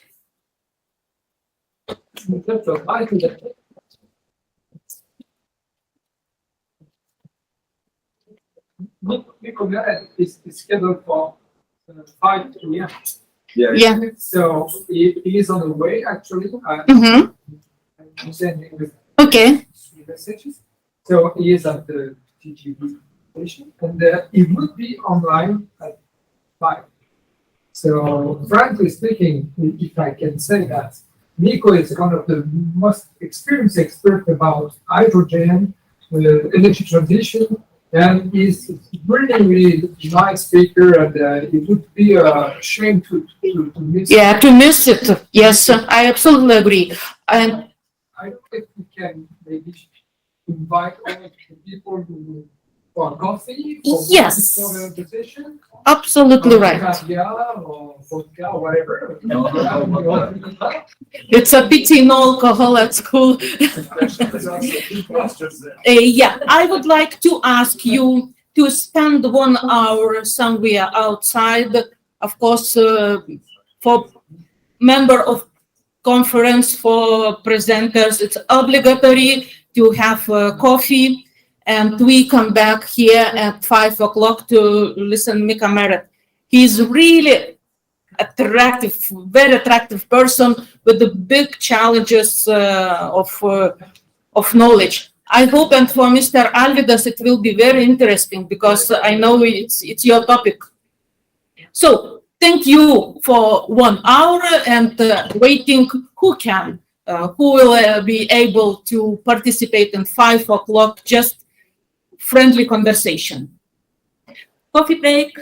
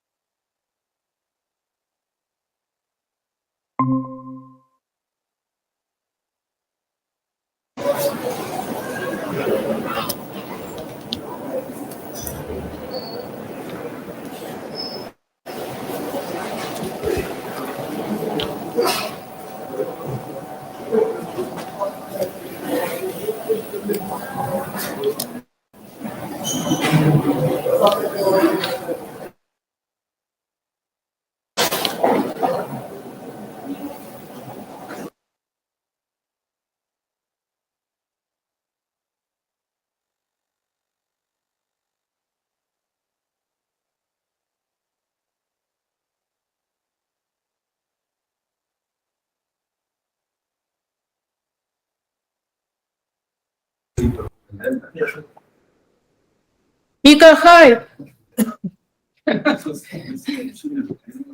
Is it right? Yeah. Hi, good. Hello, Rima. Hi, Can you all hear me well? How are you? How are you, my friend? I'm doing all right. I'm actually in a train station near Belfort. So I couldn't get to my hotel in town. Actually, I couldn't get to the city in time. So I'm here from the train station, basically doing this. That's a nice spot. It seems to. It is. It is pretty much actually, and there's no train leaving or coming in anytime soon in the next hour. Not at all. So we should be fine. I would not surprise you if I tell you that last 15 minutes we were somewhere we visited together a couple of years ago. We played basketball. I wish I were with you and we could play basketball all over again. I wish. and we did it again. And Arno lost as usual. Yeah, you're so lucky to do that, and you're such a good friend to lose every time. So I don't want to bother you, and I know that you are really busy, Mikko. Thank you so much for being with us today and tonight, especially. And we are really pleased to welcome this keynote speech about. I don't know if you would focus on hydrogen energy. I don't know a bit, but I know that for the next 45 minutes we would be excited by your knowledge, and do not hesitate. To I don't know if you have any presentation and if you would share a screen. Or I do have a presentation, but I didn't know we were starting already. I thought we were just chit-chatting. So good morning, everyone. Well, good afternoon, everyone. If you can see me or hear me, it's a pleasure to be not in front of you, but so to speak, I kind of am.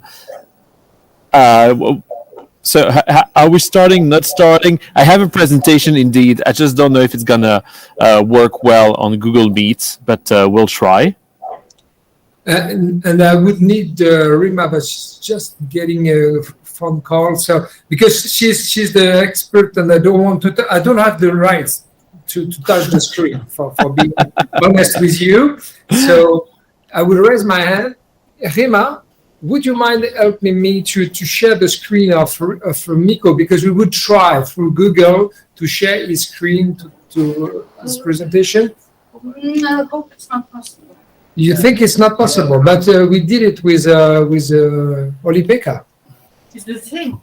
I guess that's the same. Okay. Just. We just try to arrange that. Sure. Please take your time.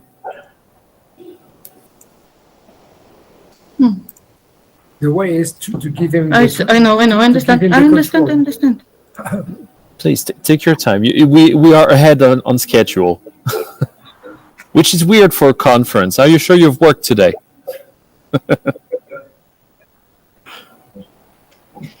I'm not administrator of this. Okay. It's translation from the. We call the administrator to fix it out.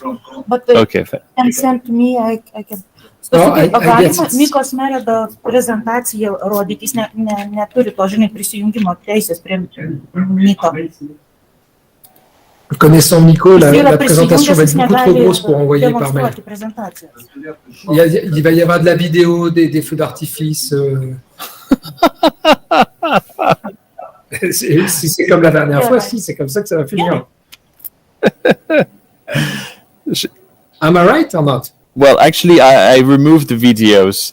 I removed the videos. I had prepared one with a lot of videos, but I thought it would be just better to have a short presentation because, well, it's online. So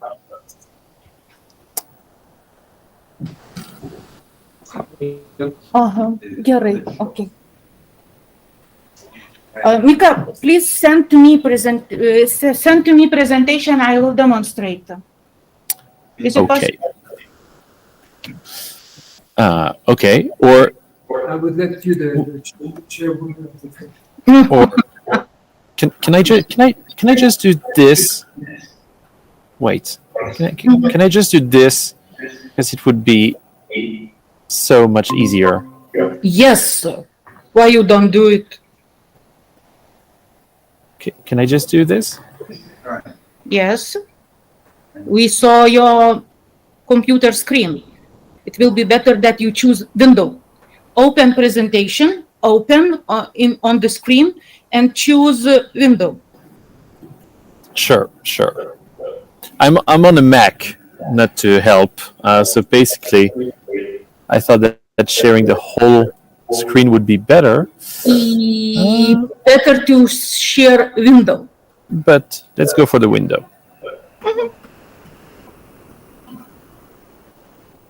Oh, curly again.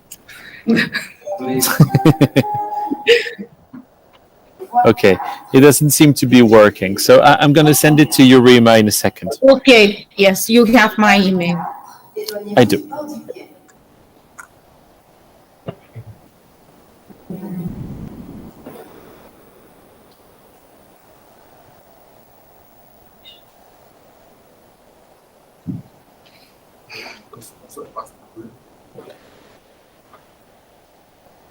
All the secrets. Mika, do you know my email? Yes, I must have it somewhere. Okay, thank you. I do have it. I'm going to send it through WeTransfer, if you don't mind.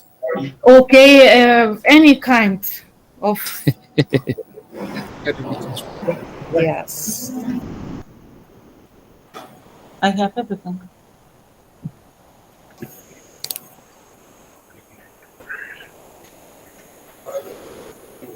Mika, your presentation always are bigger.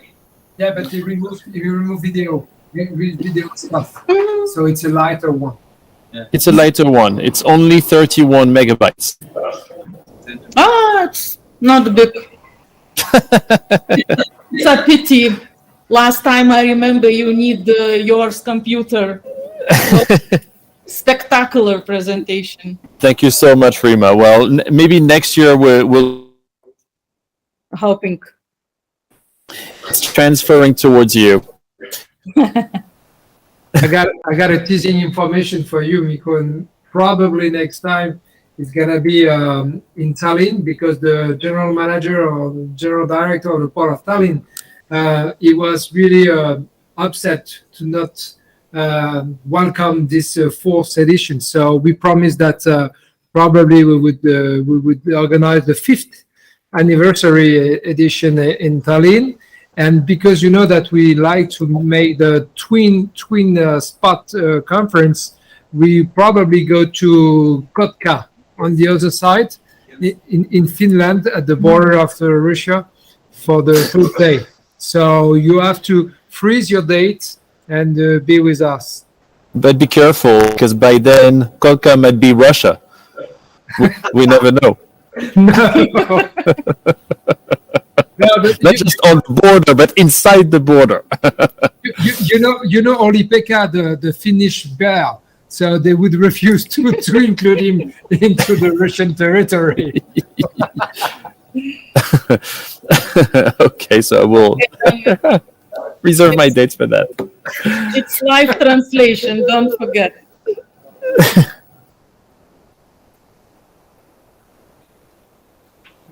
Oh. Yeah, we love it.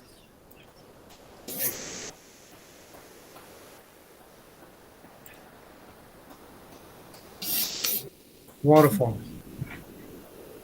So quick. Mika, I'm disappointed. Let's go. Well, let's just say it's a good disappointment then, because right now it's helpful. Okay. A minute.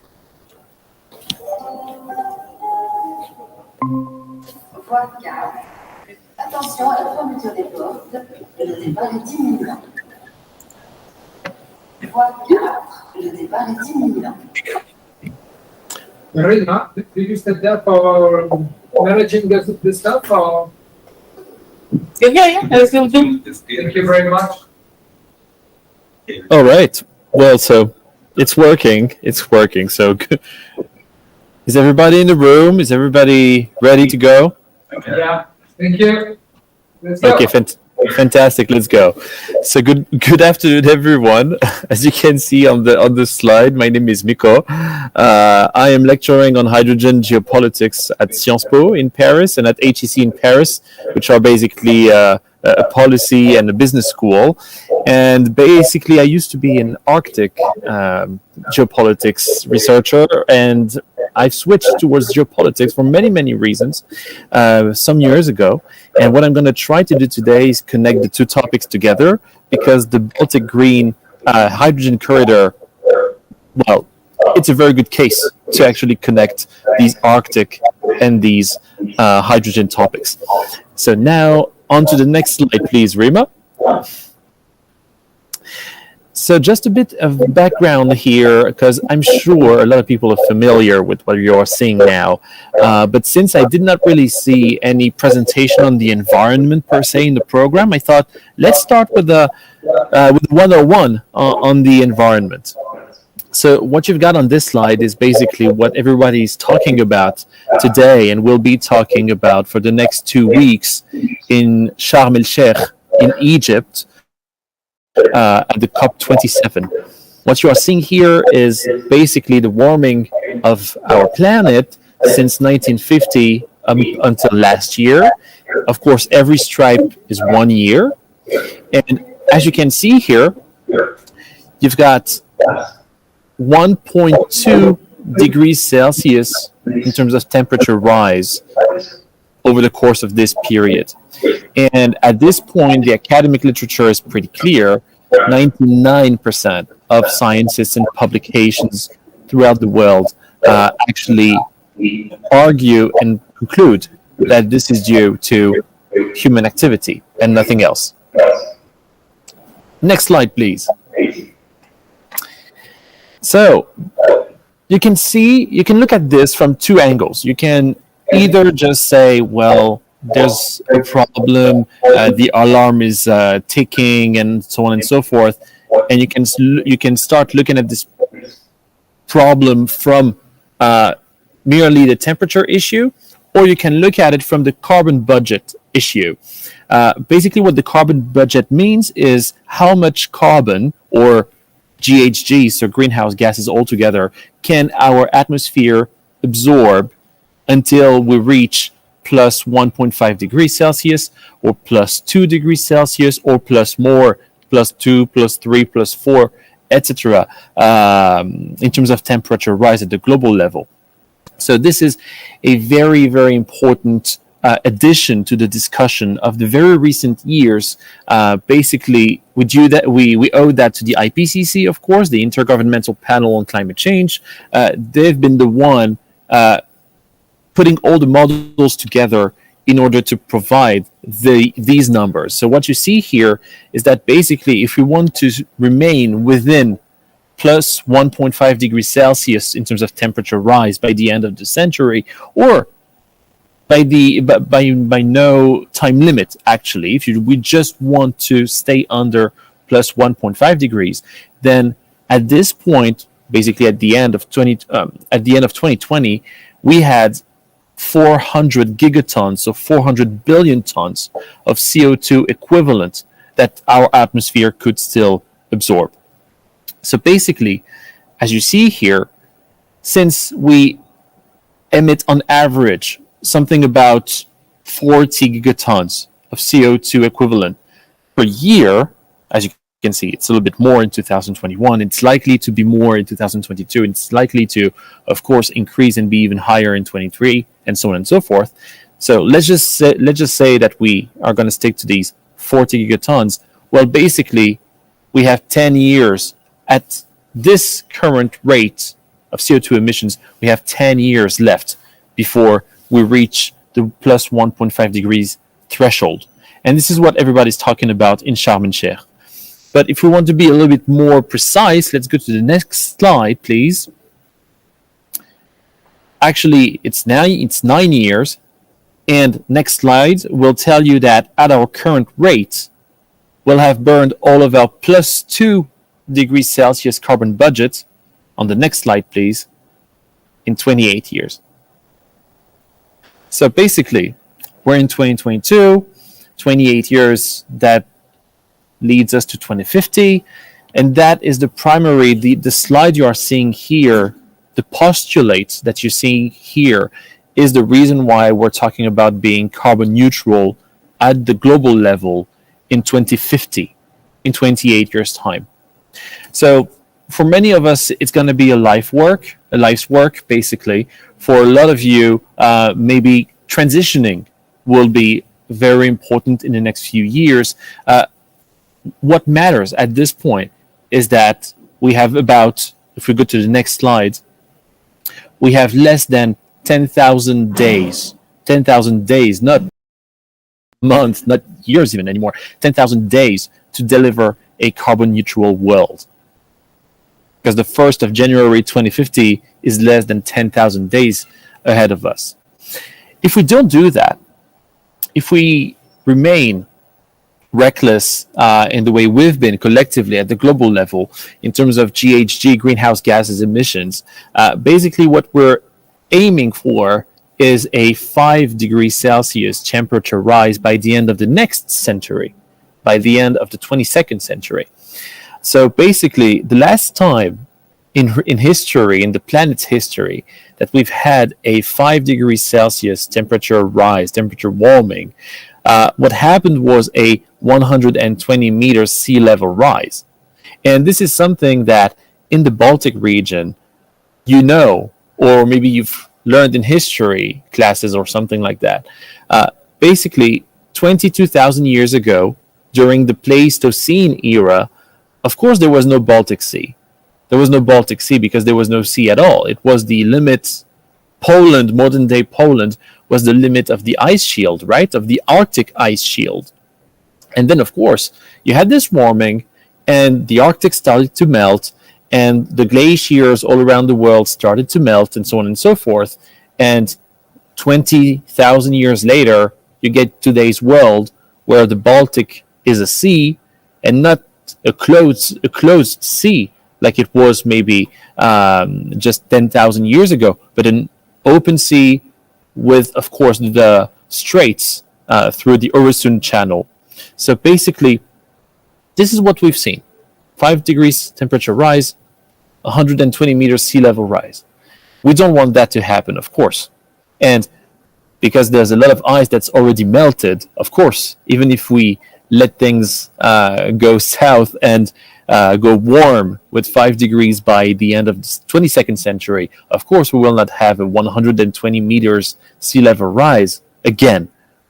But we'll have 2 meters, 4 meters, 6 meters, 10 meters, depending on the rates and the depending on how quickly the ice sheets will melt in the Arctic and also in the Antarctic.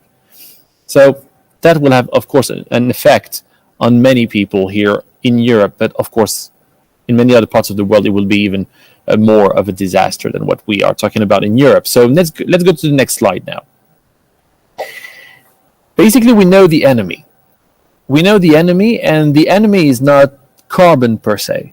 Basically, there's carbon in everything. There's carbon in your bodies, in mine too. Of course, I'm not an extraterrestrial, whatever.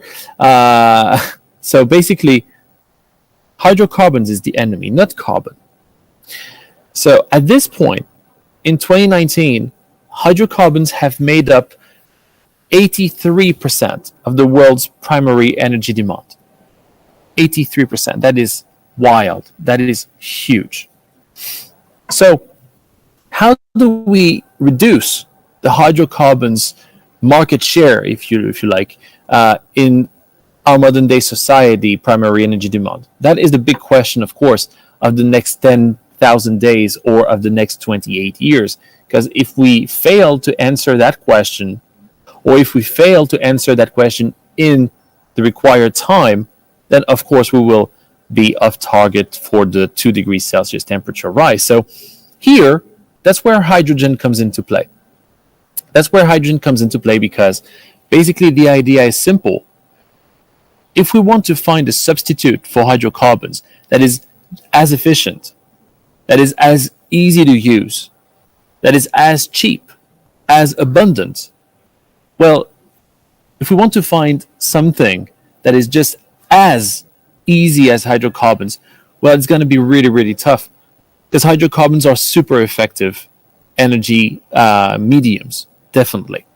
So regardless of the path that we are choosing, regardless of whether it's renewable hydrogen or whether it's renewables altogether in direct electrification mode, whether it's hydropower, whether it's nuclear power, or traditional biomass even, why not?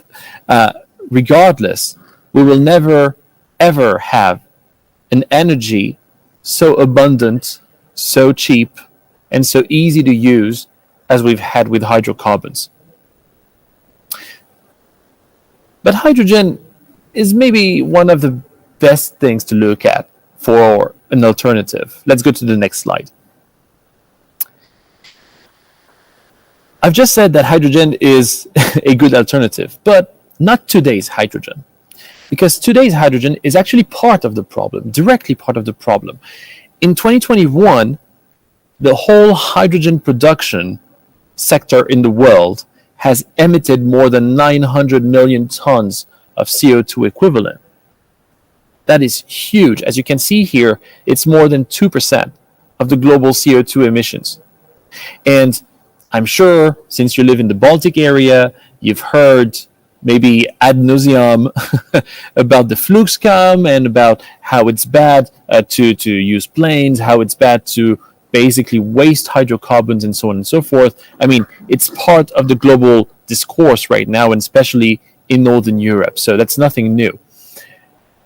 Oddly enough, and that surprises me every single time I say it, oddly enough, young people, NGOs, activists are only starting to care about this hydrogen sector. They're only starting to see where the problem is, and they're only starting to raise awareness vis-a-vis the degree of CO2 emissions we're talking about in today's hydrogen sector. More than 2% of global CO2 emissions? Well, that's just as much as civil aviation. So if there's a Fluxcam, if it's a shame to use planes, well, maybe it's a shame to use stuff that has required hydrogen, right? So this is coming little by little.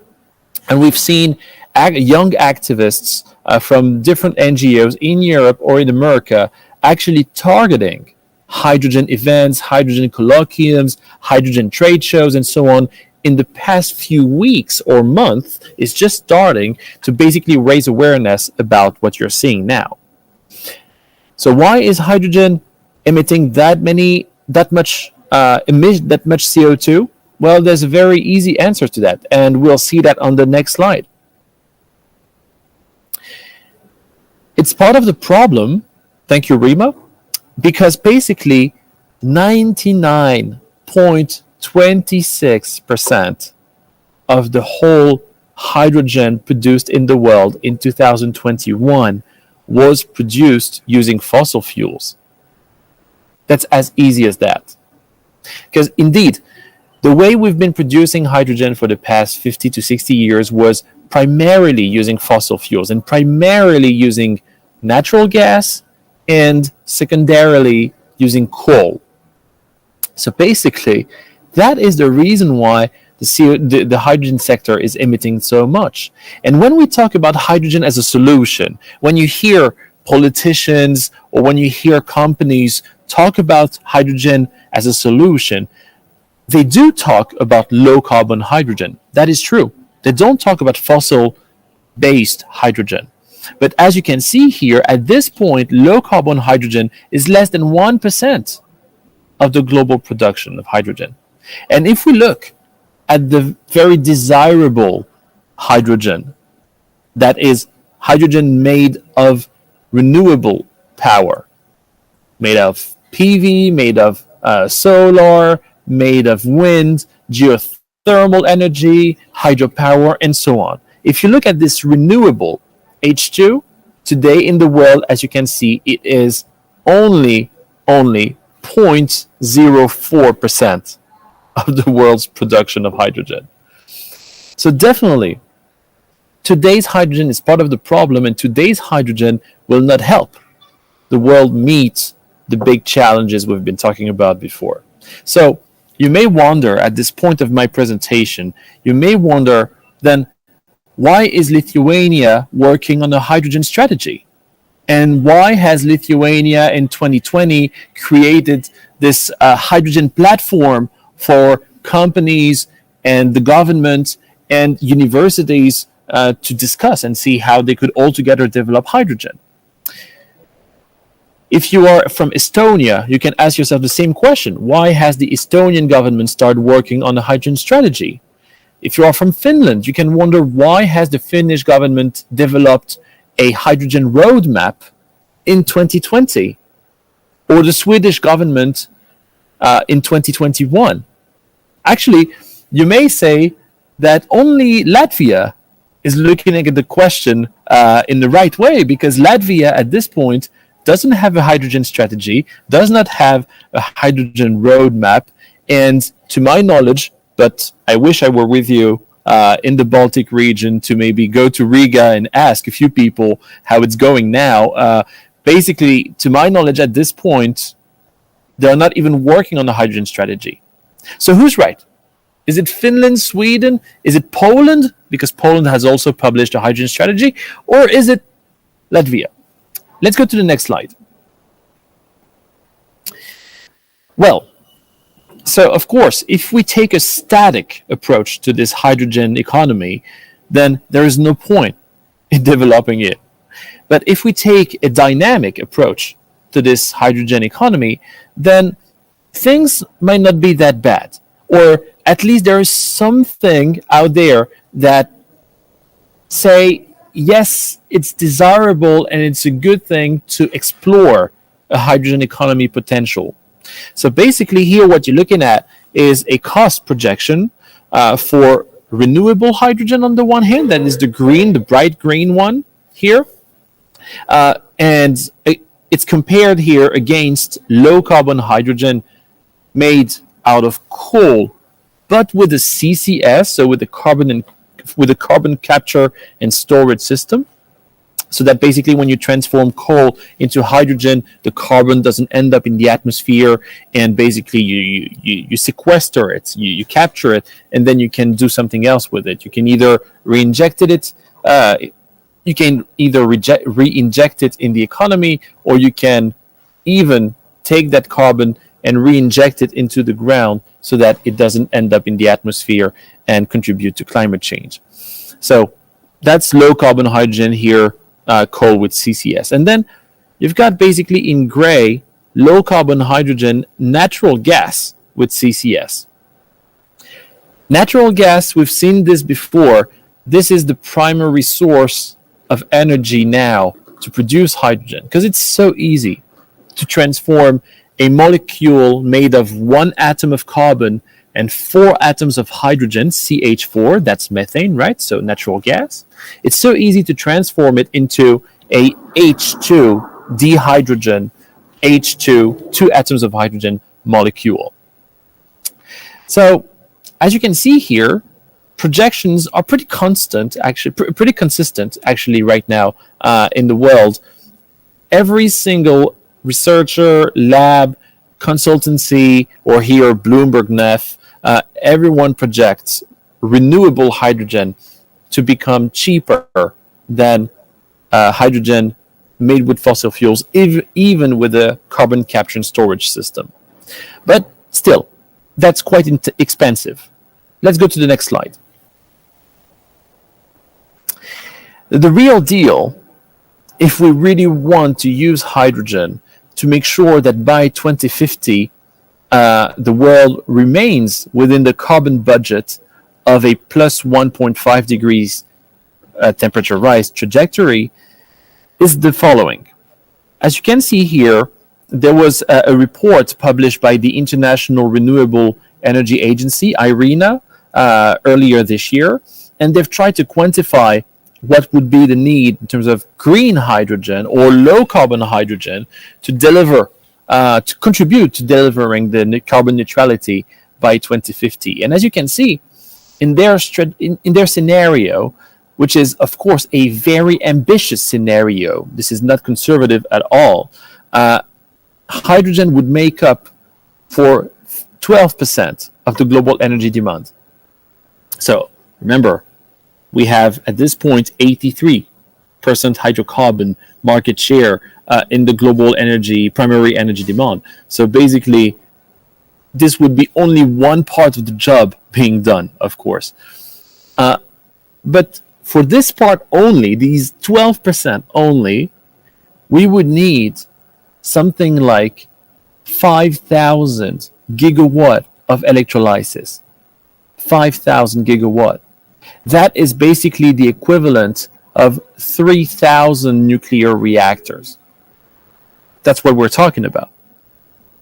And we're starting from very, very, very little, because as you can see, in 2021, in the whole world, we had only 0.3 gigawatts, so 300 megawatt of electrolysis capacity installed in the world. So the mountain is huge. And basically, what we would need is for these electrolysis capacity, so basically that's the technology that will transform water, thanks to an electrical stream, into hydrogen. So we would need this electrolysis capacity to be distributed all across the world in the best areas, in the most optimized way, so that we could produce basically enough hydrogen. But to produce enough hydrogen and to have these electrolysis optimized, we would need beforehand 21,000 terawatt hour of electricity, which means, as you can see on my slides, and that's from the report, of course, a doubling of today's global electricity demand. So we would need to double today's electricity demand, at the global scale, and we would need to dedicate half of it to hydrogen production in order for hydrogen to be decarbonated enough to provide 12% of the global energy demand by 2050. This is what we're talking about. This is absolutely huge. Let's move on to the next slide, please. So the reason why companies are interested, the reason why politicians are interested, is basically because with wind power, virtually anyone can produce hydrogen anywhere in the world. But of course, not everyone has the same wind levels. You know that all too well, of course. So the Baltic area, the Baltic Sea here on this slide, as you can see coming from IRENA, it's in yellow. So it's interesting. It has a good potential, definitely. But the potential in terms of wind power in the Baltic Sea is nowhere near what you will have in Greenland, in northern Iceland, in northeast Canada, or let alone in the subantarctic area. So basically by Tierra del Fuego in Argentina, same area in Chile, or even south of New Zealand. That's what we're talking about here. Baltic area is interesting, but not as interesting for global developers as many other places. And you don't even have to go to the polar extremes of the world, in the Arctic or Antarctic, if you just go north of Ireland, if you go to Morocco and Mauritania, if you go to Kenya, if you go to Oman, if you go to Namibia, well, you will have pretty intense winds too. Very well optimized, a very good resource base to develop electrolyzers for hydrogen. Let's go to the next slide. So there's those who bet on wind, and there's those who bet on solar PV, on solar and photovoltaic. So here, same thing.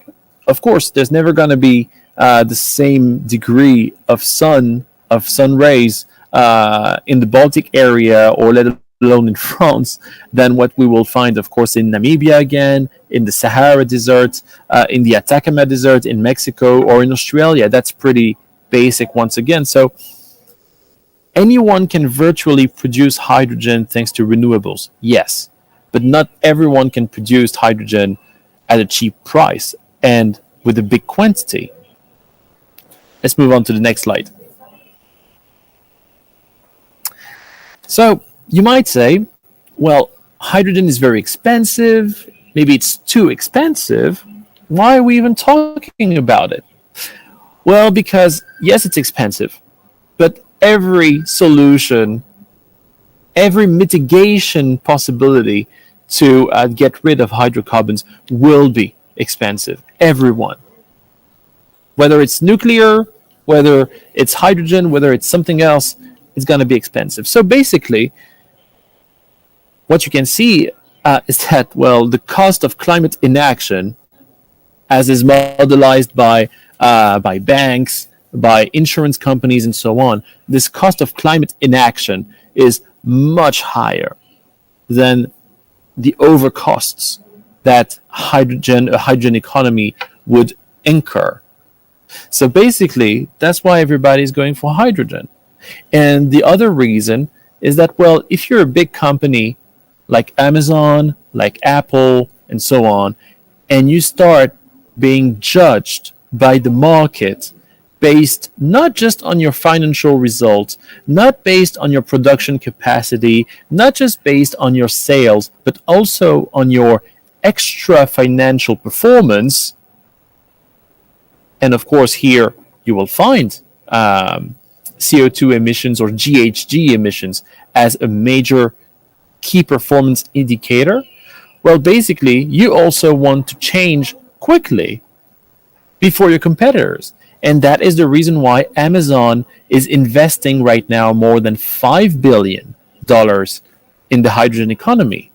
That's the reason why in the shipping industry, CMA CGM, Maersk, Costco, everyone in the major companies, MSC, Hapag-Lloyd, and so on, everyone is investing billions of dollars for the next 15 or 20 years on hydrogen or on hydrogen derivatives like methanol, like ammonia, like methylcyclohexane, like toluene, and so on. So basically, that's what we're talking about here. Next slide, please. So actually, I made a study in the past 6 months, and I studied all the countries in the world to understand where they were standing in terms of hydrogen policy roadmap and strategies. Basically, my goal as my approach is more like a neo-institutionalist approach. So I will look at what governments are doing to foster this economy or to orient private investments towards that. And basically what you see is that, well, there were not so many strategies before COVID. So here, before 2000, you only had an unofficial hydrogen strategy in Iceland and in Japan. Basically, two island countries who thought that in order to decarbonize themselves and in order to reduce their dependency on foreign hydrocarbons, well, hydrogen could be a solution. Next slide. So between 2000 and the COVID, well, that's what you got here. A few countries decided to pass either unofficial strategies like Mexico or Indonesia, and a few others have decided to actually adopt a official national H2 strategy. For the French one, it was in 2018. In South Africa, it was in 2008. In the US, it was in 2002. So basically, from one country to the other, of course, the degree of interest in hydrogen is more or less old. Next slide, please. Because after COVID, with all the recovery plans and all the free money, basically, that was out there to kickstart again our economies, basically, you found two things that overlapped that led to this boom in terms of hydrogen governance. The first thing is, of course, as I said, a lot of money available. And the other thing was basically hydrogen technologies reaching a maturity point that made it possible to envisage, to design a hydrogen economy for the next 5 years, in the next 5 years, or by 2030 or by 2040. So that's the reason why in 2020, after COVID, more than 20 countries had an official hydrogen strategy. Next slide, please. In 21, 15 more. And basically, you had all the Nordics covered already. All the Nordics covered. Poland was covered. Germany, of course, covered in 2020. Denmark also covered. And Russia. And Russia was very aggressive about hydrogen. It was pretty much under the radar of many analysts, but they were very aggressive. They had this hydrogen strategy in 2020. They passed, well, at the federal level, Mr. Putin signed a hydrogen roadmap in 2021, and he was about to sign off a hydrogen federal action plan in order to start delivering on hydrogen projects with the help of Novatech, with the help of Lukoil, with the help of Gazprom, of course. He was ready to do that. Normally, it would have been published in the spring of 2022. Of course, they decided to go at war with Ukraine, and everything changed. But they were really aggressive about it. Next slide, please. And this is how the world stands right now in 2022. So this week, Mauritania, Egypt, and Greece will announce their hydrogen strategy at the COP27 in Egypt. Actually, the Hydrogen Day at COP27 is tomorrow.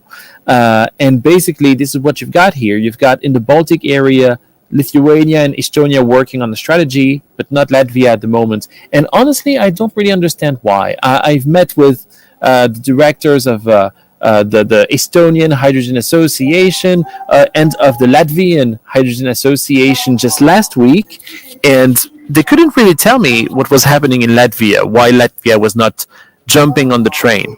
But anyway, let's move on to the next slide.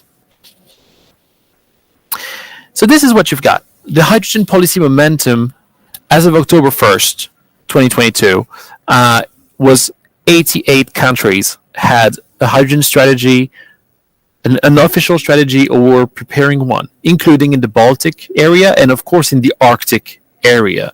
And as you can see here, these countries make up for quite a chunk of the global economy, of the global population, and of the global CO2 emissions. So that doesn't mean that the CO2 emissions, go away very quickly. Of course not. But this shows you the degree of policy momentum we're talking about. Next slide, please. And so one of the reasons why the Baltic area is so important is that basically it's been identified as one of the five European hydrogen corridors in the so-called European Hydrogen Backbone Project. So the European Hydrogen Backbone Project is basically something that came from the industry. It came from TSOs, basically. It emerged from gas operators all across Europe, more than 30 of them. have developed this project, including in the Nordics, of course. And this project was sanctioned positively, so it was welcomed by the European Commission, and it's now supported by the European Commission. So basically, the idea is that everything will go to Germany. Germany will be the center of all hydrogen things in Europe, as you can see. And the Baltic corridor is the D corridor, of course, here, connecting the Baltic to the Arctic. Oh, next slide, please. So, in Europe, if we were to modelize what we are talking about when we talk about hydrogen, here is an easy way to remember what we're talking about. Scalability, so basically getting hydrogen to be at scale. Security, in terms of hydrogen for energy security. That is definitely the German approach.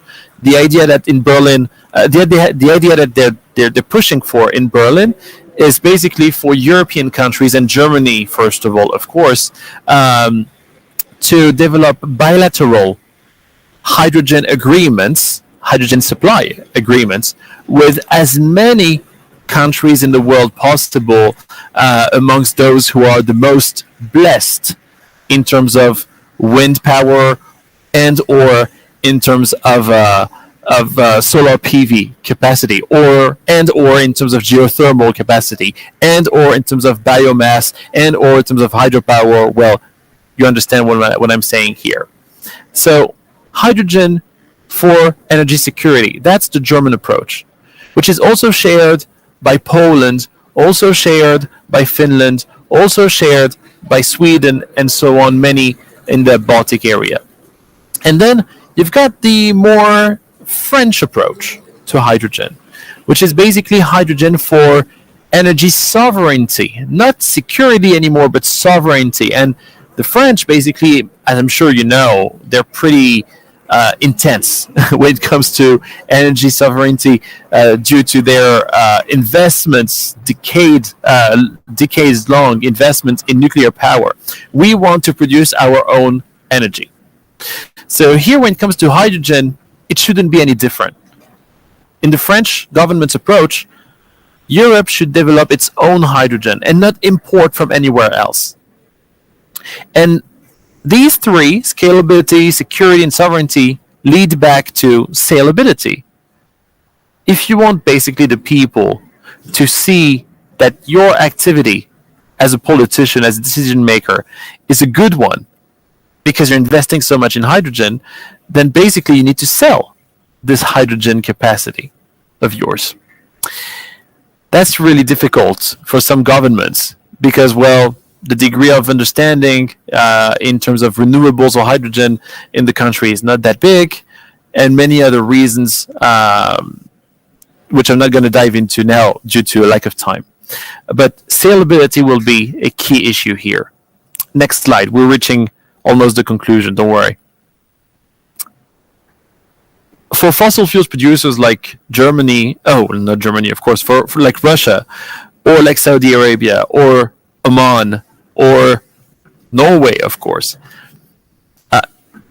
hydrogen will be super important because basically they know that by 2040 or 2050, their hydrocarbons are no longer going to be welcome in Europe anymore.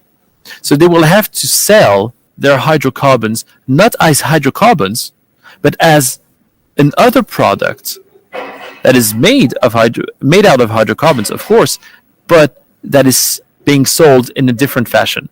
And that's where hydrogen comes into play. If you are Russia or if you are Norway, you have a lot of gas resources and you want to make sure that you keep on developing them by 2045, 2050, and later, then basically selling hydrogen instead of selling natural gas would be much better for you because it will secure your assets over a long period of time. Next slide, please. But, well, in the case of Russia, we don't want anything from them anymore already. So that's basically why the European Commission has developed the Repower EU project, the Repower EU, directive. It's basically an approach over the next 10 years to make sure that we get rid of all the fossil fuels we import from Russia. Oil, gas, coal, everything all together. And to do that, it's been identified that we would need, on top of many other investments in renewables per se, we would need to have more than 20 million tons of hydrogen in the EU, with half of which being produced locally in the EU and half of which being imported from elsewhere, be it Norway, be it the UK, since the UK is no longer in the EU, be it Morocco, be it the MENA region, or elsewhere even further. Next slide, please.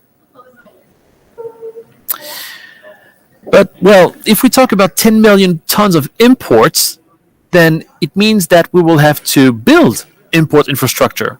And that's where port terminals will be so important. They will have to adapt, not just to hydrogen per se, but they will have to adapt to greater and greater quantities of ammonia being brought from outside the EU or even being brought from inside the EU. You can think here about the Maritime highways agreements that were announced between Portugal and Rotterdam, or between Spain and Rotterdam, for example. So this has happened already. And in the Baltic area, there's an agreement that is likely to be announced very, very soon. I don't know if it's going to be this month or in the beginning of 2023, but it's going to be announced. And that's going to be a project, a maritime highway project between Luleå in Sweden, northern Sweden, of course, so in Luleå, and Germany, to basically bring from Luleå some hydrogen in hydrocarbon forms. It's going to be LOHCs, liquid hydrogen organic carrier, by boat from northern Sweden down to Germany. So in the Baltic Sea, this will be announced very, very soon, and this will be the first hydrogen maritime highway in the region. So port terminals will have to adapt, definitely. Next slide, please. So, what are you going to import? Is it going to be ammonia? Is it going to be toluene, methylcyclohexane? Is it going to be e-methanol? Is it going to be just methane, but methane that will be transformed into hydrogen in the import terminal? All of the above, maybe? I don't know. And in the literature, no one really knows. I'm conducting right now a meta-analysis to try to understand where all of this is going, and I can tell you there's nothing concrete yet. Everybody's going in all directions.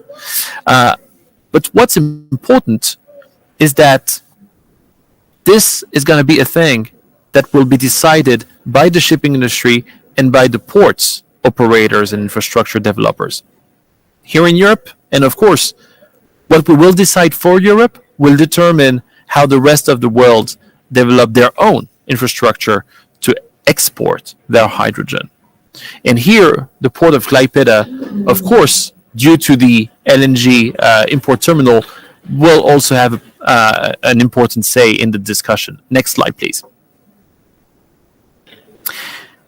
Because, yeah, the literature is quite straightforward in that regard. Pipelines will be very interesting. Repurposed pipelines will be interesting, but much of this hydrogen, regardless of the form, can it be it liquid hydrogen or ammonia or other kind of derivated molecules from hydrogen, will sail by boat. We just don't know how much yet. The market is not there yet, but there is a market that is burgeoning.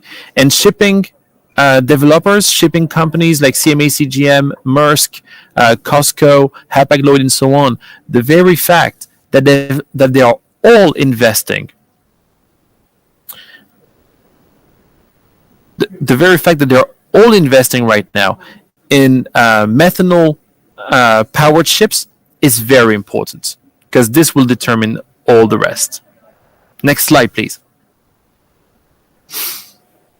Well, Very quickly, the whole Arctic region has a strategy for hydrogen. They have a lot of energy. Their renewable energy is abundant, is cheap, it's there. There's no water scarcity issue. There is no green power scarcity issue. There is no land unavailability issue. The only question now is how are they going to export this hydrogen to the south? And of course, the Baltic has a role to play here. Next slide, please.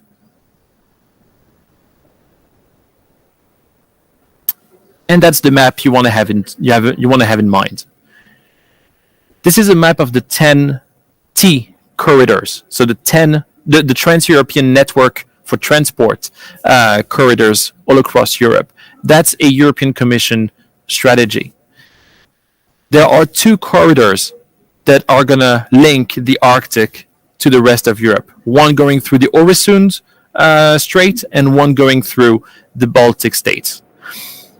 These 2 here are going to be developing very fast because companies are looking at it. Companies are already pledging money for it. Local governments in the north are all pushing for it. The technology is there. So by 2030, this will all be reality. And just 2 weeks ago in the European Parliament, the directive on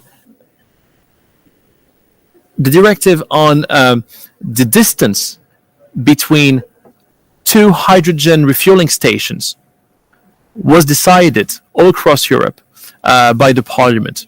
The Parliament has voted in favor of this. In all of these corridors that you are seeing on this map, all of these routes, there will have to be at least 1 hydrogen refueling station every 100 kilometers, all the way to the northern Arctic. Next slide, please. As I said, in the Arctic, no additionality issue, no water conflicts. Next slide. And basically, there's a lot of potential for Eastern Europe and Northeastern Europe to develop this hydrogen thing because, well, Western Europe is already pretty much covered. Next slide, please. So voila, that's it for me today. I hope it was not too painful delivering this online. I hope it was interesting, and of course, I'm available to you if you have any questions. Thank you very much for listening to me.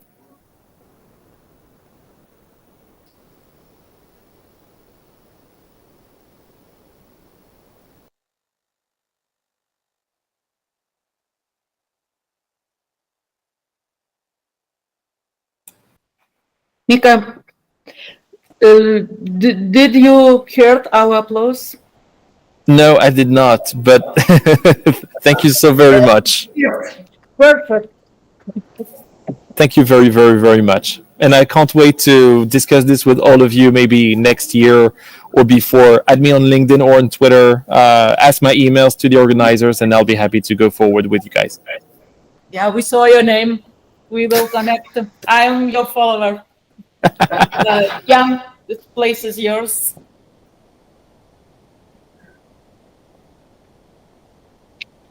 Because I'm curious, Mikko, I guess that the last slides show maybe the cover of your next book. Am I right? You're absolutely right.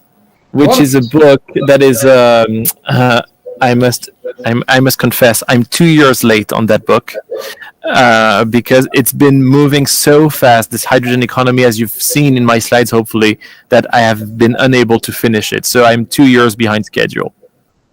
And I don't want to bother you because, you know, we had a long day, and as usual for you, you had as well a long day. But I have a question for you. Next week, I am in Angola. I am with the Port Authority of Western and Central Africa, and they would discuss about energy transition and stuff like that. What should I say to them if they ask me, do we have to invest in hydrogen because we have no money from Dakar to the Rwanda range? Unfortunately, most of them, they are looking after some solutions, but without knowing exactly which one is the good one, which one is not the good one. So if I have to give an insight to all of them, what should I say about hydrogen? Should they go? How do they go? And as a port authority, I would say, of course, you have to refer to the book of Mikko Meret, but it's not be enough. So give me an insight, please. So you have only one thing to tell them. Ask for other advice than those from the Germans. We've got Sebastian Belt with us. He fully agree with you, but I keep the mic for me because he would not say that. So it was just a joke, because actually the Germans have been there in Angola for already a couple of years, and Germany, through the GIZ, has actually opened a hydrogen diplomacy office in Angola, dedicated to Angola. They've developed that also, a hydrogen diplomacy office. They've done that in Namibia. They're doing that in Ukraine. They're doing that in Kazakhstan. They're doing that in so many countries, because they know that there's something to be looked at here, and because there's a will from the countries they're going to with this hydrogen diplomacy office. So I'm sure you will be surprised by the degree of knowledge and interest that the Angolians already have on hydrogen. Thank you very much, Mikko. On the most serious mood, I would ask maybe the last question from the floor, if you don't mind, because you know that we got an important meeting now, is the 5 to 7 happy hours. Yeah. Is that an equation from the floor? I know that that's been a long day. I would thanks again and again, Mikko. Fortunately, next time I know that you will be with us. Thanks a lot. Thank you for taking your time, precious time, for being with us, and take care of you. See you soon with the Sebastian Foundation. Thanks. See you so very soon. Thank Take you. care, you guys. Enjoy. See you soon. Thanks. Maybe the last word for the Queen. Yeah. The session finally is closed, and I'd like to invite you, Mika. Sorry for you. Yeah, Mika, you are invited to Beer Factory 6:30. 6:30, Mika, Beer Factory for excursion in factory and beer and snacks degustation. See you in the Beer Factory. Everybody knows where it's... See you at the Beer Factory. Bye-bye. Bye, Mika. Thank you. So, close.